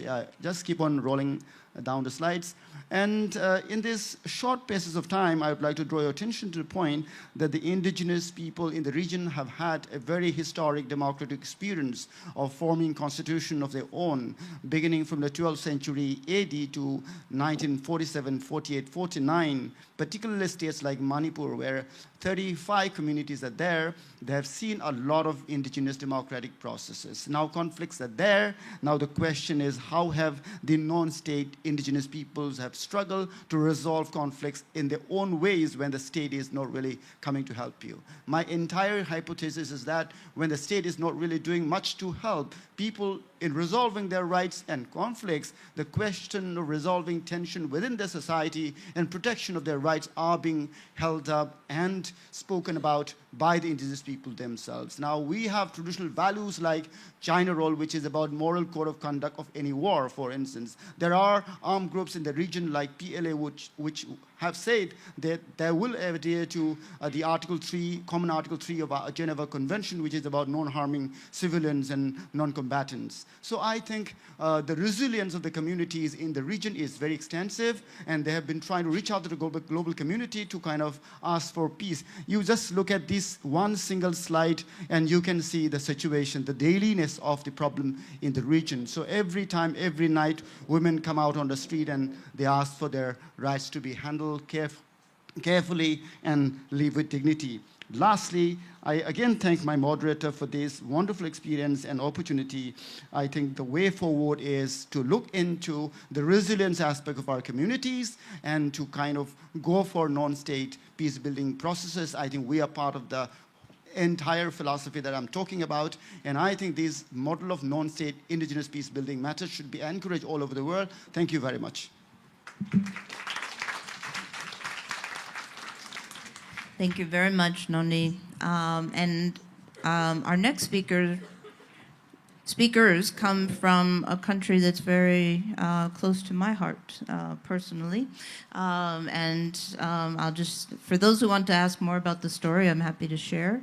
But my biological father was born in this country and was a refugee during that devastating World War II and lived in refugee camps in 4 different countries before coming to Ellis Island, just a little bit away from here as a refugee, and then met my indigenous mother, and well, here we are. So this is a very special country in my heart, and again, subject to a devastating war. And so I would like to give the floor to Eskender and Zarima Barlev from the Crimean Tatar Resource Center. And I believe we have one speaker joining online. So the floor is yours, Eskender.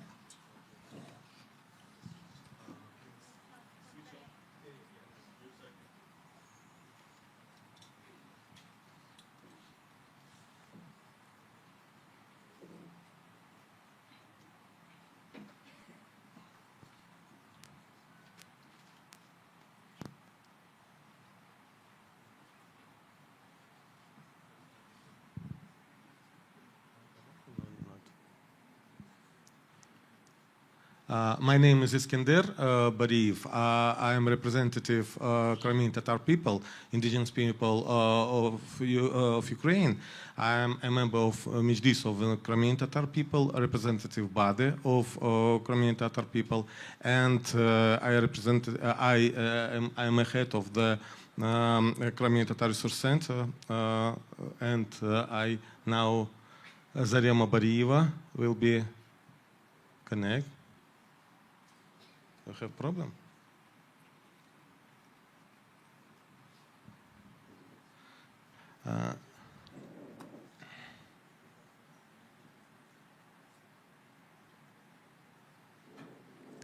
Okay, I will begin. The theme of this session may sound metaphorical, but for many indigenous peoples around the world, it is not a metaphor. It is a reality of which heat signifies an escalation of violence, environmental destruction, and a struggle for survival. Today, wars are becoming not only armed conflict, but also tools for the destruction of ecosystems, the economic extraction of resources, and the suppression of indigenous peoples' identities. Crimea is a striking example of how war transforms an indigenous people's territory into a space of systematic violence.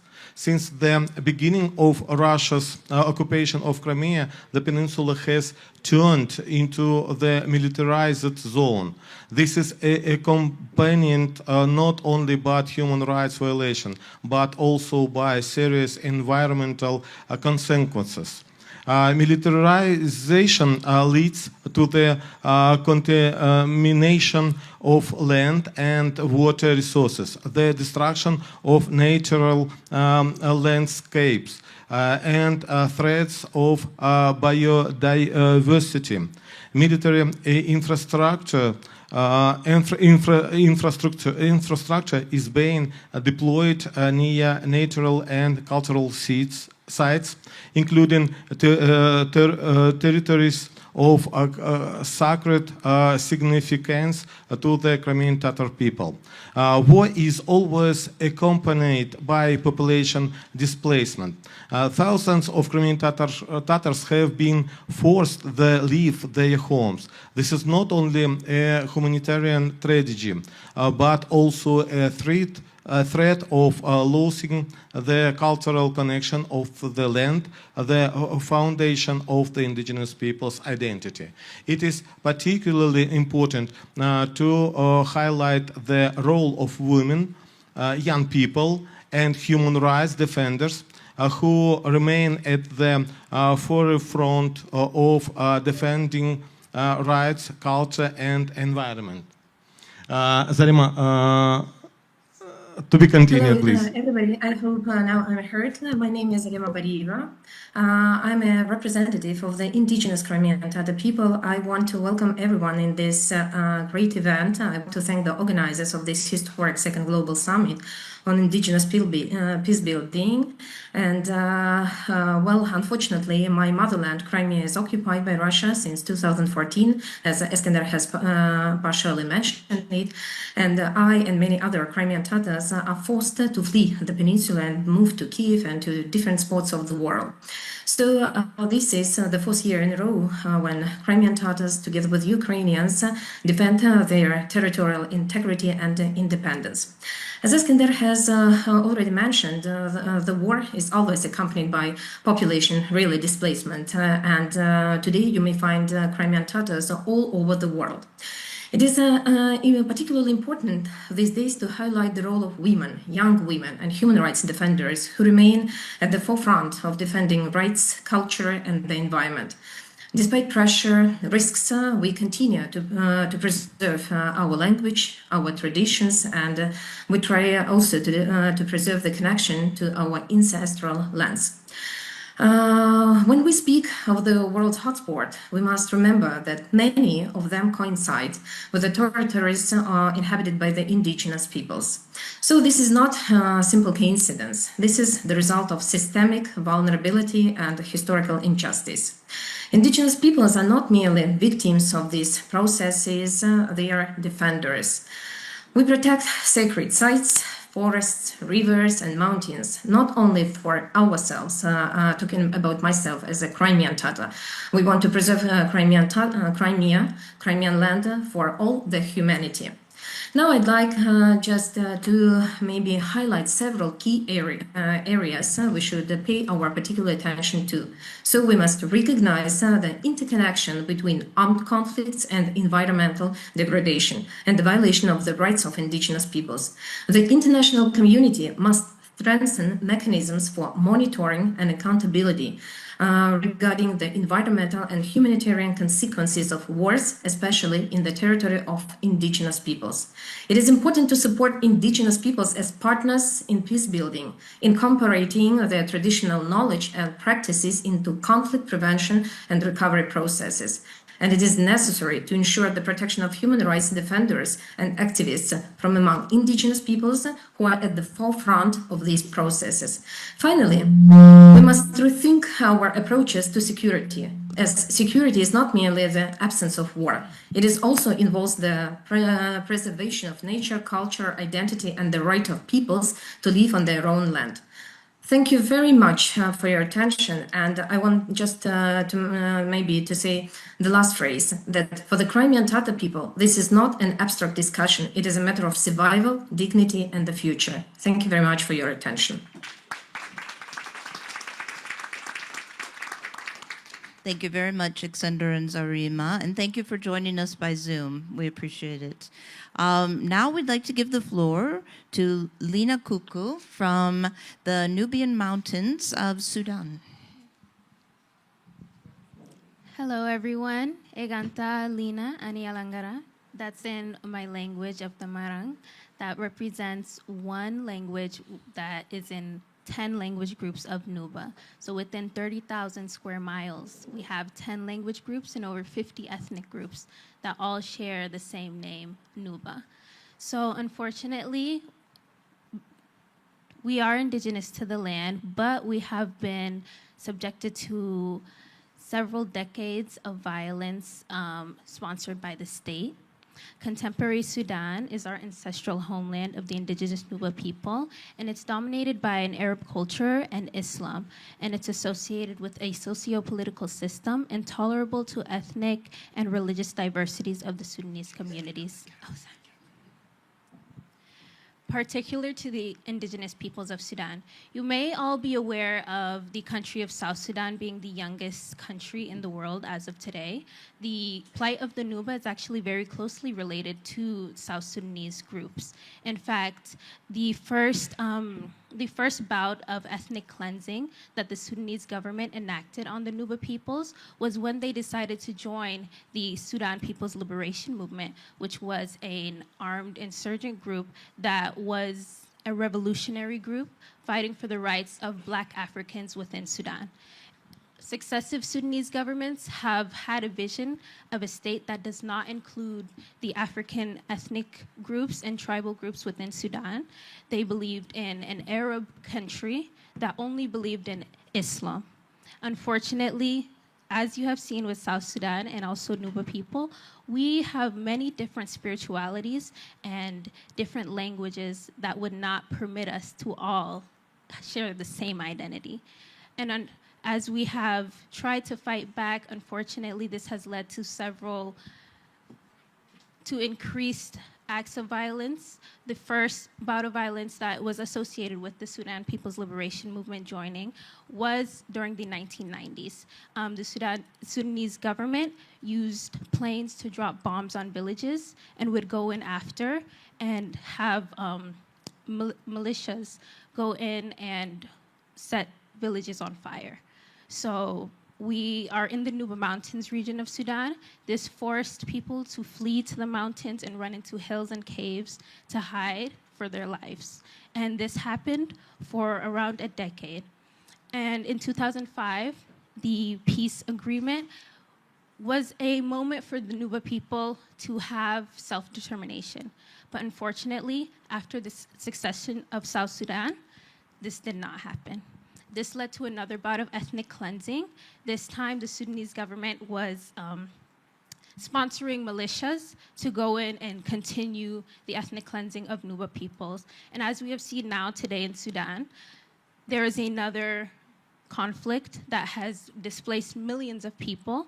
And so Nuba people who had been displaced in the 90s and then once again in the 2010s are forced to flee again and find new homes, which has created a large community in the diaspora.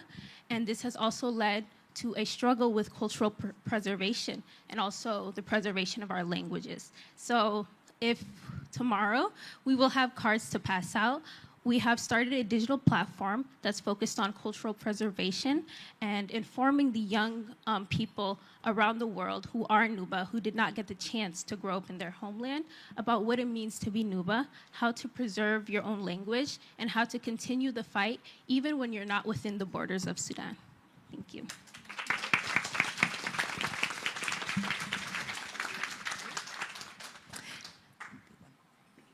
Thank you, Lena. Our next speaker is hopefully online.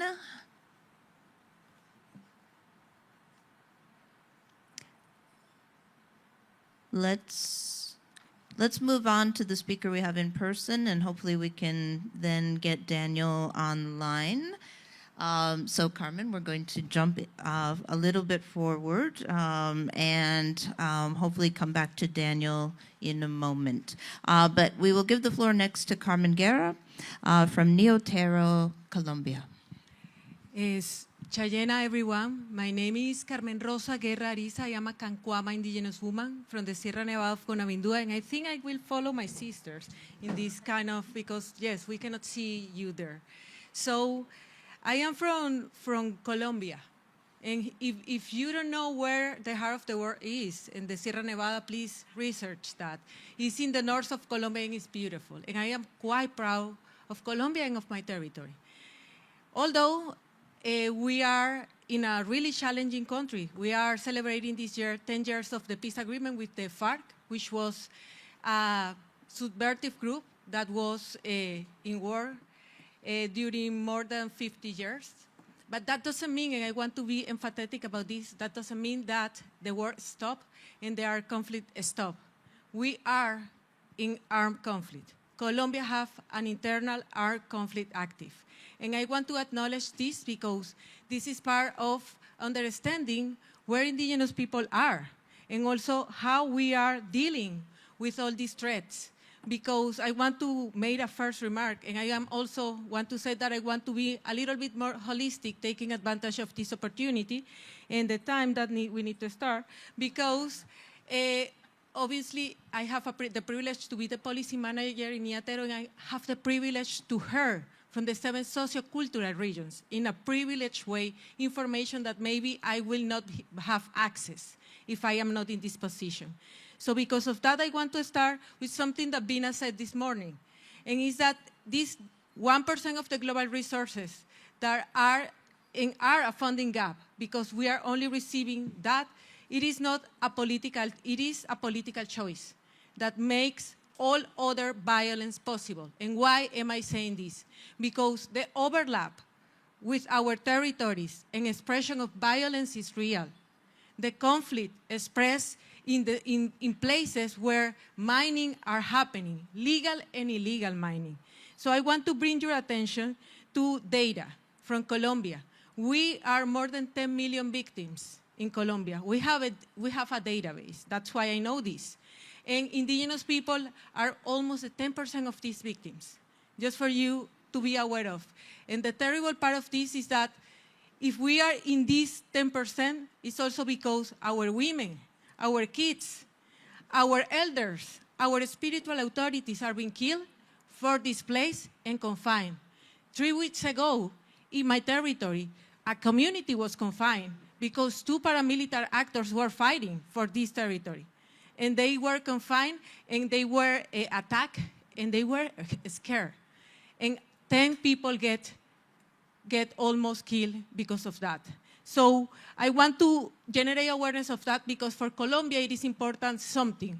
And maybe to add to what these people, these amazing leaders have been saying. We are also need to take care of leaders, indigenous authorities, indigenous leaders, spiritual authorities that are in the front line, that are the ones that are raising their voices, are being killed. We are the country with the most indigenous leaders and authorities, territorial defender kills in the world.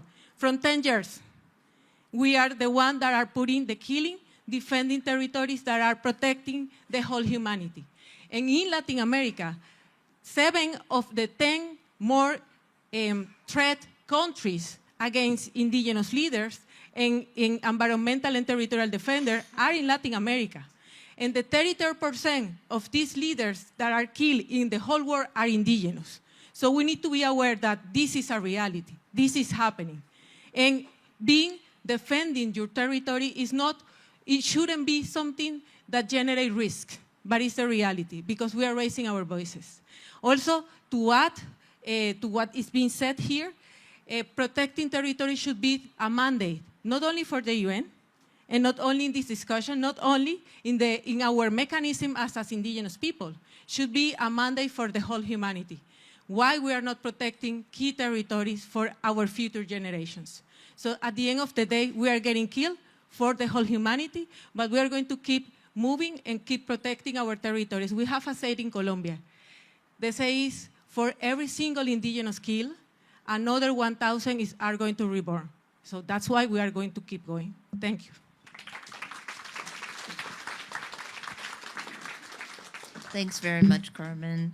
And I do see Daniel may be online. Can you, if you can hear us, Daniel, can you put your camera on, please? And join us. Excellent. Okay. Very pleased to welcome Daniel Batachoka Mastaki, who's a lecturer in biodiversity management and climate change in the Democratic Republic of Congo. Daniel, welcome virtually to the room, and you have the floor. Yeah, thank you so much. I'm so happy to be here and to share my insight on indigenous pygmy people and natural resources in DRC. As you know, DRC is the second large country in Africa, and it contains a big area of rainforests and critical minerals. Yeah, the Congo stands at the critical global crossroad where biodiversity conservation and the green transition and the extraction of critical minerals, there we can have cobalt, coltan, and so on. And on this crossroad must be balanced with social justice. For indigenous pygmy people, we call them in Congo and in Central Africa, Batwa people. These communities are not merely economically asset, but are foundational to their livelihoods, social relations, and ancestral identity. So their land and forests are really their identity. Historically, the top-down often militarization, the conservation on militarization or the green militarization models in hotspots like many protected areas. Specifically, we can see Virunga, all the protected areas in Africa, have led the displacement of these communities and fueling them on a cycle of poverty, historic grievance, and violent conflicts. As the global demand of critical minerals essential for renewable energy technologies, this demand intensifies the DRC mining sector facing on a pivotal moment. Through environmental justice required ensuring that this green transition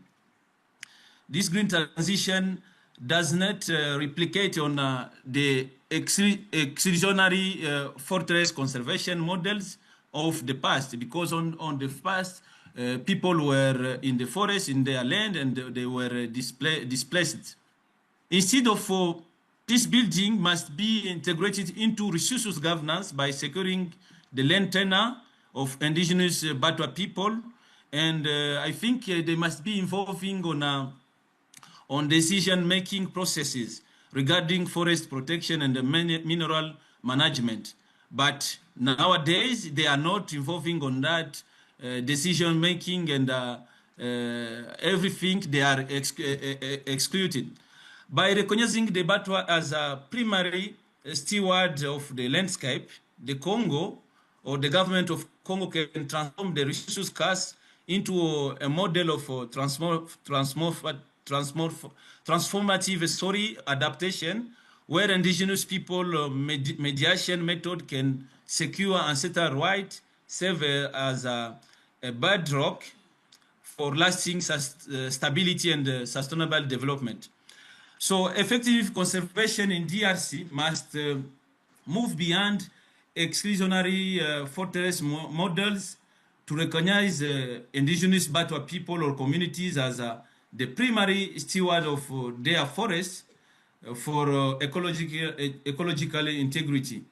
As the global green transition accelerates, it is very critical that the demand of minerals and the carbon sequestration doesn't not lead to further displacement, but rather to incorporate those people into a model of environmental justice that protect their ancestral identity.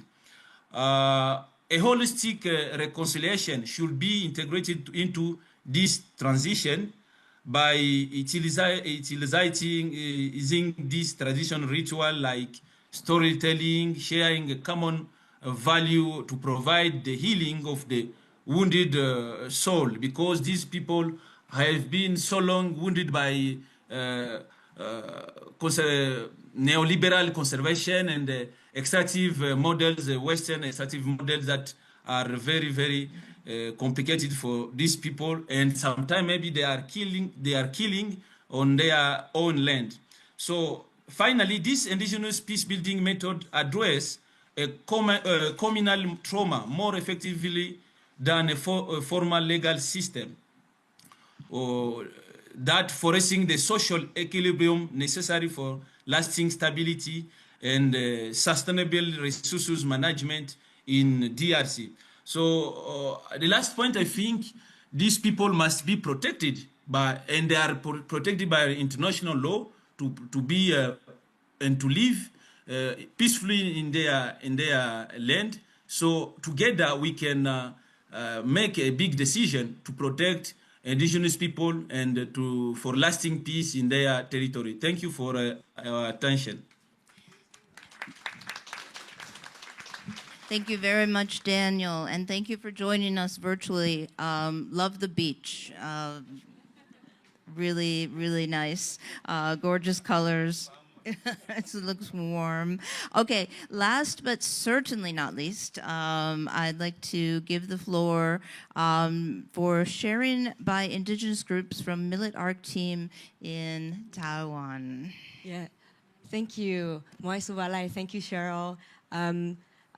Lokatakola matusu lalu muka wasak silan kahunsku kalang ulai. Hello everyone, my name is Washak Silan. I come from Taiwan, come from the place of Taiwan territory, and then I'm now speaking as a member of the Millet Arc organization together with Aramat project. And we come from with a big team, but because of the state-centric system and the UN current processes, we cannot get in, nobody could get in but me. So I wanted to take this opportunity in this summer season to welcome the rest of the team, if that's okay, in front of everyone, so then to acknowledge that we are here together. So, 请大家来前面. So we are the Millet Arc from Taiwan. 来来来来. And so as Taiwanese, it has been a very conflicted. So we have the 7-year-old all the way to the 67 years old. So we are a very big team. And we think that it's very important to connect the UN all the way to the grassroots and speaking from the elders and then all the teaching. And for us, speaking about conflicts, it's not just about war, as many panelists pointed out, but also something that's deeply inside, it's deeply profound. So for me, my healing started with working with this group together to see that you have multiple colonialism that happens on you. You have many names. You don't know, you just feel very sad and you want to hurt yourself, but then you don't know why. But then through connecting to the land, connecting to people, there is a chance of survival and then there's a chance of revival and the reconciliation could begin. So I wanted to give this chance and the rest of the time to the elder Baong Domi. She has been working with the millet and growing back millet in the way growing back our songs, our wisdom, and also connecting to young children, and also kind of showed us that the millet, our knowledge is still alive and we are still fighting. And she will be sharing a very old Diane chanting that basically tells our history and our oral ways of moving from one place to another. And through that, I wanted to also share it, and then as a way to remind maybe some of us that our knowledge and also strength is coming from the land and coming from our ancestors. And so with that, I will give the rest of the time to Baong.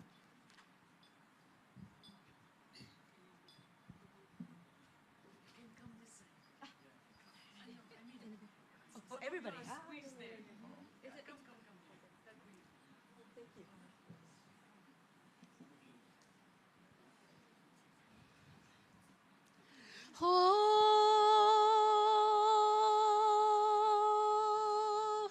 Nuai saku musa bahangayang jika Malimui sasioni maua Talagay Hawaii na utuh kakurahu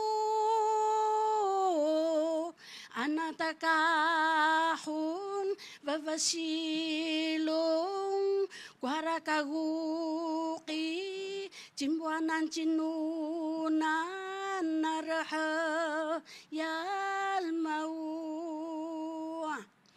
Talagay Kailis na babaw na chimbuanan Anakahun sa sinrahan na susukulik Rahayan, raragyak Chinvatyan nagaga Nakwara Atayan Nyamakyanuk Chinunan na chimbuanan Mau Galaw na utuh kayan Kailis na rahayan Kailis na inlungan Vokroyak na susukulik Mau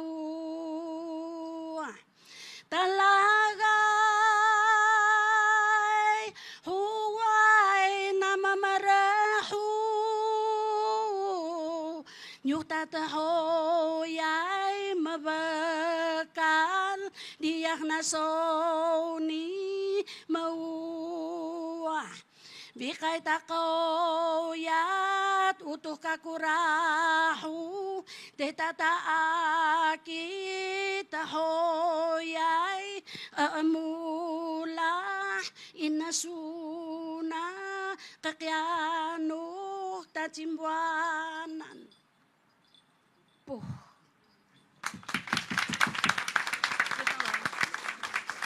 Lokashi Bukola, thank you so much.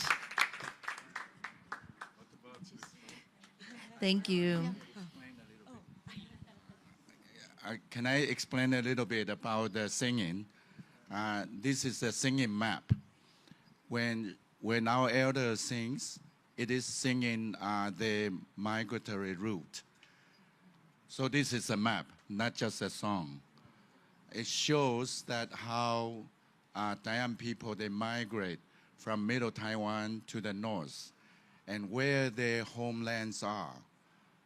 And this kind of song, this kind of map is not recognized by the government.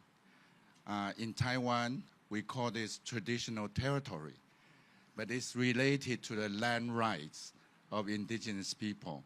Until now, the government is still very reluctant to negotiate with the peoples that they have ever owned the land and they have knowledge about the land.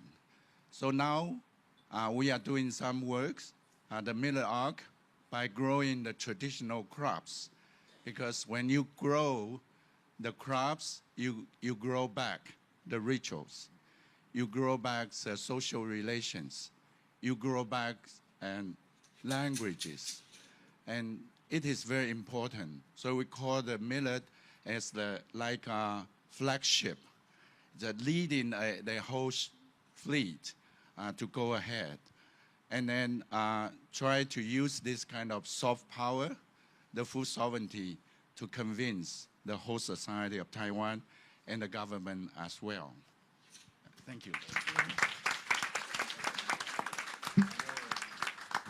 Thank you very much for sharing that. And I just want to say that even though you can't join us and get badges in the permanent forum for that discussion, you are brothers and sisters and you are always welcome here.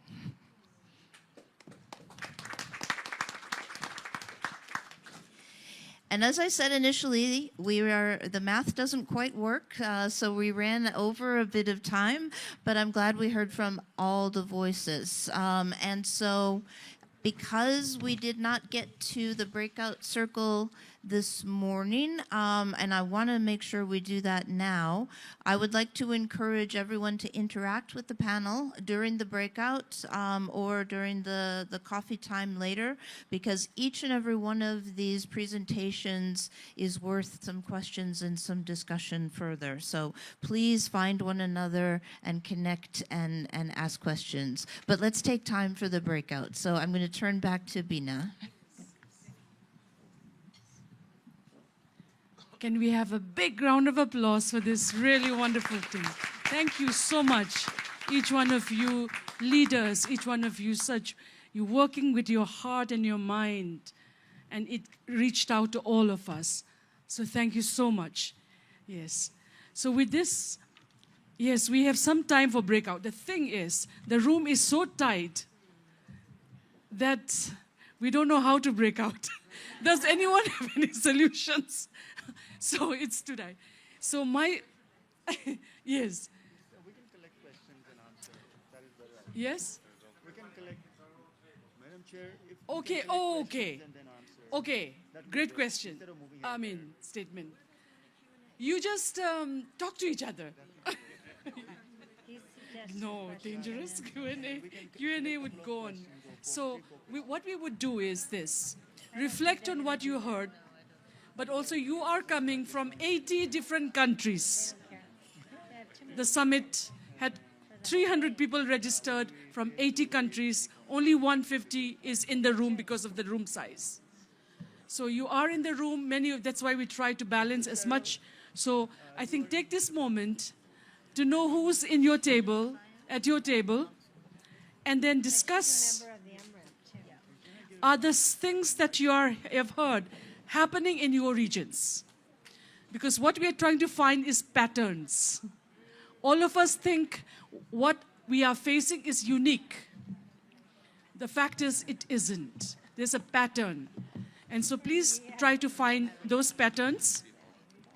Regina from Peace Direct, Mariana Fernandez from RLS, Erin Hurley, Georgetown University, and Maisnam Arnapal, University of California.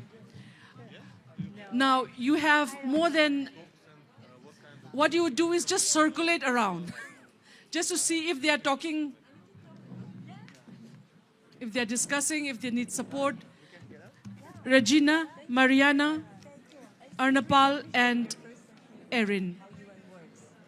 Yeah. Yes. So we have 15 minutes, not a long time. We just have 15 minutes.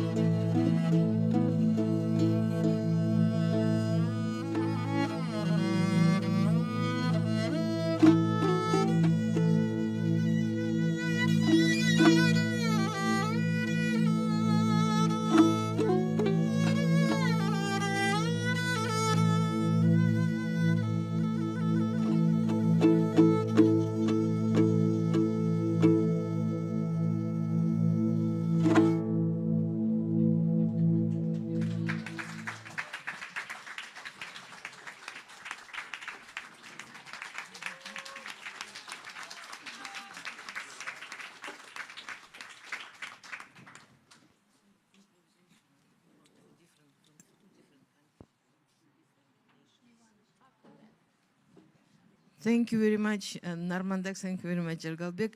And for the brothers and sisters, just to clarify, was live improvisation. These two musicians are from two different countries, representing two different indigenous nations, and it was for this moment. Thank you very much.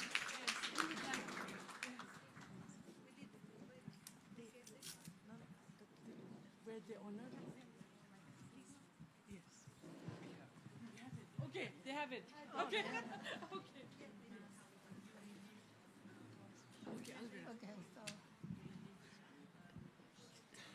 Agwego ge de guanu malados, guanacto tani yungats, tana wage nesio, jini wage the loda, tala aquazosne, no any to agano. Hello, everybody. My name is Elvira Sargent. Guanactota, it means she's given space. So, Nyamo Bina for giving me space here. I'm normally not a public speaker, but I made a trade with her, so I agreed to do it, or do this part. So what we want to do is to have two volunteers to report on the breakout groups that took place today. So don't make me call you.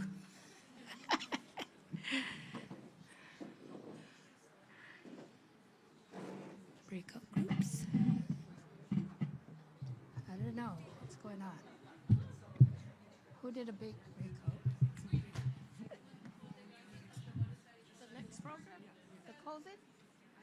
We have the music now. This one? Yeah. No, the Tunjalom. Oh, okay. Sorry.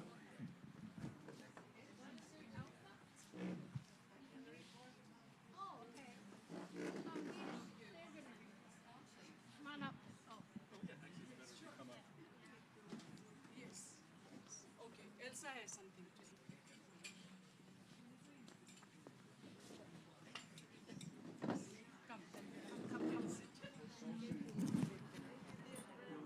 Not representing all of you, I'm sure many rich discussions took place at every table. Our table was small but very productive, so I'm about to tell you the typology. That was what you asked us to do, the typology of conflicts, types of conflict. So, of course, the first clear type of conflict is war with arms. Okay, we know that. Second is war with words, meaning that indigenous peoples who might not be able to respond and defend themselves through arms, they use the word. They use words in order to defend their peoples.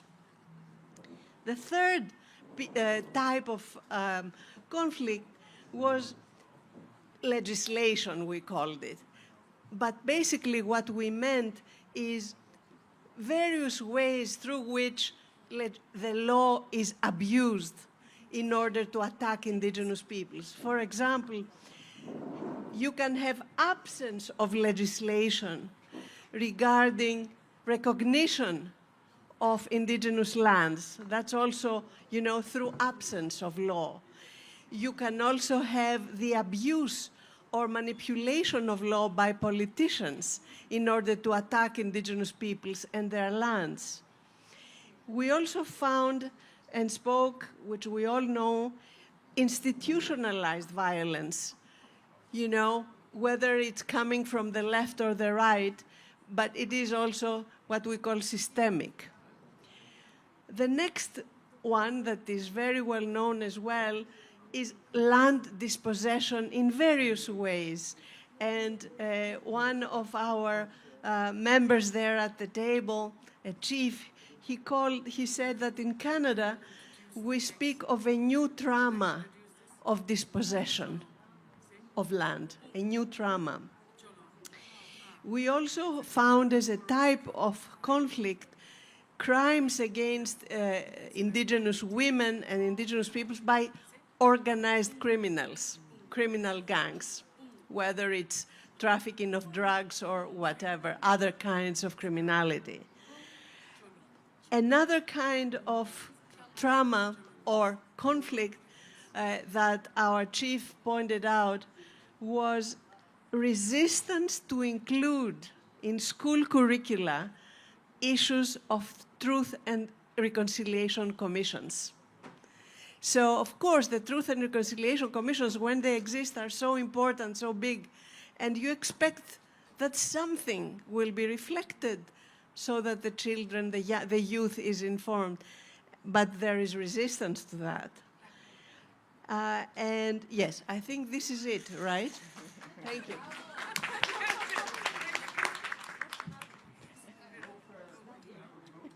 Great table.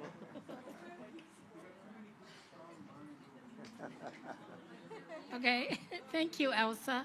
So is there's one more group that can do it or report on their breakout group? Ise? On you.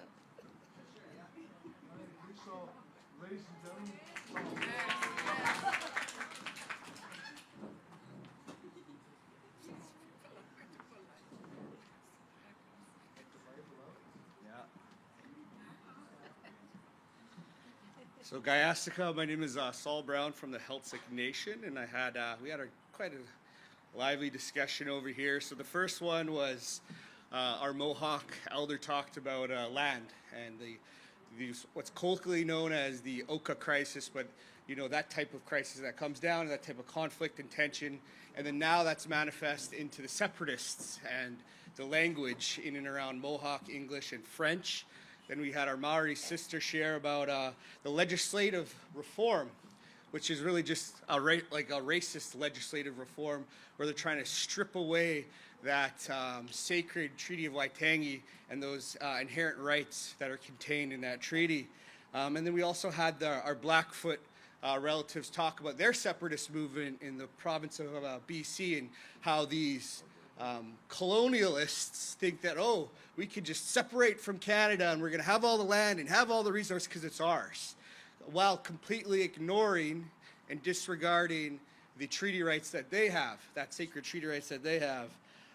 And then all of this culminating in basically our Blackfoot brother talking about how the government is withholding resources on the Blackfeet side of that medicine line.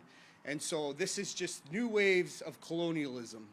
So new waves crashing onto our shores of colonialism, often dressed up in pretty makeup with ugly lipstick.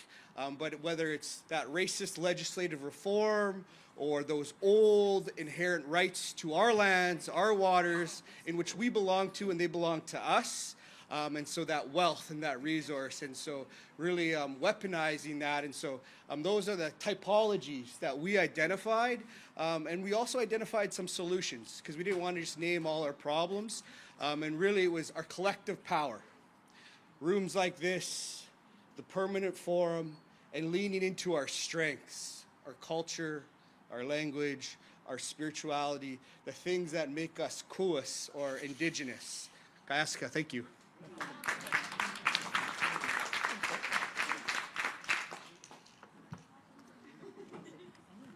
Yawa, that was so good. You? One more? Okay.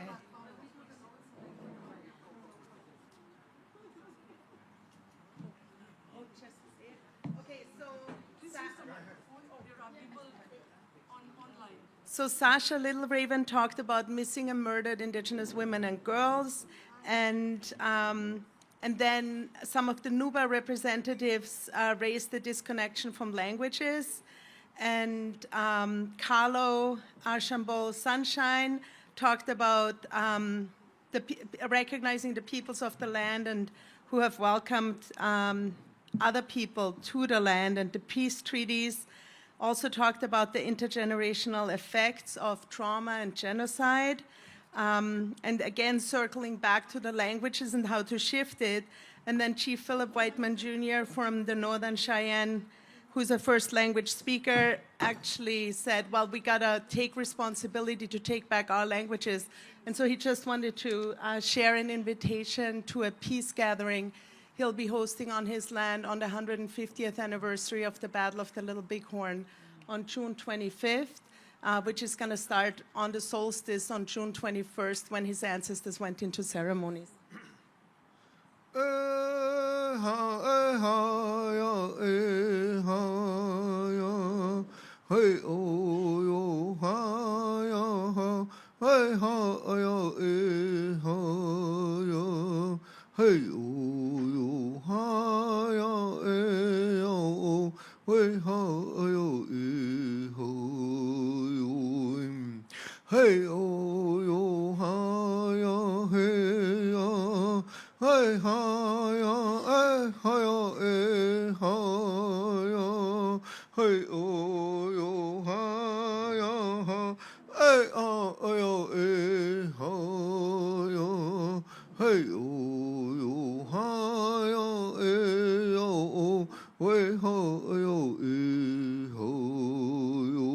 My grandfather stood with the Arapaho and the Sioux and the Cheyenne at the banks of the Battle of the Little Bighorn. That's the song that they sang. I share it with you to come to our peace gathering, a day of peace. We're going to talk about solution, not the problem.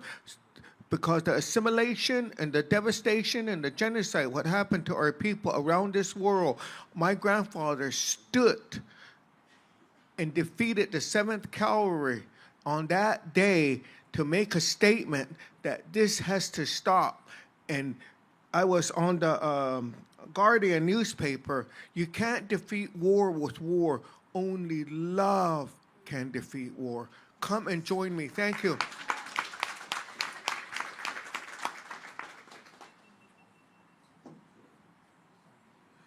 Wow, that was good.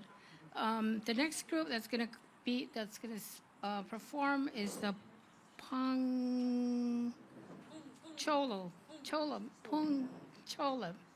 Sorry about that.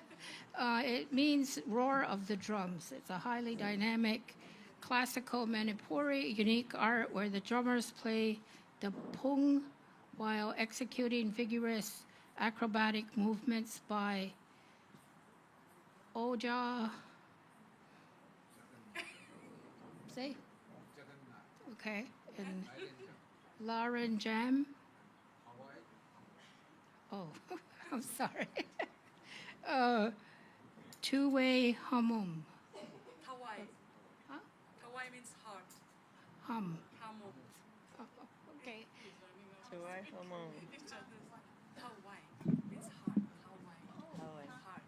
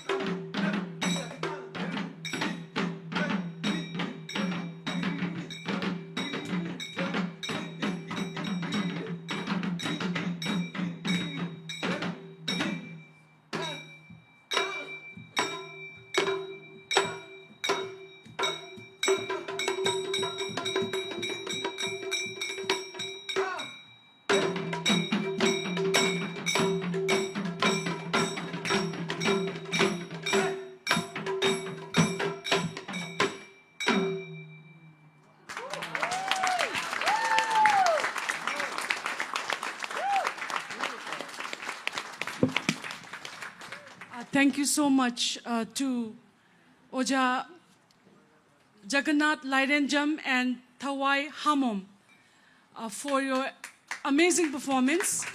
This performance, actually, if it had more space, it was a complete 360-degree acrobatics. What you saw was just 1 by 100 because we had no space. And we thank you all for understanding. We wish we could have given you a bigger space. But thank you for your time and for your work. Thank you so much.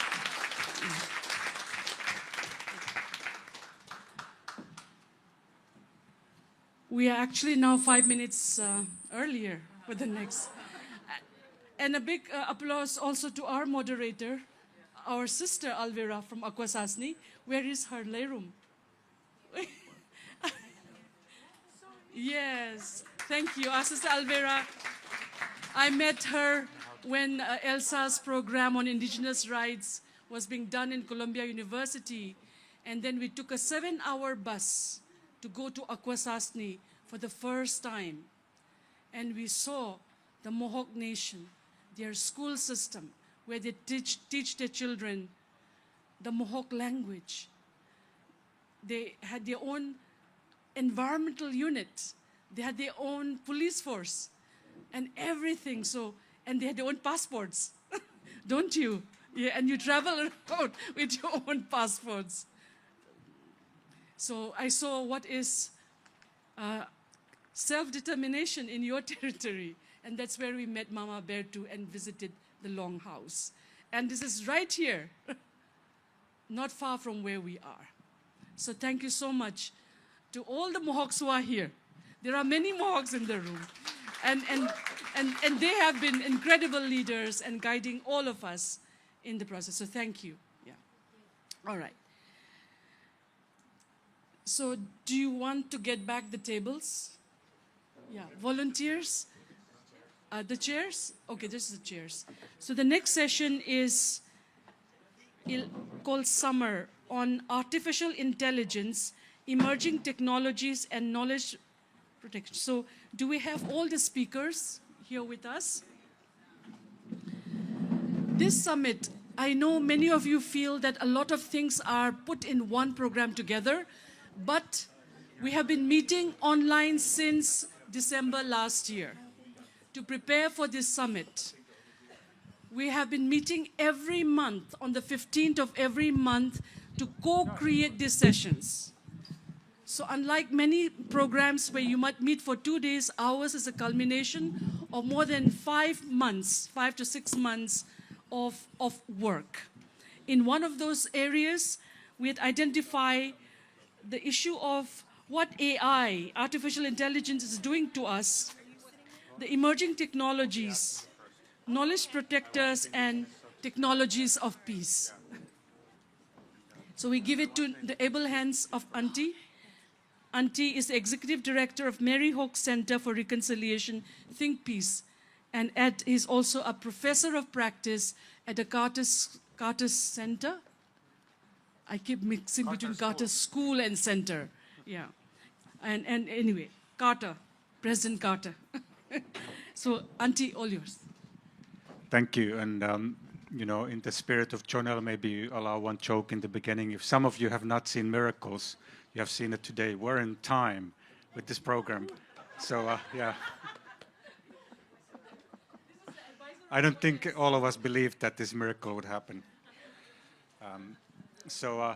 I have the honor to represent a small group of funders here, which I would like to mention. So we were a very small group, the Mary Hawk Foundation, the Holy Trinity Church, and the Humanity United Foundation that have been really honored and proud, Bina, that you accepted and trusted us to assist you in these preparations, and humbled that we can be here today. But I want to tell you, we are too small, and you heard she has just gotten started, and this work has to continue. So I appeal for all of you who have resources, who have the ear of your governments, your embassies, your foundations, please come forward, because this work has to continue. What I have learned from my Indigenous elders is a good approach is spirit-led learning. And for spirit to lead, you know, we need to give some time and space. So I thought we would just honor probably a little bit of the sacred advice we've given. Valentina asked us to listen to silence. We saw Jonel's tears. And then she shared about her moment of going under the water. So maybe you allow yourself just a moment of Jonel moment for yourself, whatever you need. You know, our black feet, don't fall asleep. But you can close your eyes and just pause. And just breathe.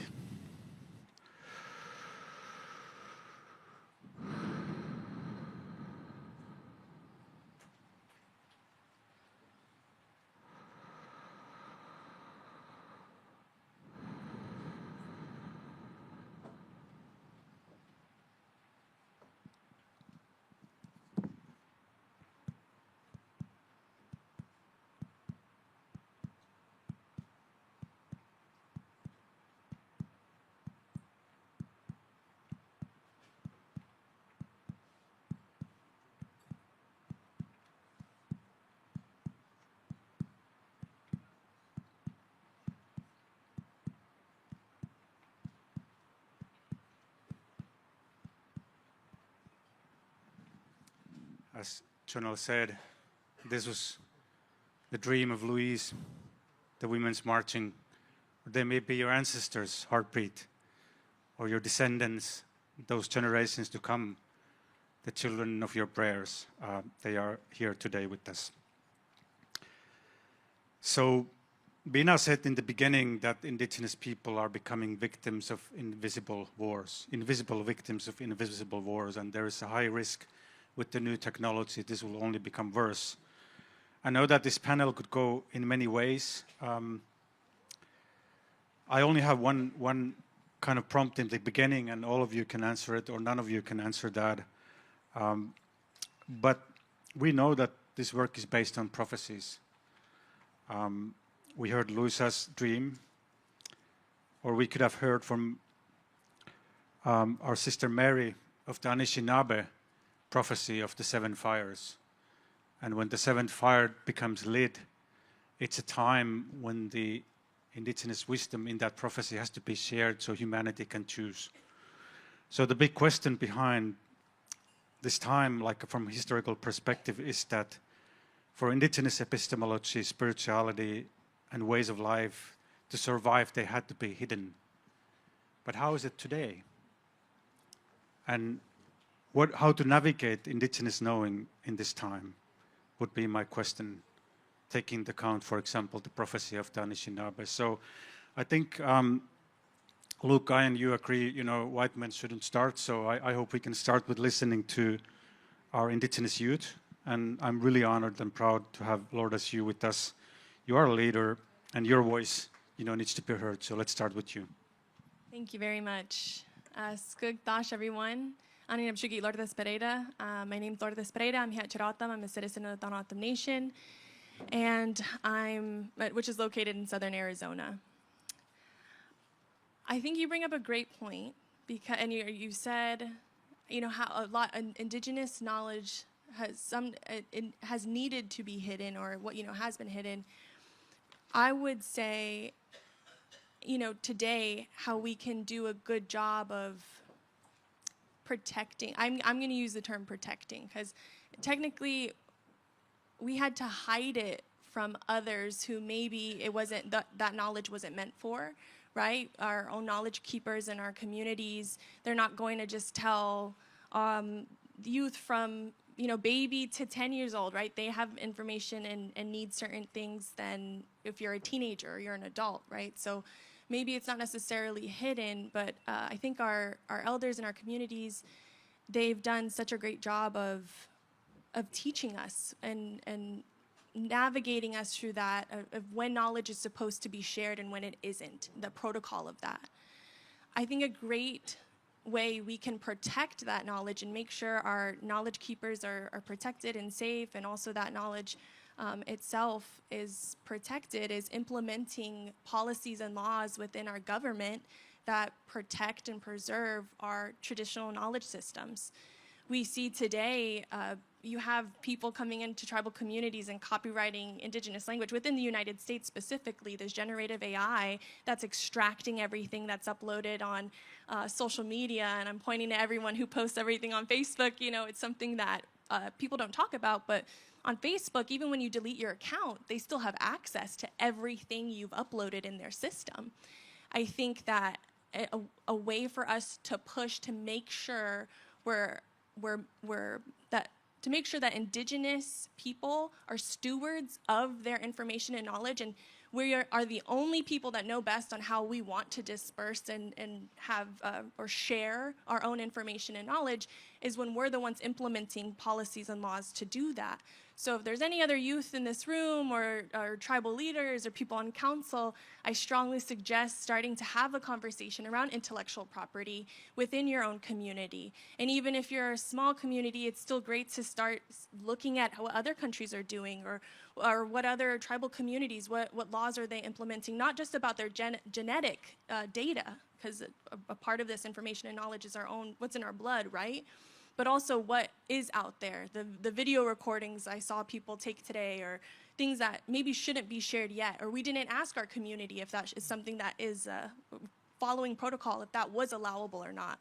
We just should start asking questions, but most importantly, we need to be talking to our governments. We need to be talking to our council and raising these questions, and also talking about how we're going to implement policies and law to best protect our information and knowledge, and keep our knowledge keepers safe. Sapa Hagadai, thank you. What a beautiful response, and what a beautiful wisdom that you will not move alone. Even you have a vision, but you discuss that with the council and the community consent. Thank you. Yasmin, I know you have done a lot of thought on, given a lot of thought of the youth leadership in this space. So just speak to us. How do you see the need for Indigenous youth to step in this era and lead? Thank you. Hi, everyone. I will start first introducing myself a little bit, so if you know who I am, you can see where this response, what is the background of the response that I'm giving. So my name is Yasmin Cadriteo, and I am Chilean. I am from the south of Chile, and I am Mapuche. I grew up living in the Andes Mountains, and I came to the United States about 7 years ago.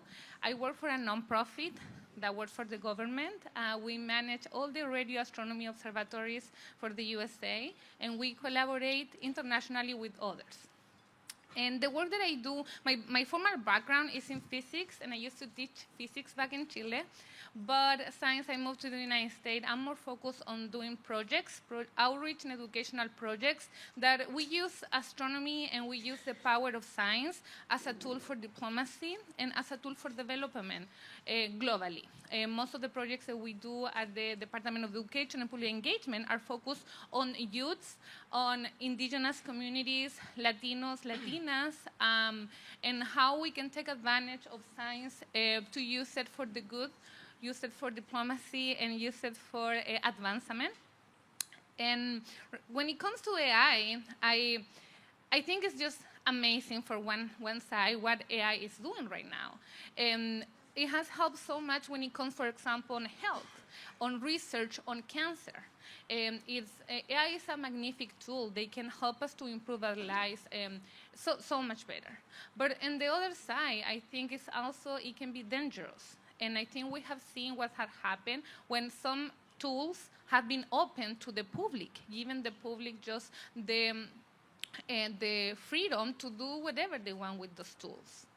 Definitely, we need to move forward and we need to find each other, come together to a middle ground where we can identify how we can take advantage of how science is moving, but how we can also make sure that we have ethical proceeds and regulations. They can help to take care of indigenous knowledge if we want, because I know that indigenous groups, they want to share knowledge, other knowledge that is safe and is secret and it's only for the elders, which is totally okay.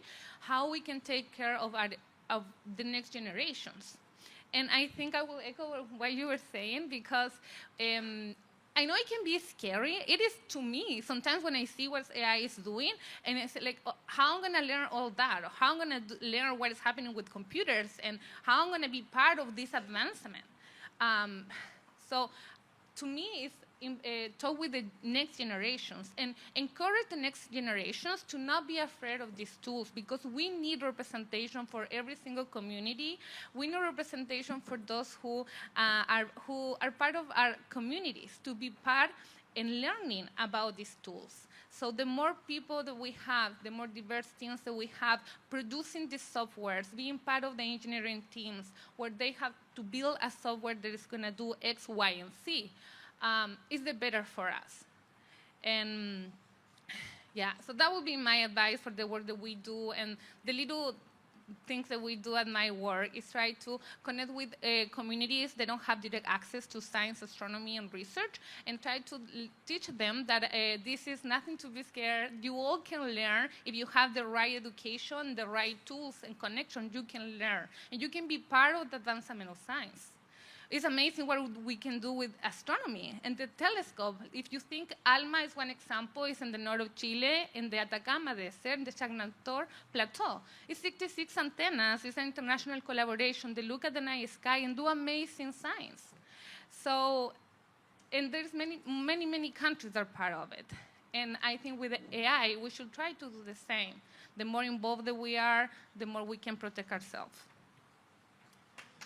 Thank you, Yasmin. That's a very bold statement. Thank you. Luke, do you want to go now or last? Okay. Vera, yeah, my dear sister. So you could discuss with us a little bit about what it means to lead, be able to lead from the ground and from the communal level. So thank you, Vera. Okay, thank you very much. It's very honored to participate. And can I have that, please? Okay, participate in the historical second summit on Indigenous Peacebuilding, and I'm very interested to participate in this panel too about the emerging technologies, knowledge protectors, and technologies for peace. So I am actually a climate change scientist, and I decided to look on this topic through the climate change lenses. Can you please next? Okay, we are actually living in the very turbulent time right now. So the climate change is ongoing and accelerated process. And also, next please, also military conflicts and wars happening everywhere in the world. And it actually, what it was striking me that base and the reasons of this climate change and that military conflicts, they have very similar, because look at that. Next, please. Environmental science. That climate change is not only environmental crisis, but it's also a crisis of the governance of resources, scientific knowledge and power. And it's a crisis of the sustainable negotiation between people and nature.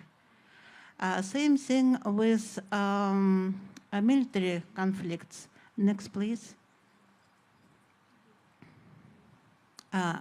Military conflicts.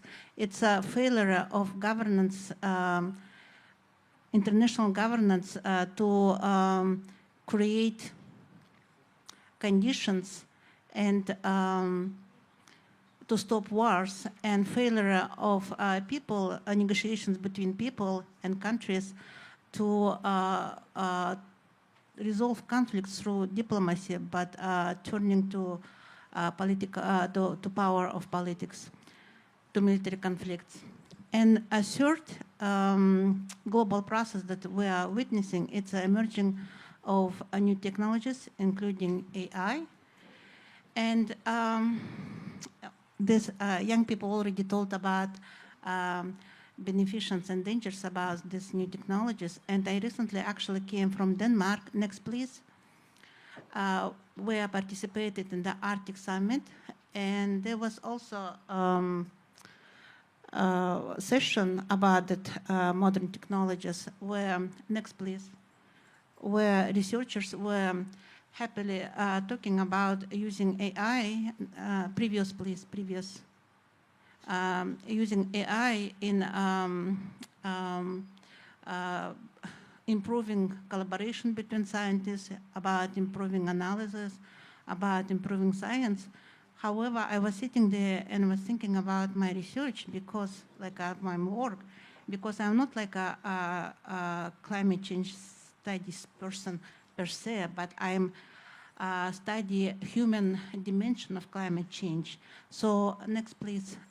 So my work actually is very ground-based, and I work directly with indigenous people. It was before in Siberia, and next please, and now in Alaska.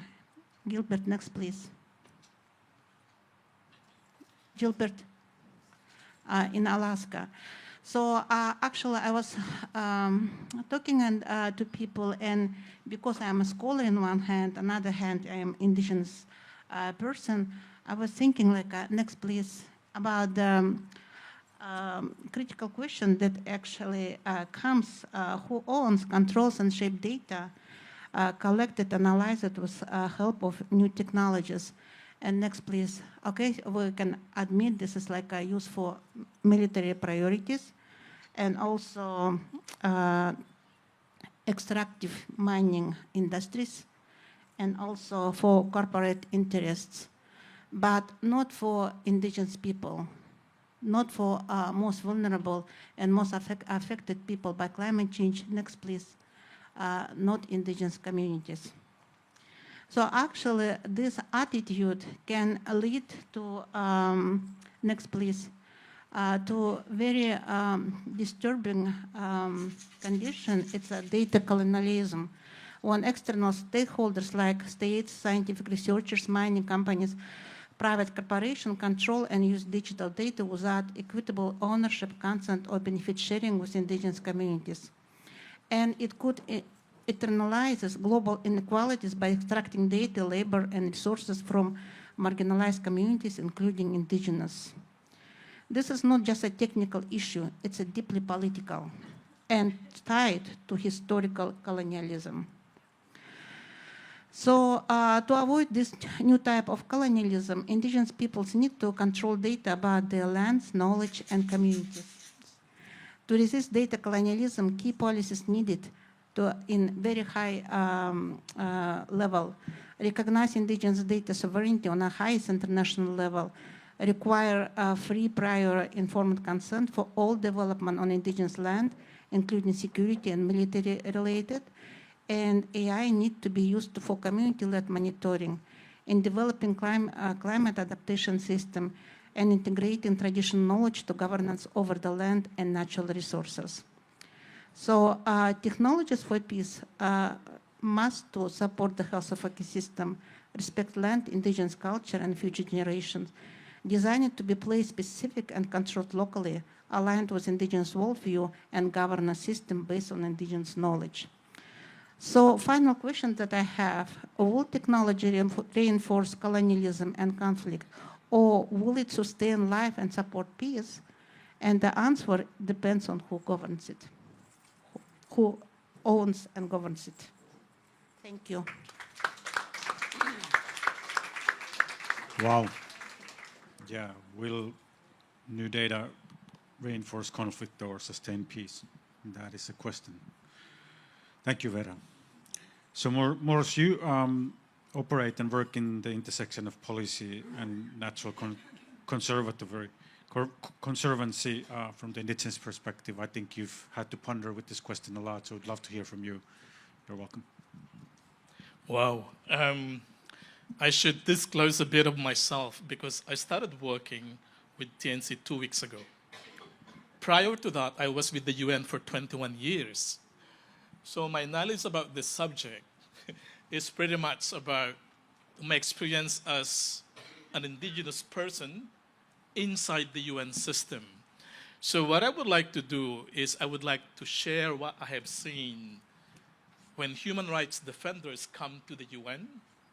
In fact, before they come, when they are in these processes, and when they go home, and what's the threat on them. And I'm talking about reprisal and how technology has been used against indigenous people. I was the secretary of the UN Voluntary Fund until the 31st of March. We have had, if there's one issue I have seen that is most challenging, is reprisal against indigenous people. Reprisal in a sense that when people speak up, collaborate, participate, follow up on things that we are discussing here with the UN, their lives and the lives of the people and the community they belong could be in jeopardy. Now, 3 years ago, I had the opportunity to participate in a Microsoft training. It's incredible. On protecting human rights defender. 3 things I learned. Everything that goes online will stay online. You cannot erase that, my friends. Because of that, as the secretary of the fund, the first thing I did was to delete. In fact, I deleted and I said, we will never, ever publish again the names of our grantees online. Second, you think that your phone is only for speaking? My friends, they're for listening. Whether you like it or not, we were told, in fact, all our phones are listening to us, even in our sleep. And you think that your email is the safest communication? I'm telling you, my friend, any government could open your email if they want to. So where is the safety then? Interestingly, last year, the UN expert mechanism on the rights of indigenous people was the first one who did a report on indigenous peoples and AI and data and governance. For the first time, at that level, this topic is being discussed. Now, one thing that we need to remember, indigenous people, when they come to these spaces, we always say, nothing is about us without us. Second, you need to understand that whether we like it or not, if you're not going to work on this issue now, it's moving. And it's moving very fast, and there is no way for us to stop it. Now, my friend here have provided you, I think, some of the most incredible recommendations in there. Indigenous people has to be a part of that process, whether using the UN Declaration through the EPIC, or there is an incredible example I would like to highlight, the Indigenous Navigator. I don't know if you have heard about it. That tool is now being used by Indigenous organizations to monitor not only application of international standards, but it's also the non-application of international standards at the country, at the grassroots level. You might want to find out who they are. Thank you. Thank you.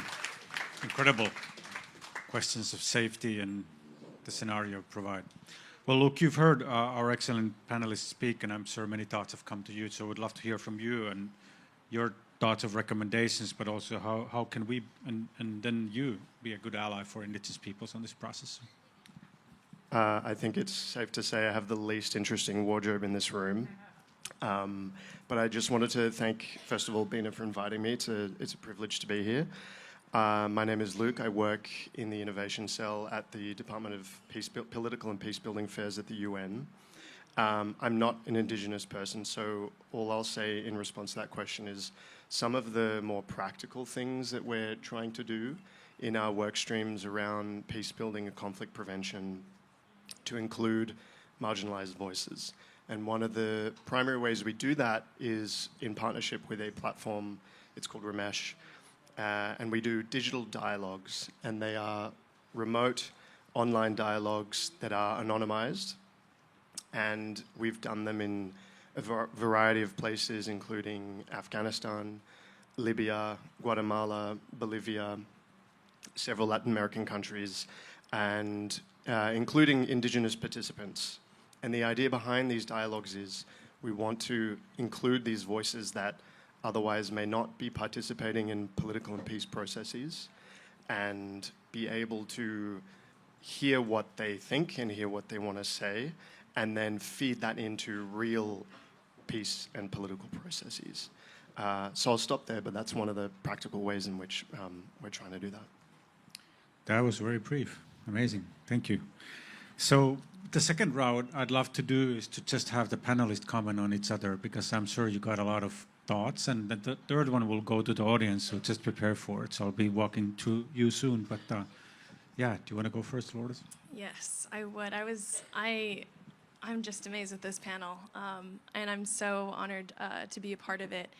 I would say that it's so important for youth to be a part of this conversation, because youth are the ones, Indigenous youth are engaging with AI probably way more than I'm sure people here, older folks. I mean, we're all new to it, but youth have so much experience with engaging with this platform. We all, I'm sure, have social media in this room and should be a part of that conversation. I think that mostly they're written off, or what was mentioned earlier. I mean, AI is taking off, and it's going really quickly. And at least for my own tribal community, and I can speak at least from what I know in Arizona, not a lot of people are having this conversation. Not a lot of tribal governments are having this conversation, even though Native youth, in order for us to connect with each other, because maybe we're not living on a reservation or our traditional homeland, social media has been that platform that has allowed us to have some connection to our communities. And so many people, of course, it's a good thing for us to be connected virtually,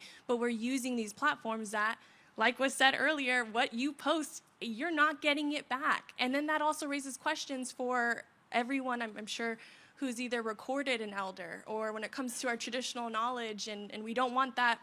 Our speakers have been passing away, and we want to preserve that. We have to think about, well, where are we uploading that? Are we uploading that in Google or the cloud?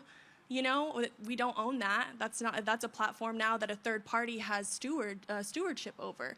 These are questions we need to ask, and we need to be thinking about. We obviously need to understand the problem, and this problem is it's going very quickly. So then who can be a part of solving that? I always go back to law. I think that Indigenous people can protect themselves by implementing some form of law within their own tribal community, saying we do have intellectual property rights. But also bringing our youth a part of this conversation, because we also have been engaging with these platforms and know a little bit about it as well. Thank you.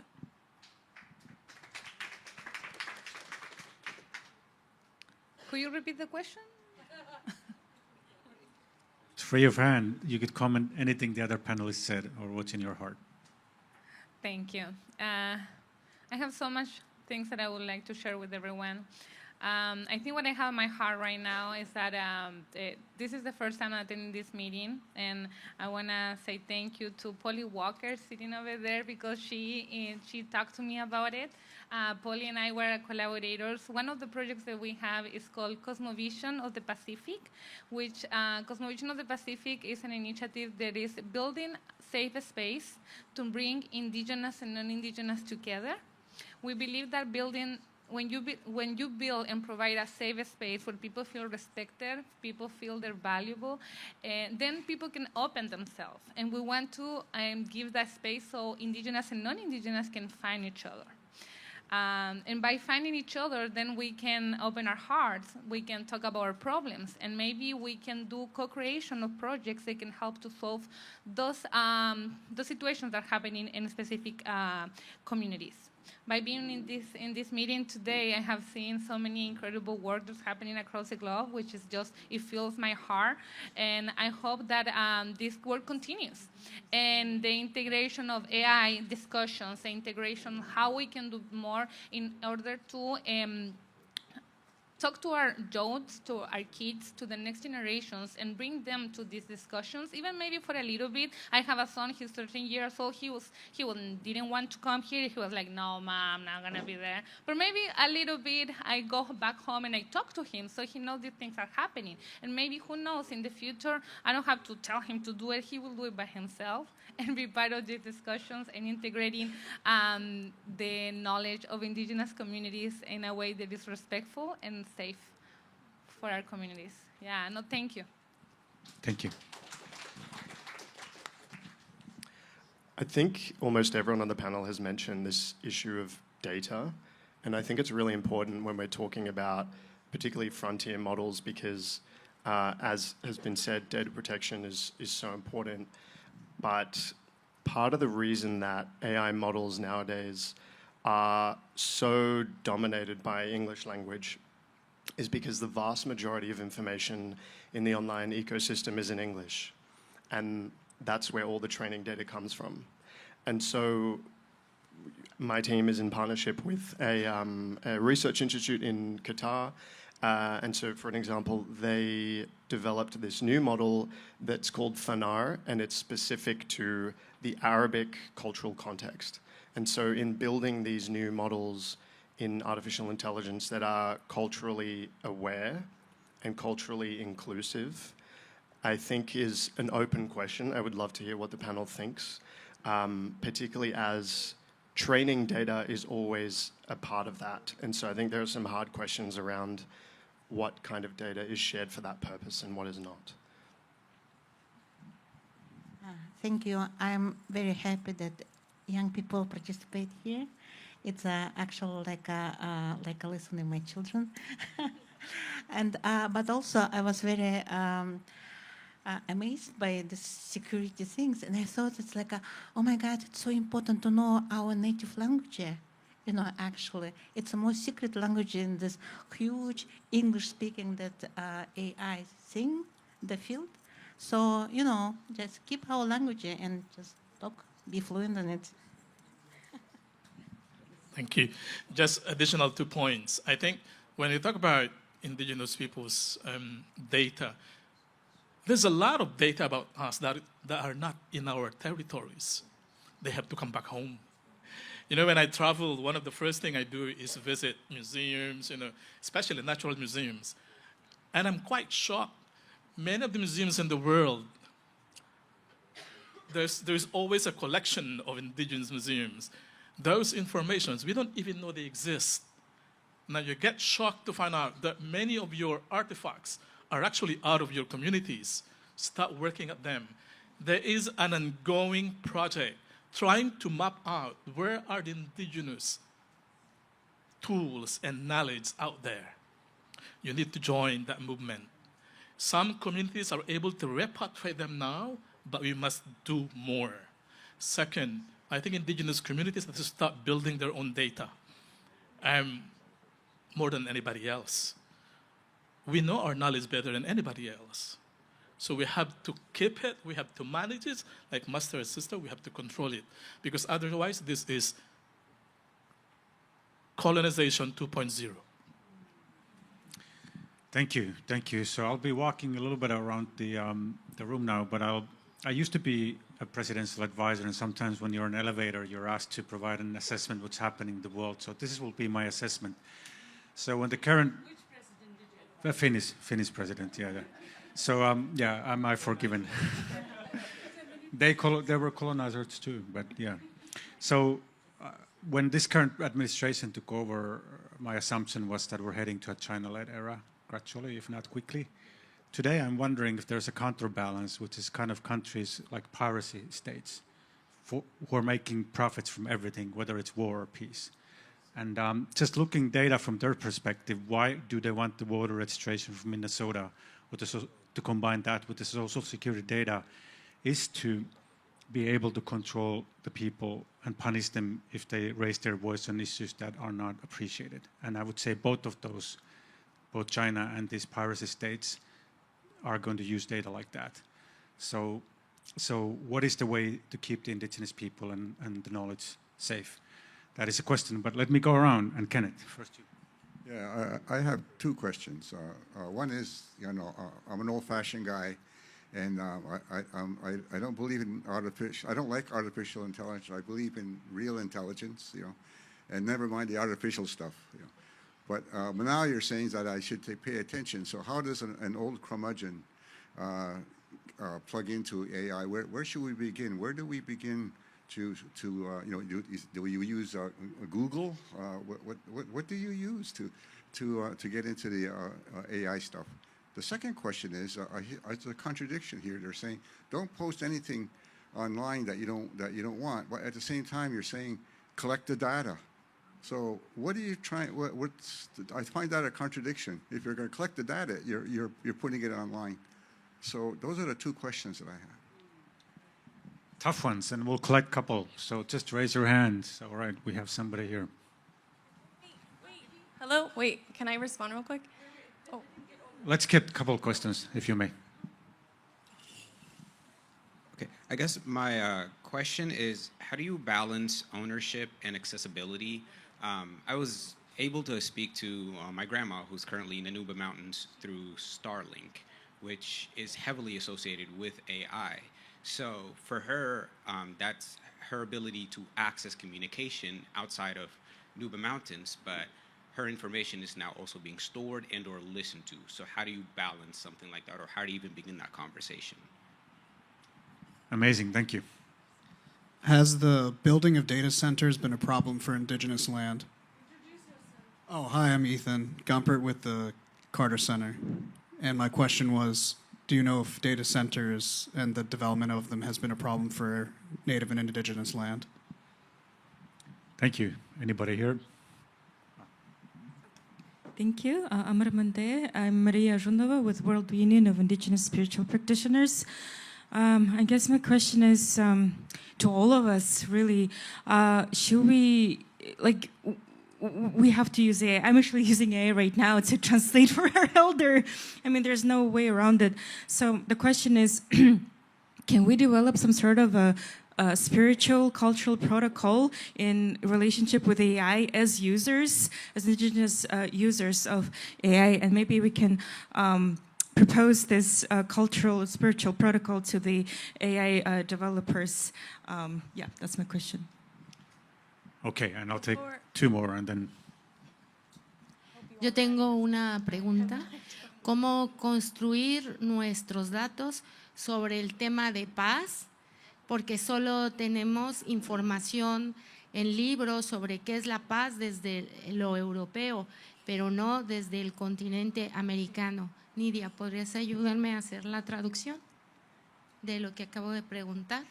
¿Por qué construir temas de paz en nuestro propio continente? Porque no existe información. She's asking how we can create our own database of peace. Thank you. Wilton.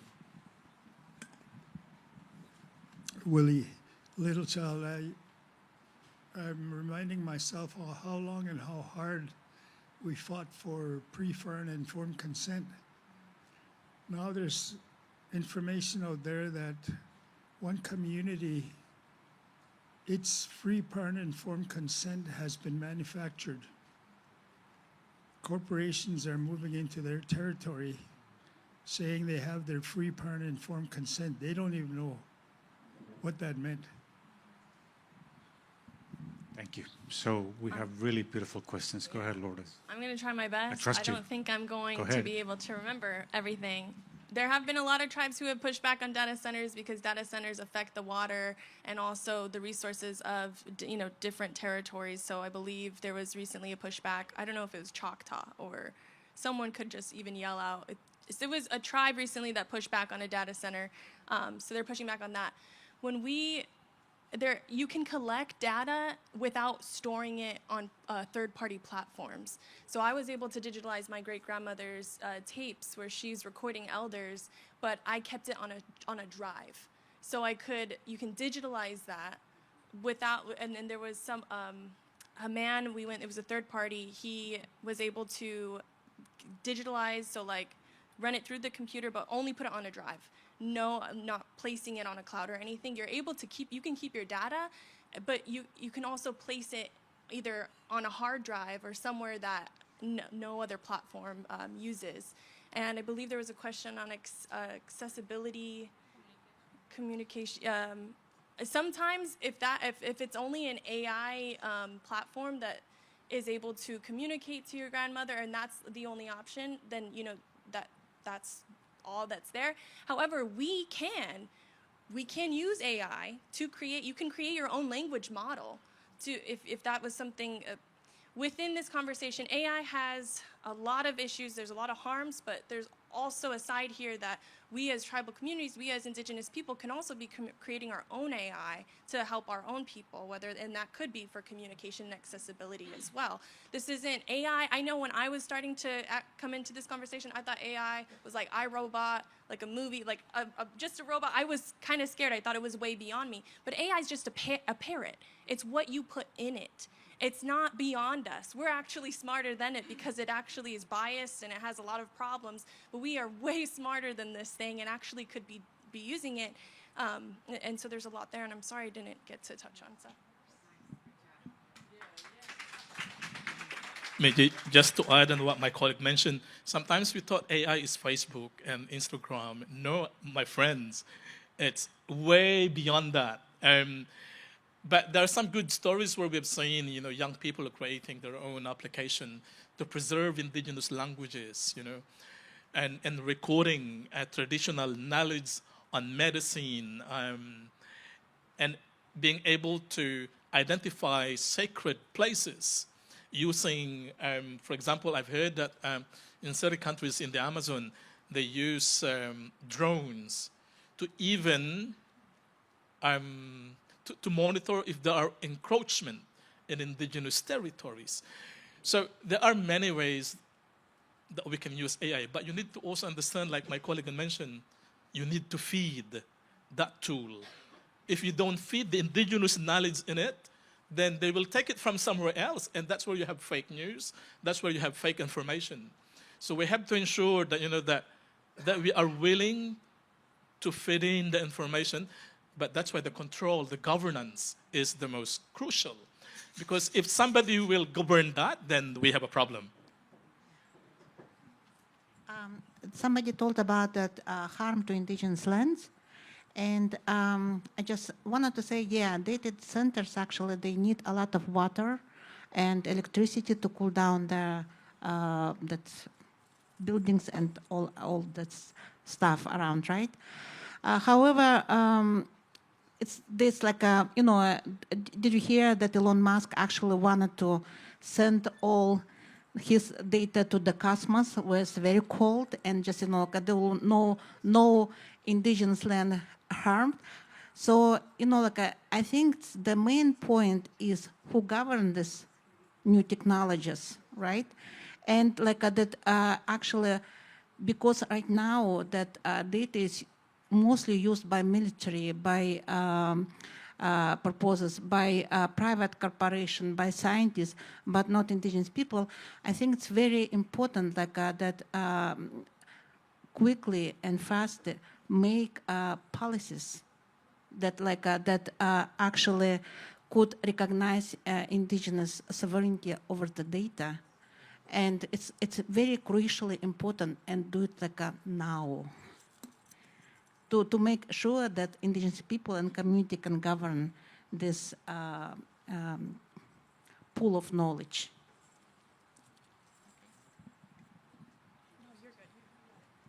There were so many great questions in the room, but I will start with this gentleman over here about how to engage in artificial intelligence. It's the beauty of there's kind of the umbrella term of generative AI, and then a subset within that is LLMs or large language models, and that's when you have a chatbot. And the beauty of something like that is you can just talk to it like a person. So if you and I were to sit down and have a conversation and say, like, I don't get you, who are you, tell me about yourself, how can I engage with you, it will respond in a very natural way. And that's just the starting point, is just try talking to it like, almost like it's a person. And I know that sounds kind of strange. Yeah. It takes getting used to, absolutely. And then I think there was a few questions around incorporating non-Western perspectives of peace and of ethics. And I think this is a really important question, because with these frontier training models, whether it be OpenAI or Anthropic or these large companies, I'm sure you've seen on the news, we don't know what kind of guardrails are in the base code of those training models that is telling it what is right and what is wrong. It might give it instruction to get to an end goal, but then the artificial intelligence will just make its own decision of how it gets to the end goal, right? And so it's so important to imbue within that process a sense of ethics and values. But the question is, whose ethics and whose values? Because that changes depending on the culture. So I think that's a really big question. And just to close a little bit this round of questions, I think in general, I just remember like when I used to talk with my grandfather back in Chile, and he didn't went to college, so he was like, if I don't believe it, if I don't see it, I don't believe it, or I believe it till I see it. Right now, it's so easy to just generate any type of video, anybody doing anything, and then people see those videos, so they then believe. The way that we can go against this is by education, educating our communities, educating our people. The more the education that we have about a subject, a field, the more that we can make smart decisions, what is true and what is not true. With AI, it's the same. I think a lot of us really don't feel connected or feel a little bit unfair because, yeah, it can be dangerous if it's not regulated, but it can do amazing things. It can help to preserve our language. It can help to preserve knowledge that we want to share and preserve it that way. So again, I think my message is more, let's get more involved with it. Let's try to build subgroups within the same network here of people who can focus on this, on AI, how we can be included in the conversation, how we can bring ideas of a roadmap or how we want indigenous knowledge and ways of knowing being included in this AI transition, because we're moving there.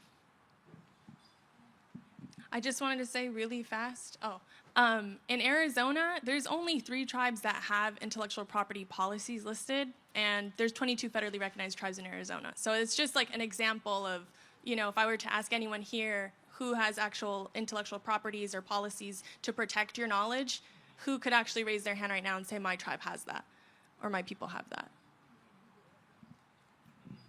Okay, thank you. And just very quickly, it's actually about policies, and somebody talked about that spiritual protocol, and I think it's like that policy can be based on the spiritual protocol. So it's very important issue that you can just or we can make it and then go further and adapt for the policies.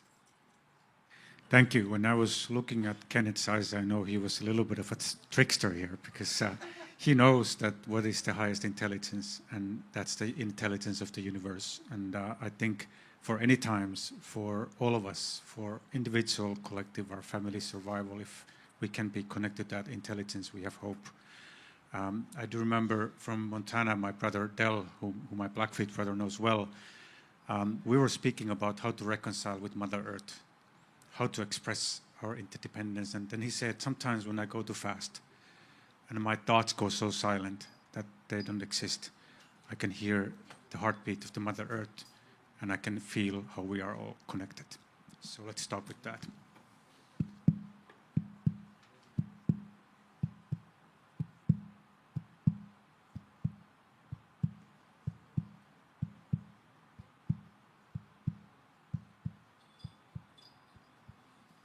Thank you. Thank you. Thank you too. Once again, big round of applause for the... And Amy deserves this one of these robes for the lock keeping. She deserves a whole wardrobe. Yes, thank you.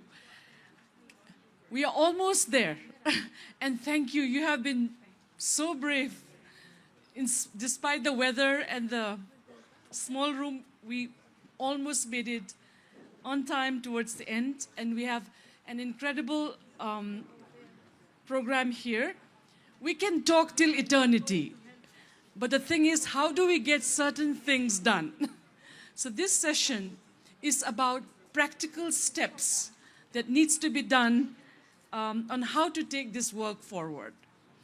So as many of you know, that since the first summit, when we realized the importance of Indigenous peacebuilding, we started conducting research, writing, and analysis. Number one, many scholars in the room are here who are doing research. You have heard them, like Noni is there, Nidya has done a chapter. Many others in this room have also contributed to this. But most importantly, we can talk and talk and talk, but what do we do and get things done? Do you agree with me? Yes, oh my God, yes. So let's get things done. So this session is about that. So I know you're tired. There is iced tea. There is coffee. And coca tea. Coca tea that she brought all the way from Bolivia. Yeah. Be careful. She may get you addicted. Okay. Yes. So the last session of summer, because summer is not just about heat, war, about getting us frightened about AI. Somebody once told me several years back, if you don't exist on internet, Bina, you don't exist at all. Now, we are now hearing if you exist on internet, then everything about you is not about you anymore. And we know this. But as our elder Kenneth said and others, everything is on fear. They make us fearful. Our jobs are being taken. Our lives are appended. We have to say that in India, we have a term called Maya.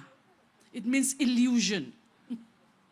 Illusion is generated every single moment because through selling illusions, somebody laughs the way to the bank. You know who they are.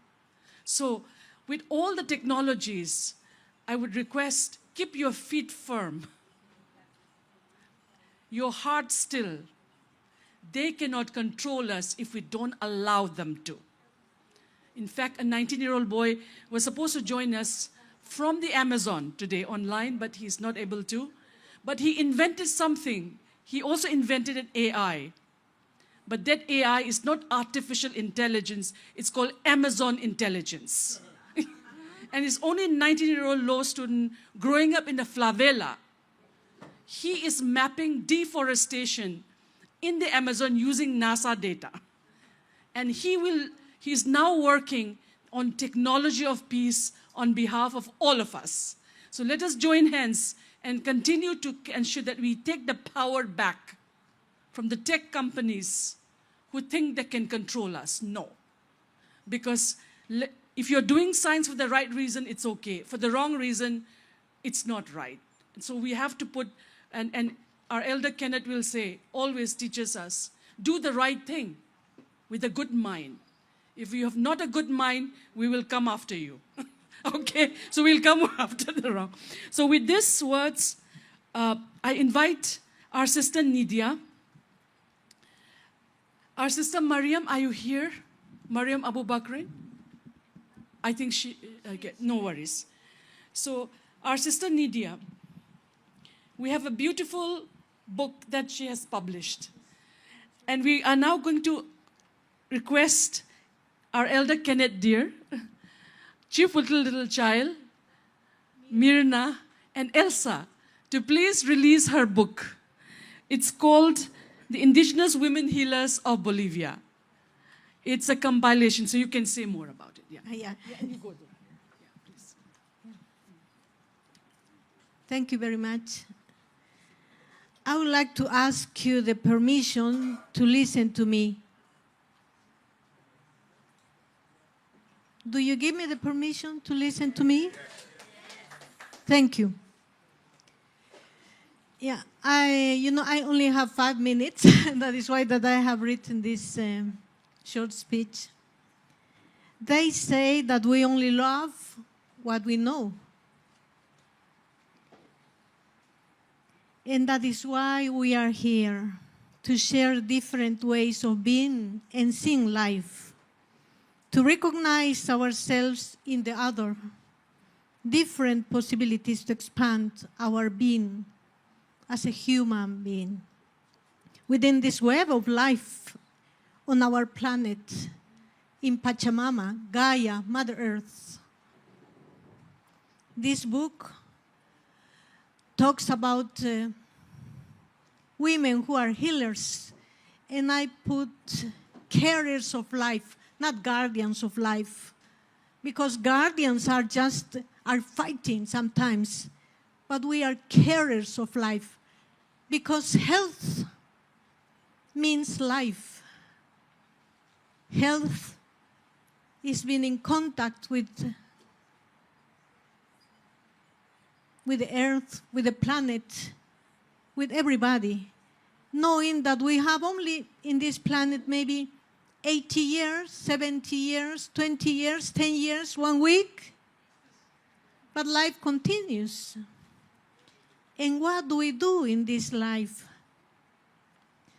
And I thought 20 years ago, when I started writing about these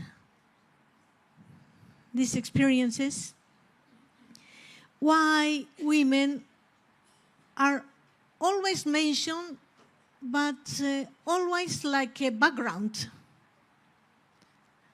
And men are the ones who are performing the big presentations, the big show.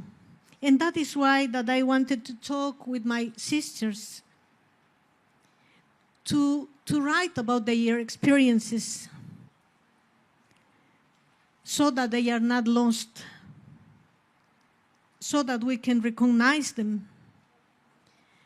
And during this period, 2 of the sisters died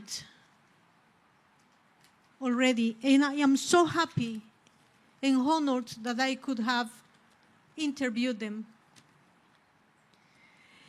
And health and all the work of healers done is not only in a symbolic sense, because in our worldviews, health is not separate from life.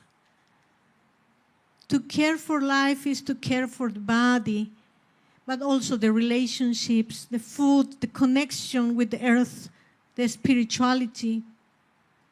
Everything has to be in balance. This book is not a manual, but it's an invitation to look life in another way, in a way as healers, and everybody is a healer.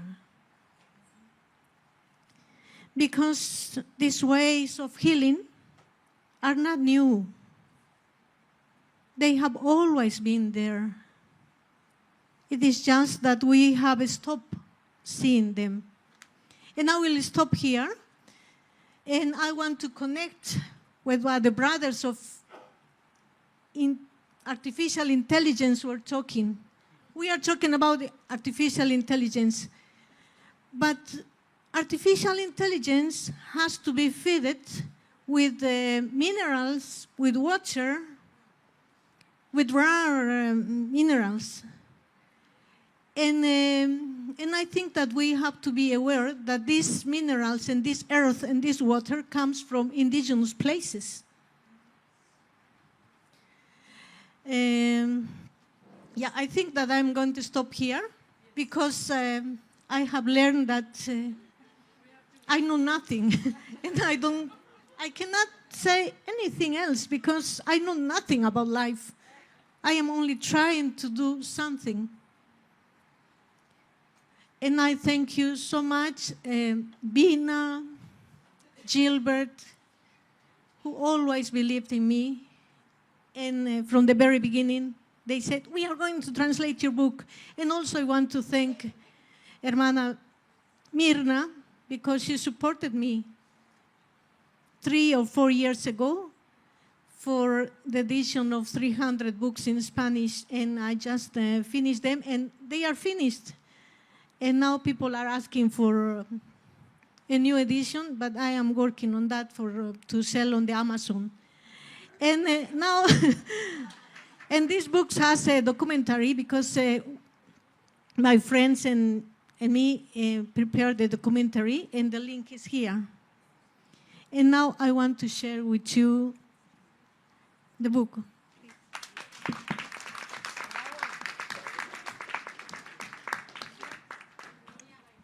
And I thank you so much. Wants you to take a photo with everybody. Oh, yeah. Who? Take a photo with everybody. Oh, yeah. This is real intelligence, not artificial intelligence.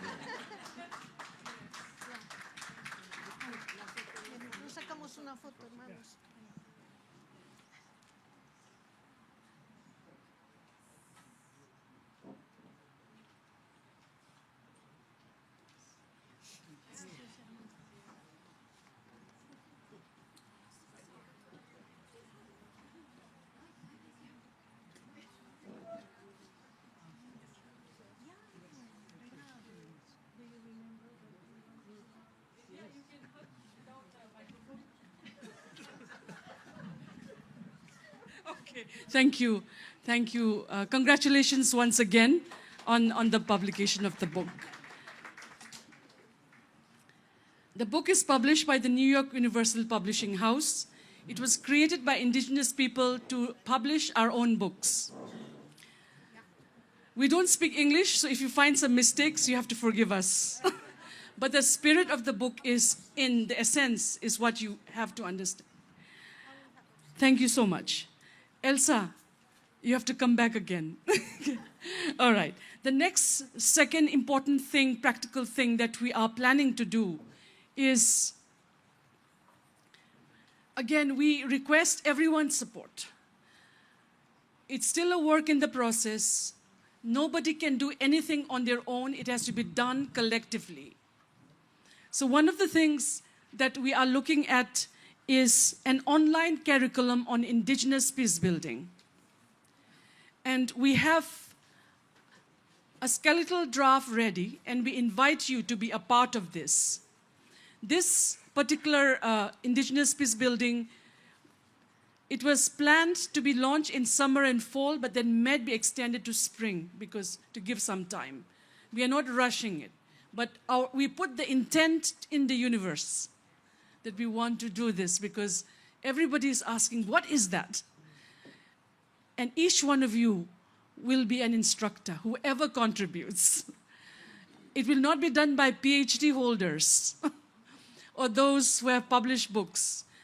Anyone who feels that they have knowledge to share can be an instructor in this. So we request Professor Elsa, who is, again, mentor of many of us in this room, and she has led incredible work, 30 years historically at the UN, and then at Columbia University, have developed this path-breaking course where I was once a student too, and many of you in this room. So thank you for your leadership, and you may please share a few words.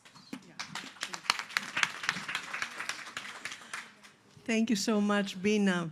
And I know that we are still in a summer session, but I want to say that as a Greek, for me, summer also means, you know, soft breezes under the shade of, you know, some trees or by the sea.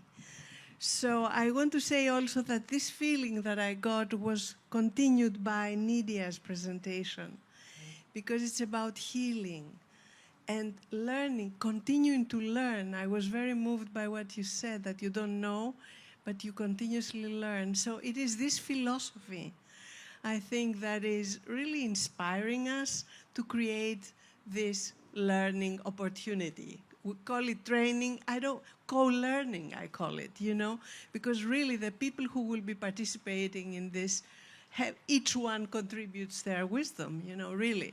So what I want to say is that what I have noticed is that there is tremendous and increasing urge from indigenous and non-indigenous people to learn, to get trainings on specific topics. And I have participated in several, and I want to tell you one statistic, because I think it's impressive and it gives us an oomph, a push in this effort that we are going to have, Lina and everybody.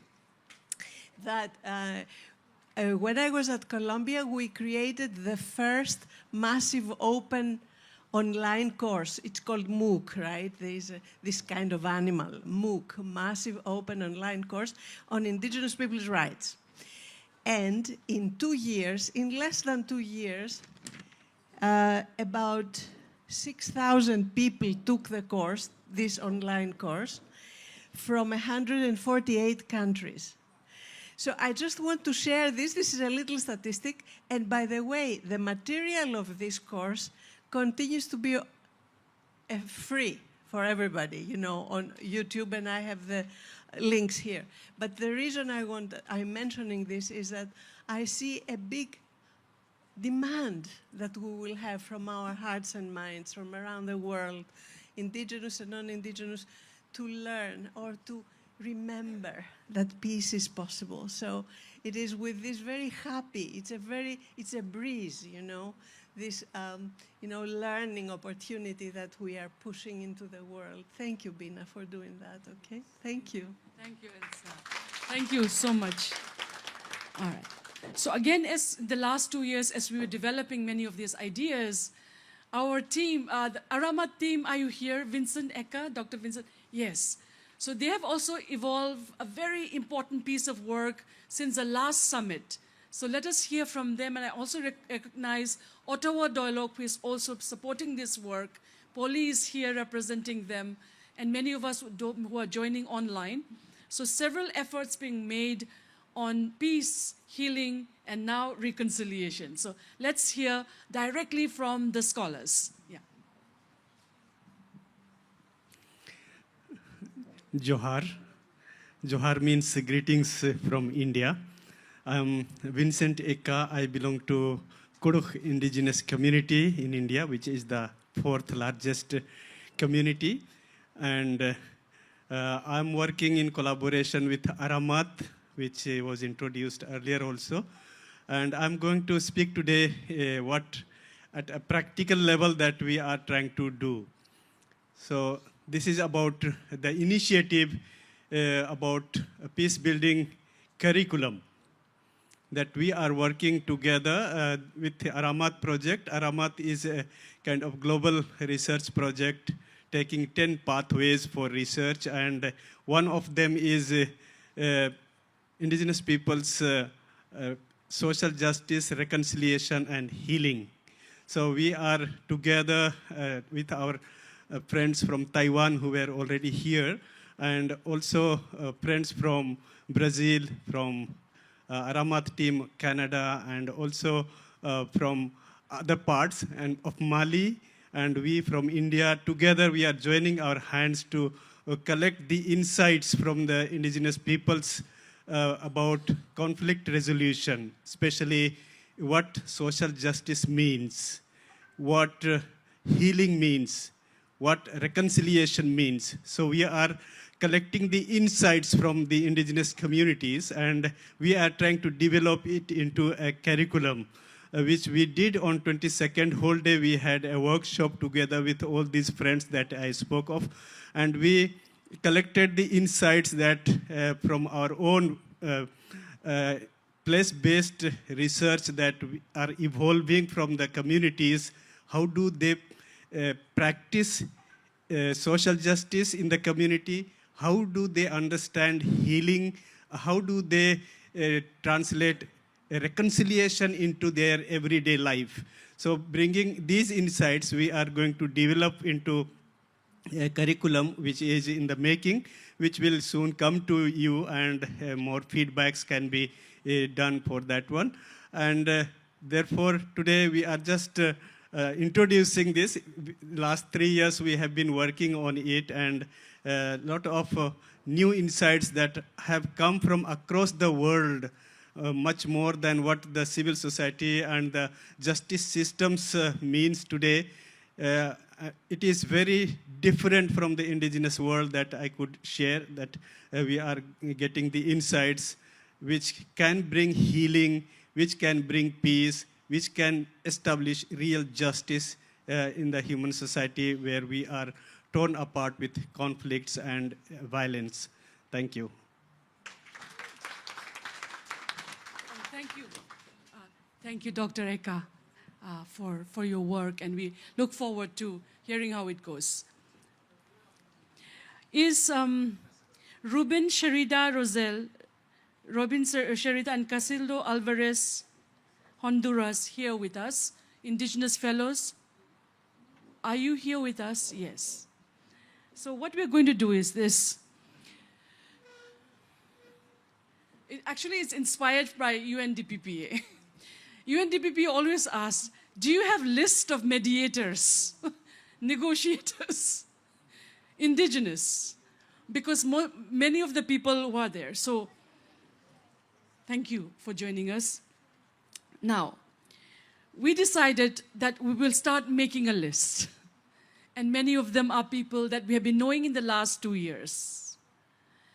Now, this is a living document. And today, our 2 sisters who are a part of the Indigenous Fellows Program, they are to release it. We have the list, but we also want everybody in the room to also give in the name of a peace builder that you know, that we may have missed, because we want to honor them. Okay. So, but we would like to know a little bit about both of you and share about your work from your countries, because you come from 2 different cultures and you haven't spoken a bit since morning as we prepare the list. Okay? Yeah, please take. Oh, Spanish, and you're going to translate? Oh. No, yo estoy conectada, pero yo voy a hablar en español. Yes, you can take. Good afternoon, everyone. I am Sherida Ruben. I am Pemong from Guyana, South America. And I work along with an organization that represents 8 indigenous villages in the Upper Mazruni district, which is why it's called Upper Mazruni District Council. And our work includes representing our people, and the main issues we have are, like everyone else, land rights, FPIC violations, or the lack thereof. And for the organization, we represent 2 nations, the Akawayo and the Arikuna. I would say in our country, we are the first and only so far. Everyone is waiting to take our government to court because they were not respecting our rights to our territories. And instead of recognizing our territories, they decided to give us tiny pockets of lands instead of a territory. So now we're like islands in our territory. What was once a territory is just islands, 8 little islands. That is the reason we took our government to court. And it took 24 years before there was even a ruling. So that area is where our organization focuses on a lot. And I would like to say thank you to the Voluntary Fund for the opportunity to be at the permanent forum and to attend this. And thank you, Bina, for having us.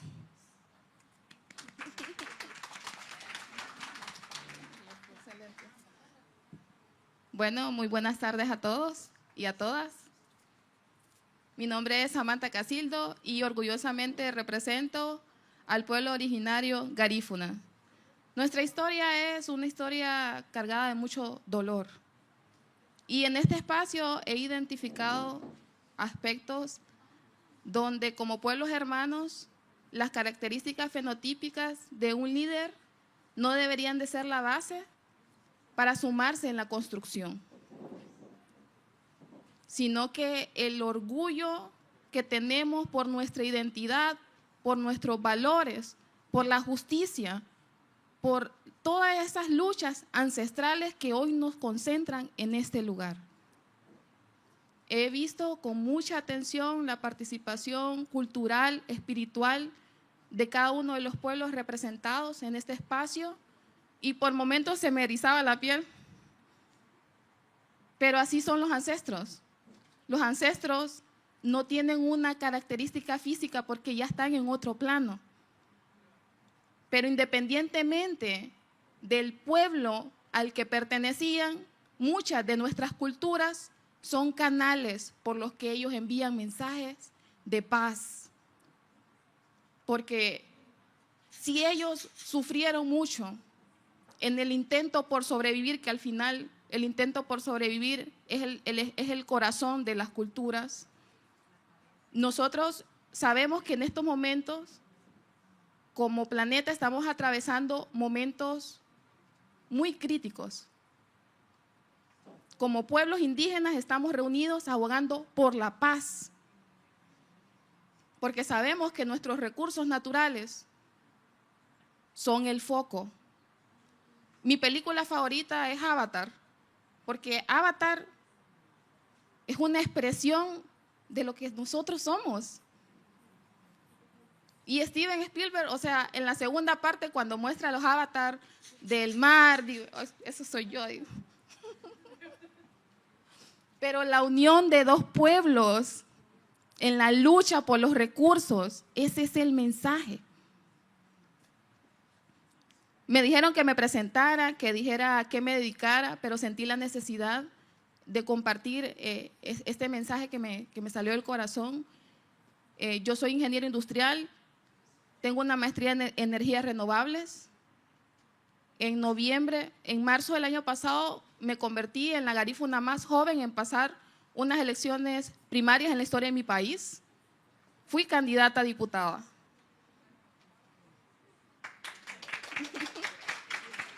Porque yo entiendo la necesidad de que estemos en los espacios de toma de decisiones. Y agradezco muchísimo a Bina por darnos esta apertura, al Fondo de Voluntarios de la ONU por permitirnos alzar la voz desde el Foro Permanente de los Pueblos Indígenas. Y mi comunidad ha sentido que yo he sido una interlocutora donde he plasmado en la sesión del día de ayer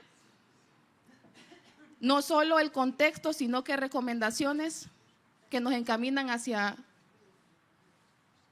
una sociedad que se construye en paz. Gracias.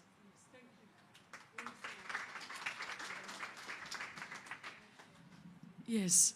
Did everyone get this little pin which is on your tables? And the pin which has this written, Protector for People, Peace and Planet. When we say we are going to honor 100 Indigenous Peacebuilders, did you know that you are one of them? Yes. Yes. Many in this room, you are Indigenous. Please have a round of applause for yourselves. Okay. Yes. And if you see on the windowsill, what it says, I am Indigenous Peacebuilder. I am protector of peoples, peace, and planet. Aren't we? Aren't we protecting every single moment of our lives? So when we say 100 Indigenous Peacebuilders, you are the 100 Indigenous Peacebuilders. Thank you, yeah. More, louder, louder. Yeah. Yes, yes, yes. With these words, we are going to, where is my program schedule? Yes, patiently waiting. We would like to acknowledge all those who have joined online. As I mentioned, 300 people registered. We could only have 150 people in the room. Many have joined online. And we will be closing today with a very special person whom I met last year at the UN Permanent Forum. He called me granddaughter, took out what he was wearing, his necklace, and gave it to me. It was a moment which realized that you meet relatives. We may not be connected by blood, but we are connected in spirit. So grandfather, if you are hearing us, Daniel, Eagle Warrior, Chief Spiritual Elder of the Chakdo, Muskogee, Yamasee Nation, please deliver the closing remarks. He is online as we do this. I just wanted to remind you, we haven't taken a group photo, as you noticed. So please hold what you have, and we are going to get a group photo, okay? So we need some help to do that. To ensure that we are able to move around tomorrow, we may take out all the tables. Is it okay? Or you need to write something on it? Or you are okay with the arrangement? All right, we'll keep that. But for the photo session, you may have to come this way, and then we will take a group photo, if it's okay, okay? No, today. We will take a group photo, so please don't leave after this last spring. Is it online? Yeah. So once again, thank you for being the protector of people, peace, and planet. Please know that you are doing whatever you are doing. We honor you. We see you. We honor you. Thank you. Yes. And then our sister Alvera has brought a beautiful film on the great law of peace. So after this, we'll yes. Can we have full screen? Yes. We have the closing prayers and remarks.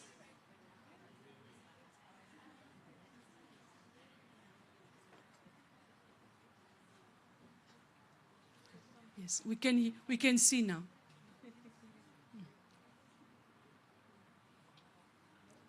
Yeah, give patience.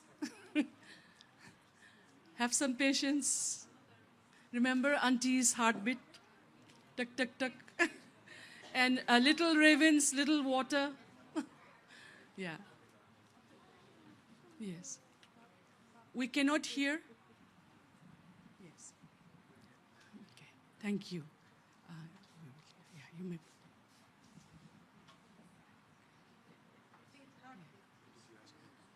Yes. To be silent? No, no. Just to calm people down. The technology is still.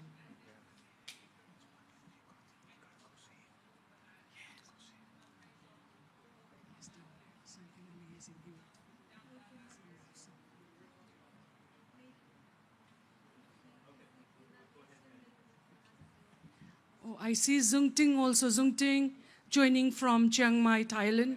Yes. We want to give a minute also to Zung Ting later.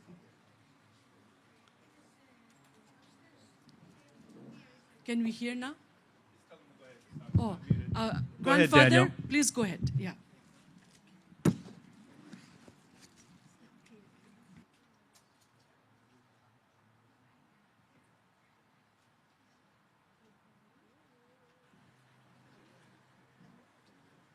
We cannot hear. Okay.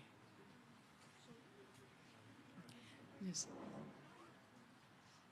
Chris Alvarez and his team. Oh, he's speaking? We cannot hear? Okay, let's give a moment. Chris Alvarez and his team has been working very hard. They're not from this institution. They have come just to help us out. So let's have some patience as we sort out the IT.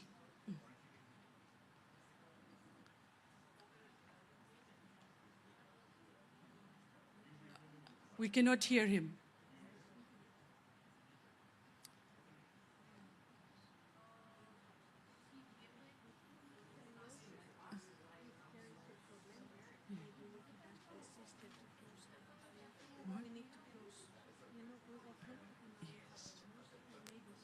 Just a minute. Just give us some minutes.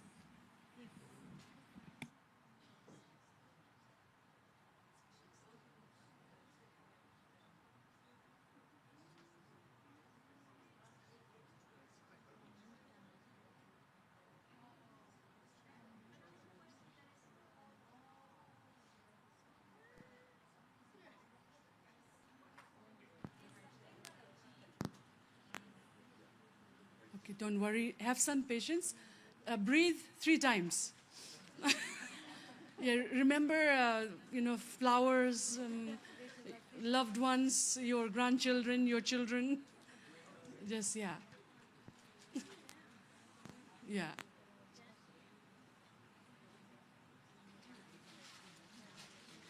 Hello. Oh, okay, yes. Yay. Oh.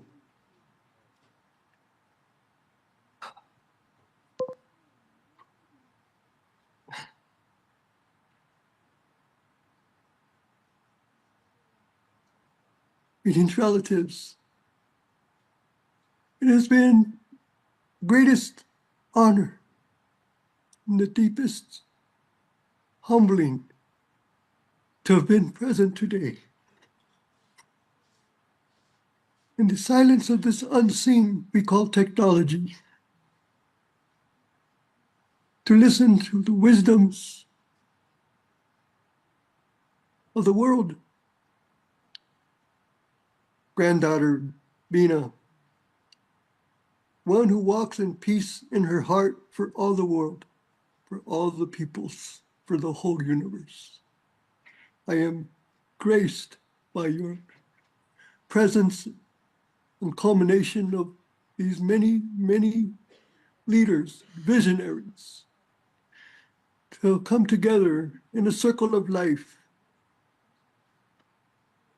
Father Kenneth and chiefs, the grandmothers who've spoken, how we are here today in a cosmic time as I am. It's been spoken, it says, there's a time of saying, it was a time when I didn't know that I didn't know. We come to now a time where I know what I don't know.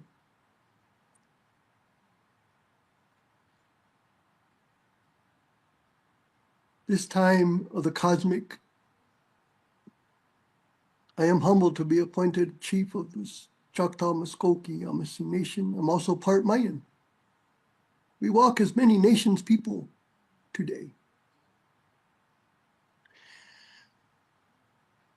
In the famous words of Philip Deere, the first medicine man of the American Indian movement here, says you cannot go down the river of life in 2 canoes.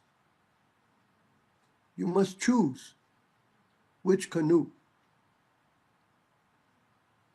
We have come together, but I believe and I know in my heart that we have burned our war canoes within. But there are many who still paddle in their war canoes in the inner of themselves, a reflection of the outer world.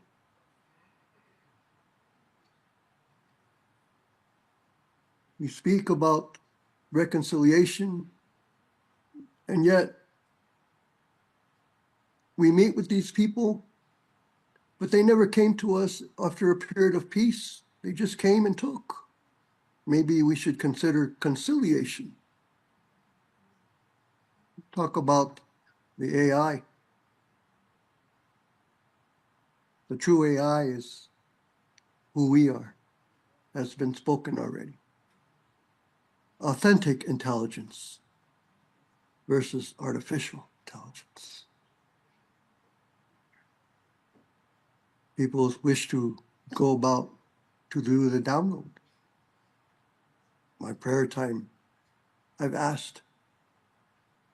And Creator says, I sent everything that you need to do the work in this world that I have sent you to do.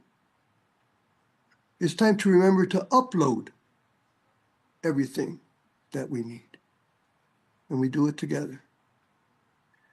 I have just come from a gathering of elders as I sit here on the ancestral lands of the Yavapai Apache here in Arizona,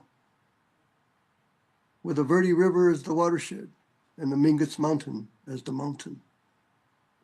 Gathering of elders from the countries in Americas here who have come up with a covenant for all indigenous nations to come together, to support one another, to open old trade routes, created already uncorrupted platforms that we all can use.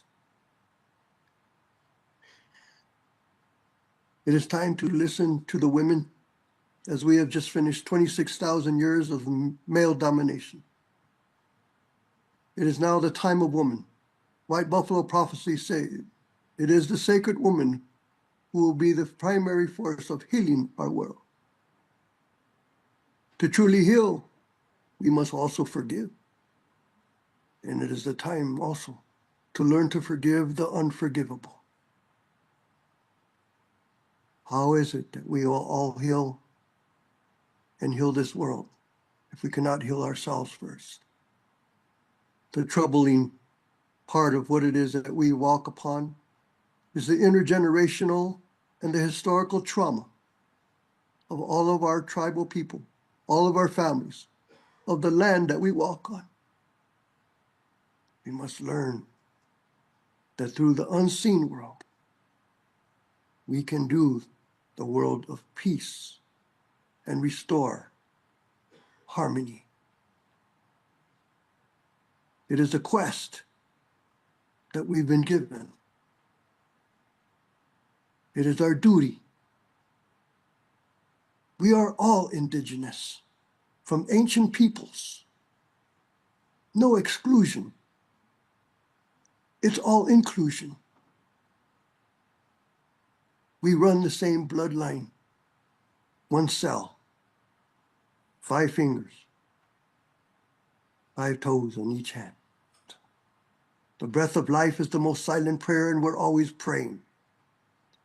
And so it is that we'll come to a time soon where now that we know, you cannot know the way of peace. I have seen and listened to so many of the grandmothers, and yet today, you wisdom keepers of the sacred feminine, help us as the sacred masculine heal our feminine within, that we may walk in honor, respect, dignity, and the integrity that we can walk together.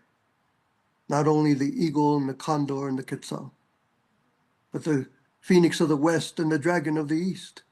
We must all come together from the 4 directions. Honor the 4 sacred elements of life of who it is that we are. And then the breath, and with my beloved here with me.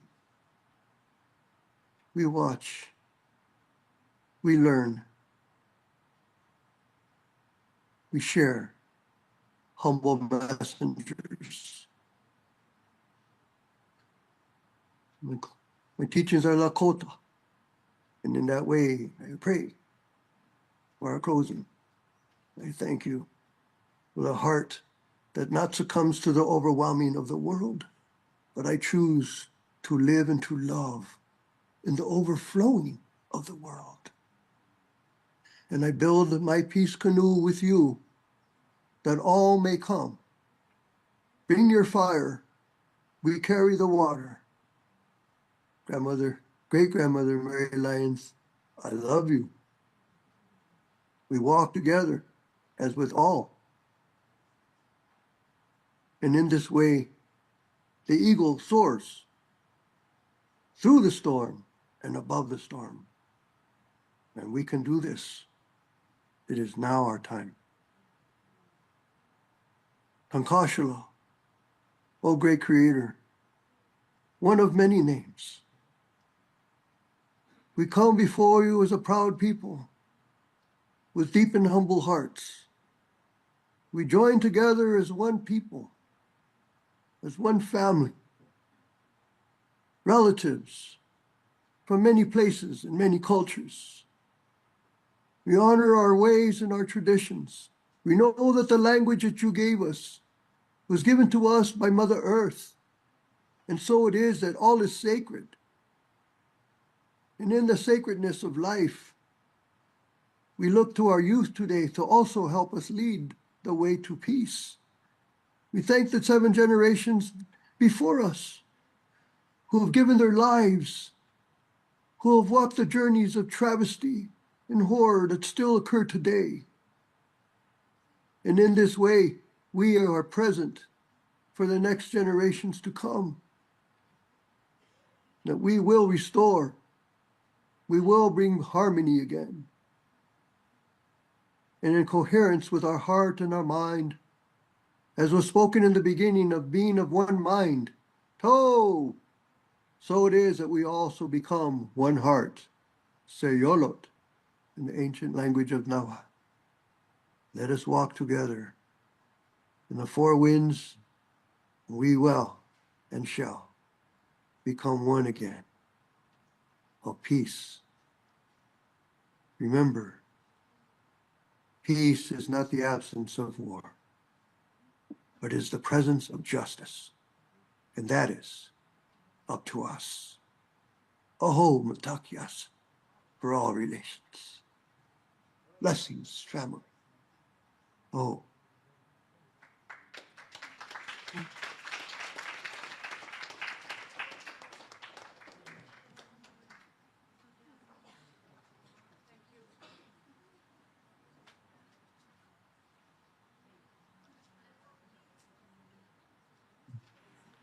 Thank you so much, Grandfather.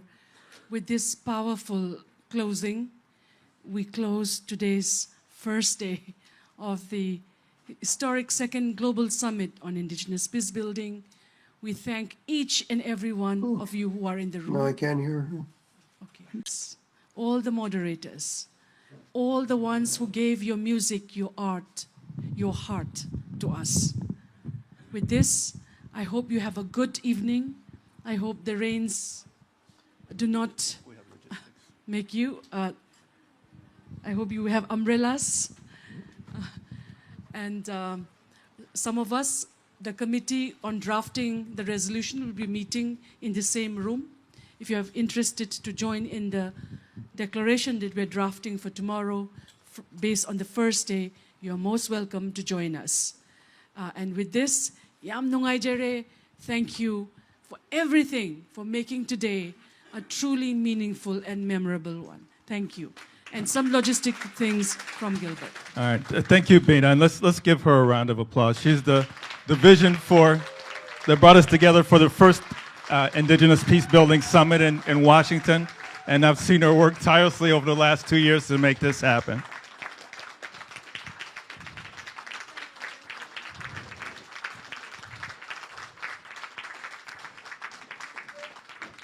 Muy buenas tardes, bien amigos, familia, y gente indígena. I'm Gilbert Smith. I'm the co-founder of the Global Alliance of Indigenous People, Gender Justice and Peace. And I'm very much joyful to welcome you to my city. I live and work here in New York. We've had our program for the day, but I just wanted to go over some logistics so we're clear about the rest of the day and tomorrow. So first of all, we're thankful to Thomas Berry Place for hosting us. When we had an original vision, it was hard to find a place. And when we made an agreement for here, we had an idea of how many people would come, and it kept growing and growing. So they've been very accommodating. If you're parking, make sure you park on the other side of the church under the place where they have the skylights. It says Retreat Center.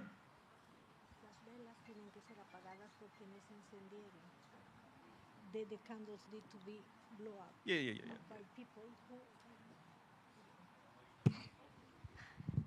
Las velas tienen que ser apagadas por quienes las encendieron. The candles need to be blown down by the people who they are not here. Yeah. Don't just blow the candles out at your table. It's ceremonial. That's what she's saying. But for those of you who did not stay here last night but are staying here tonight, please come to the registration table. We have keys. We'll get you into the rooms on the 3rd floor. It's important also that we clear the room after this. There's meals for people who are staying here and for the volunteers. Everybody else is on their own for dinner tonight and breakfast tomorrow. We would like to thank DOSIP. We have excellent translation services. They have been translating in English, French, and Spanish, and the QR codes on your table are where you can log in, and even if you don't have the meeting details, it'll take you right there. Upstairs, there's a table for donations. There's also a registration table if you haven't registered yet. It's open now, and it's be open in the morning. And there's an exhibition on Weaving for Peace, where you can actually take photos. Some of the things there are for sale. We also have books for sale. We have Nydia's book. We have books on our indigenous stories. We have a number of authors here in the room who will probably sit and sign things for you. But we're grateful for the book launch, and there will be books on sales as well as exhibit items. Yes, thank you. Sherry Mitchell is here from what? Sherry, wait. No. Land Peace. Land Peace. Yes, thank you. Her book is also here. And yes, let's all come this side and take a group photo, remember? I almost forgot. So please, we'll have a group photo. Now, how to do it with a lot of tables. The elders can sit here. Huh? Outside, is it? It's ups better? Oh, okay.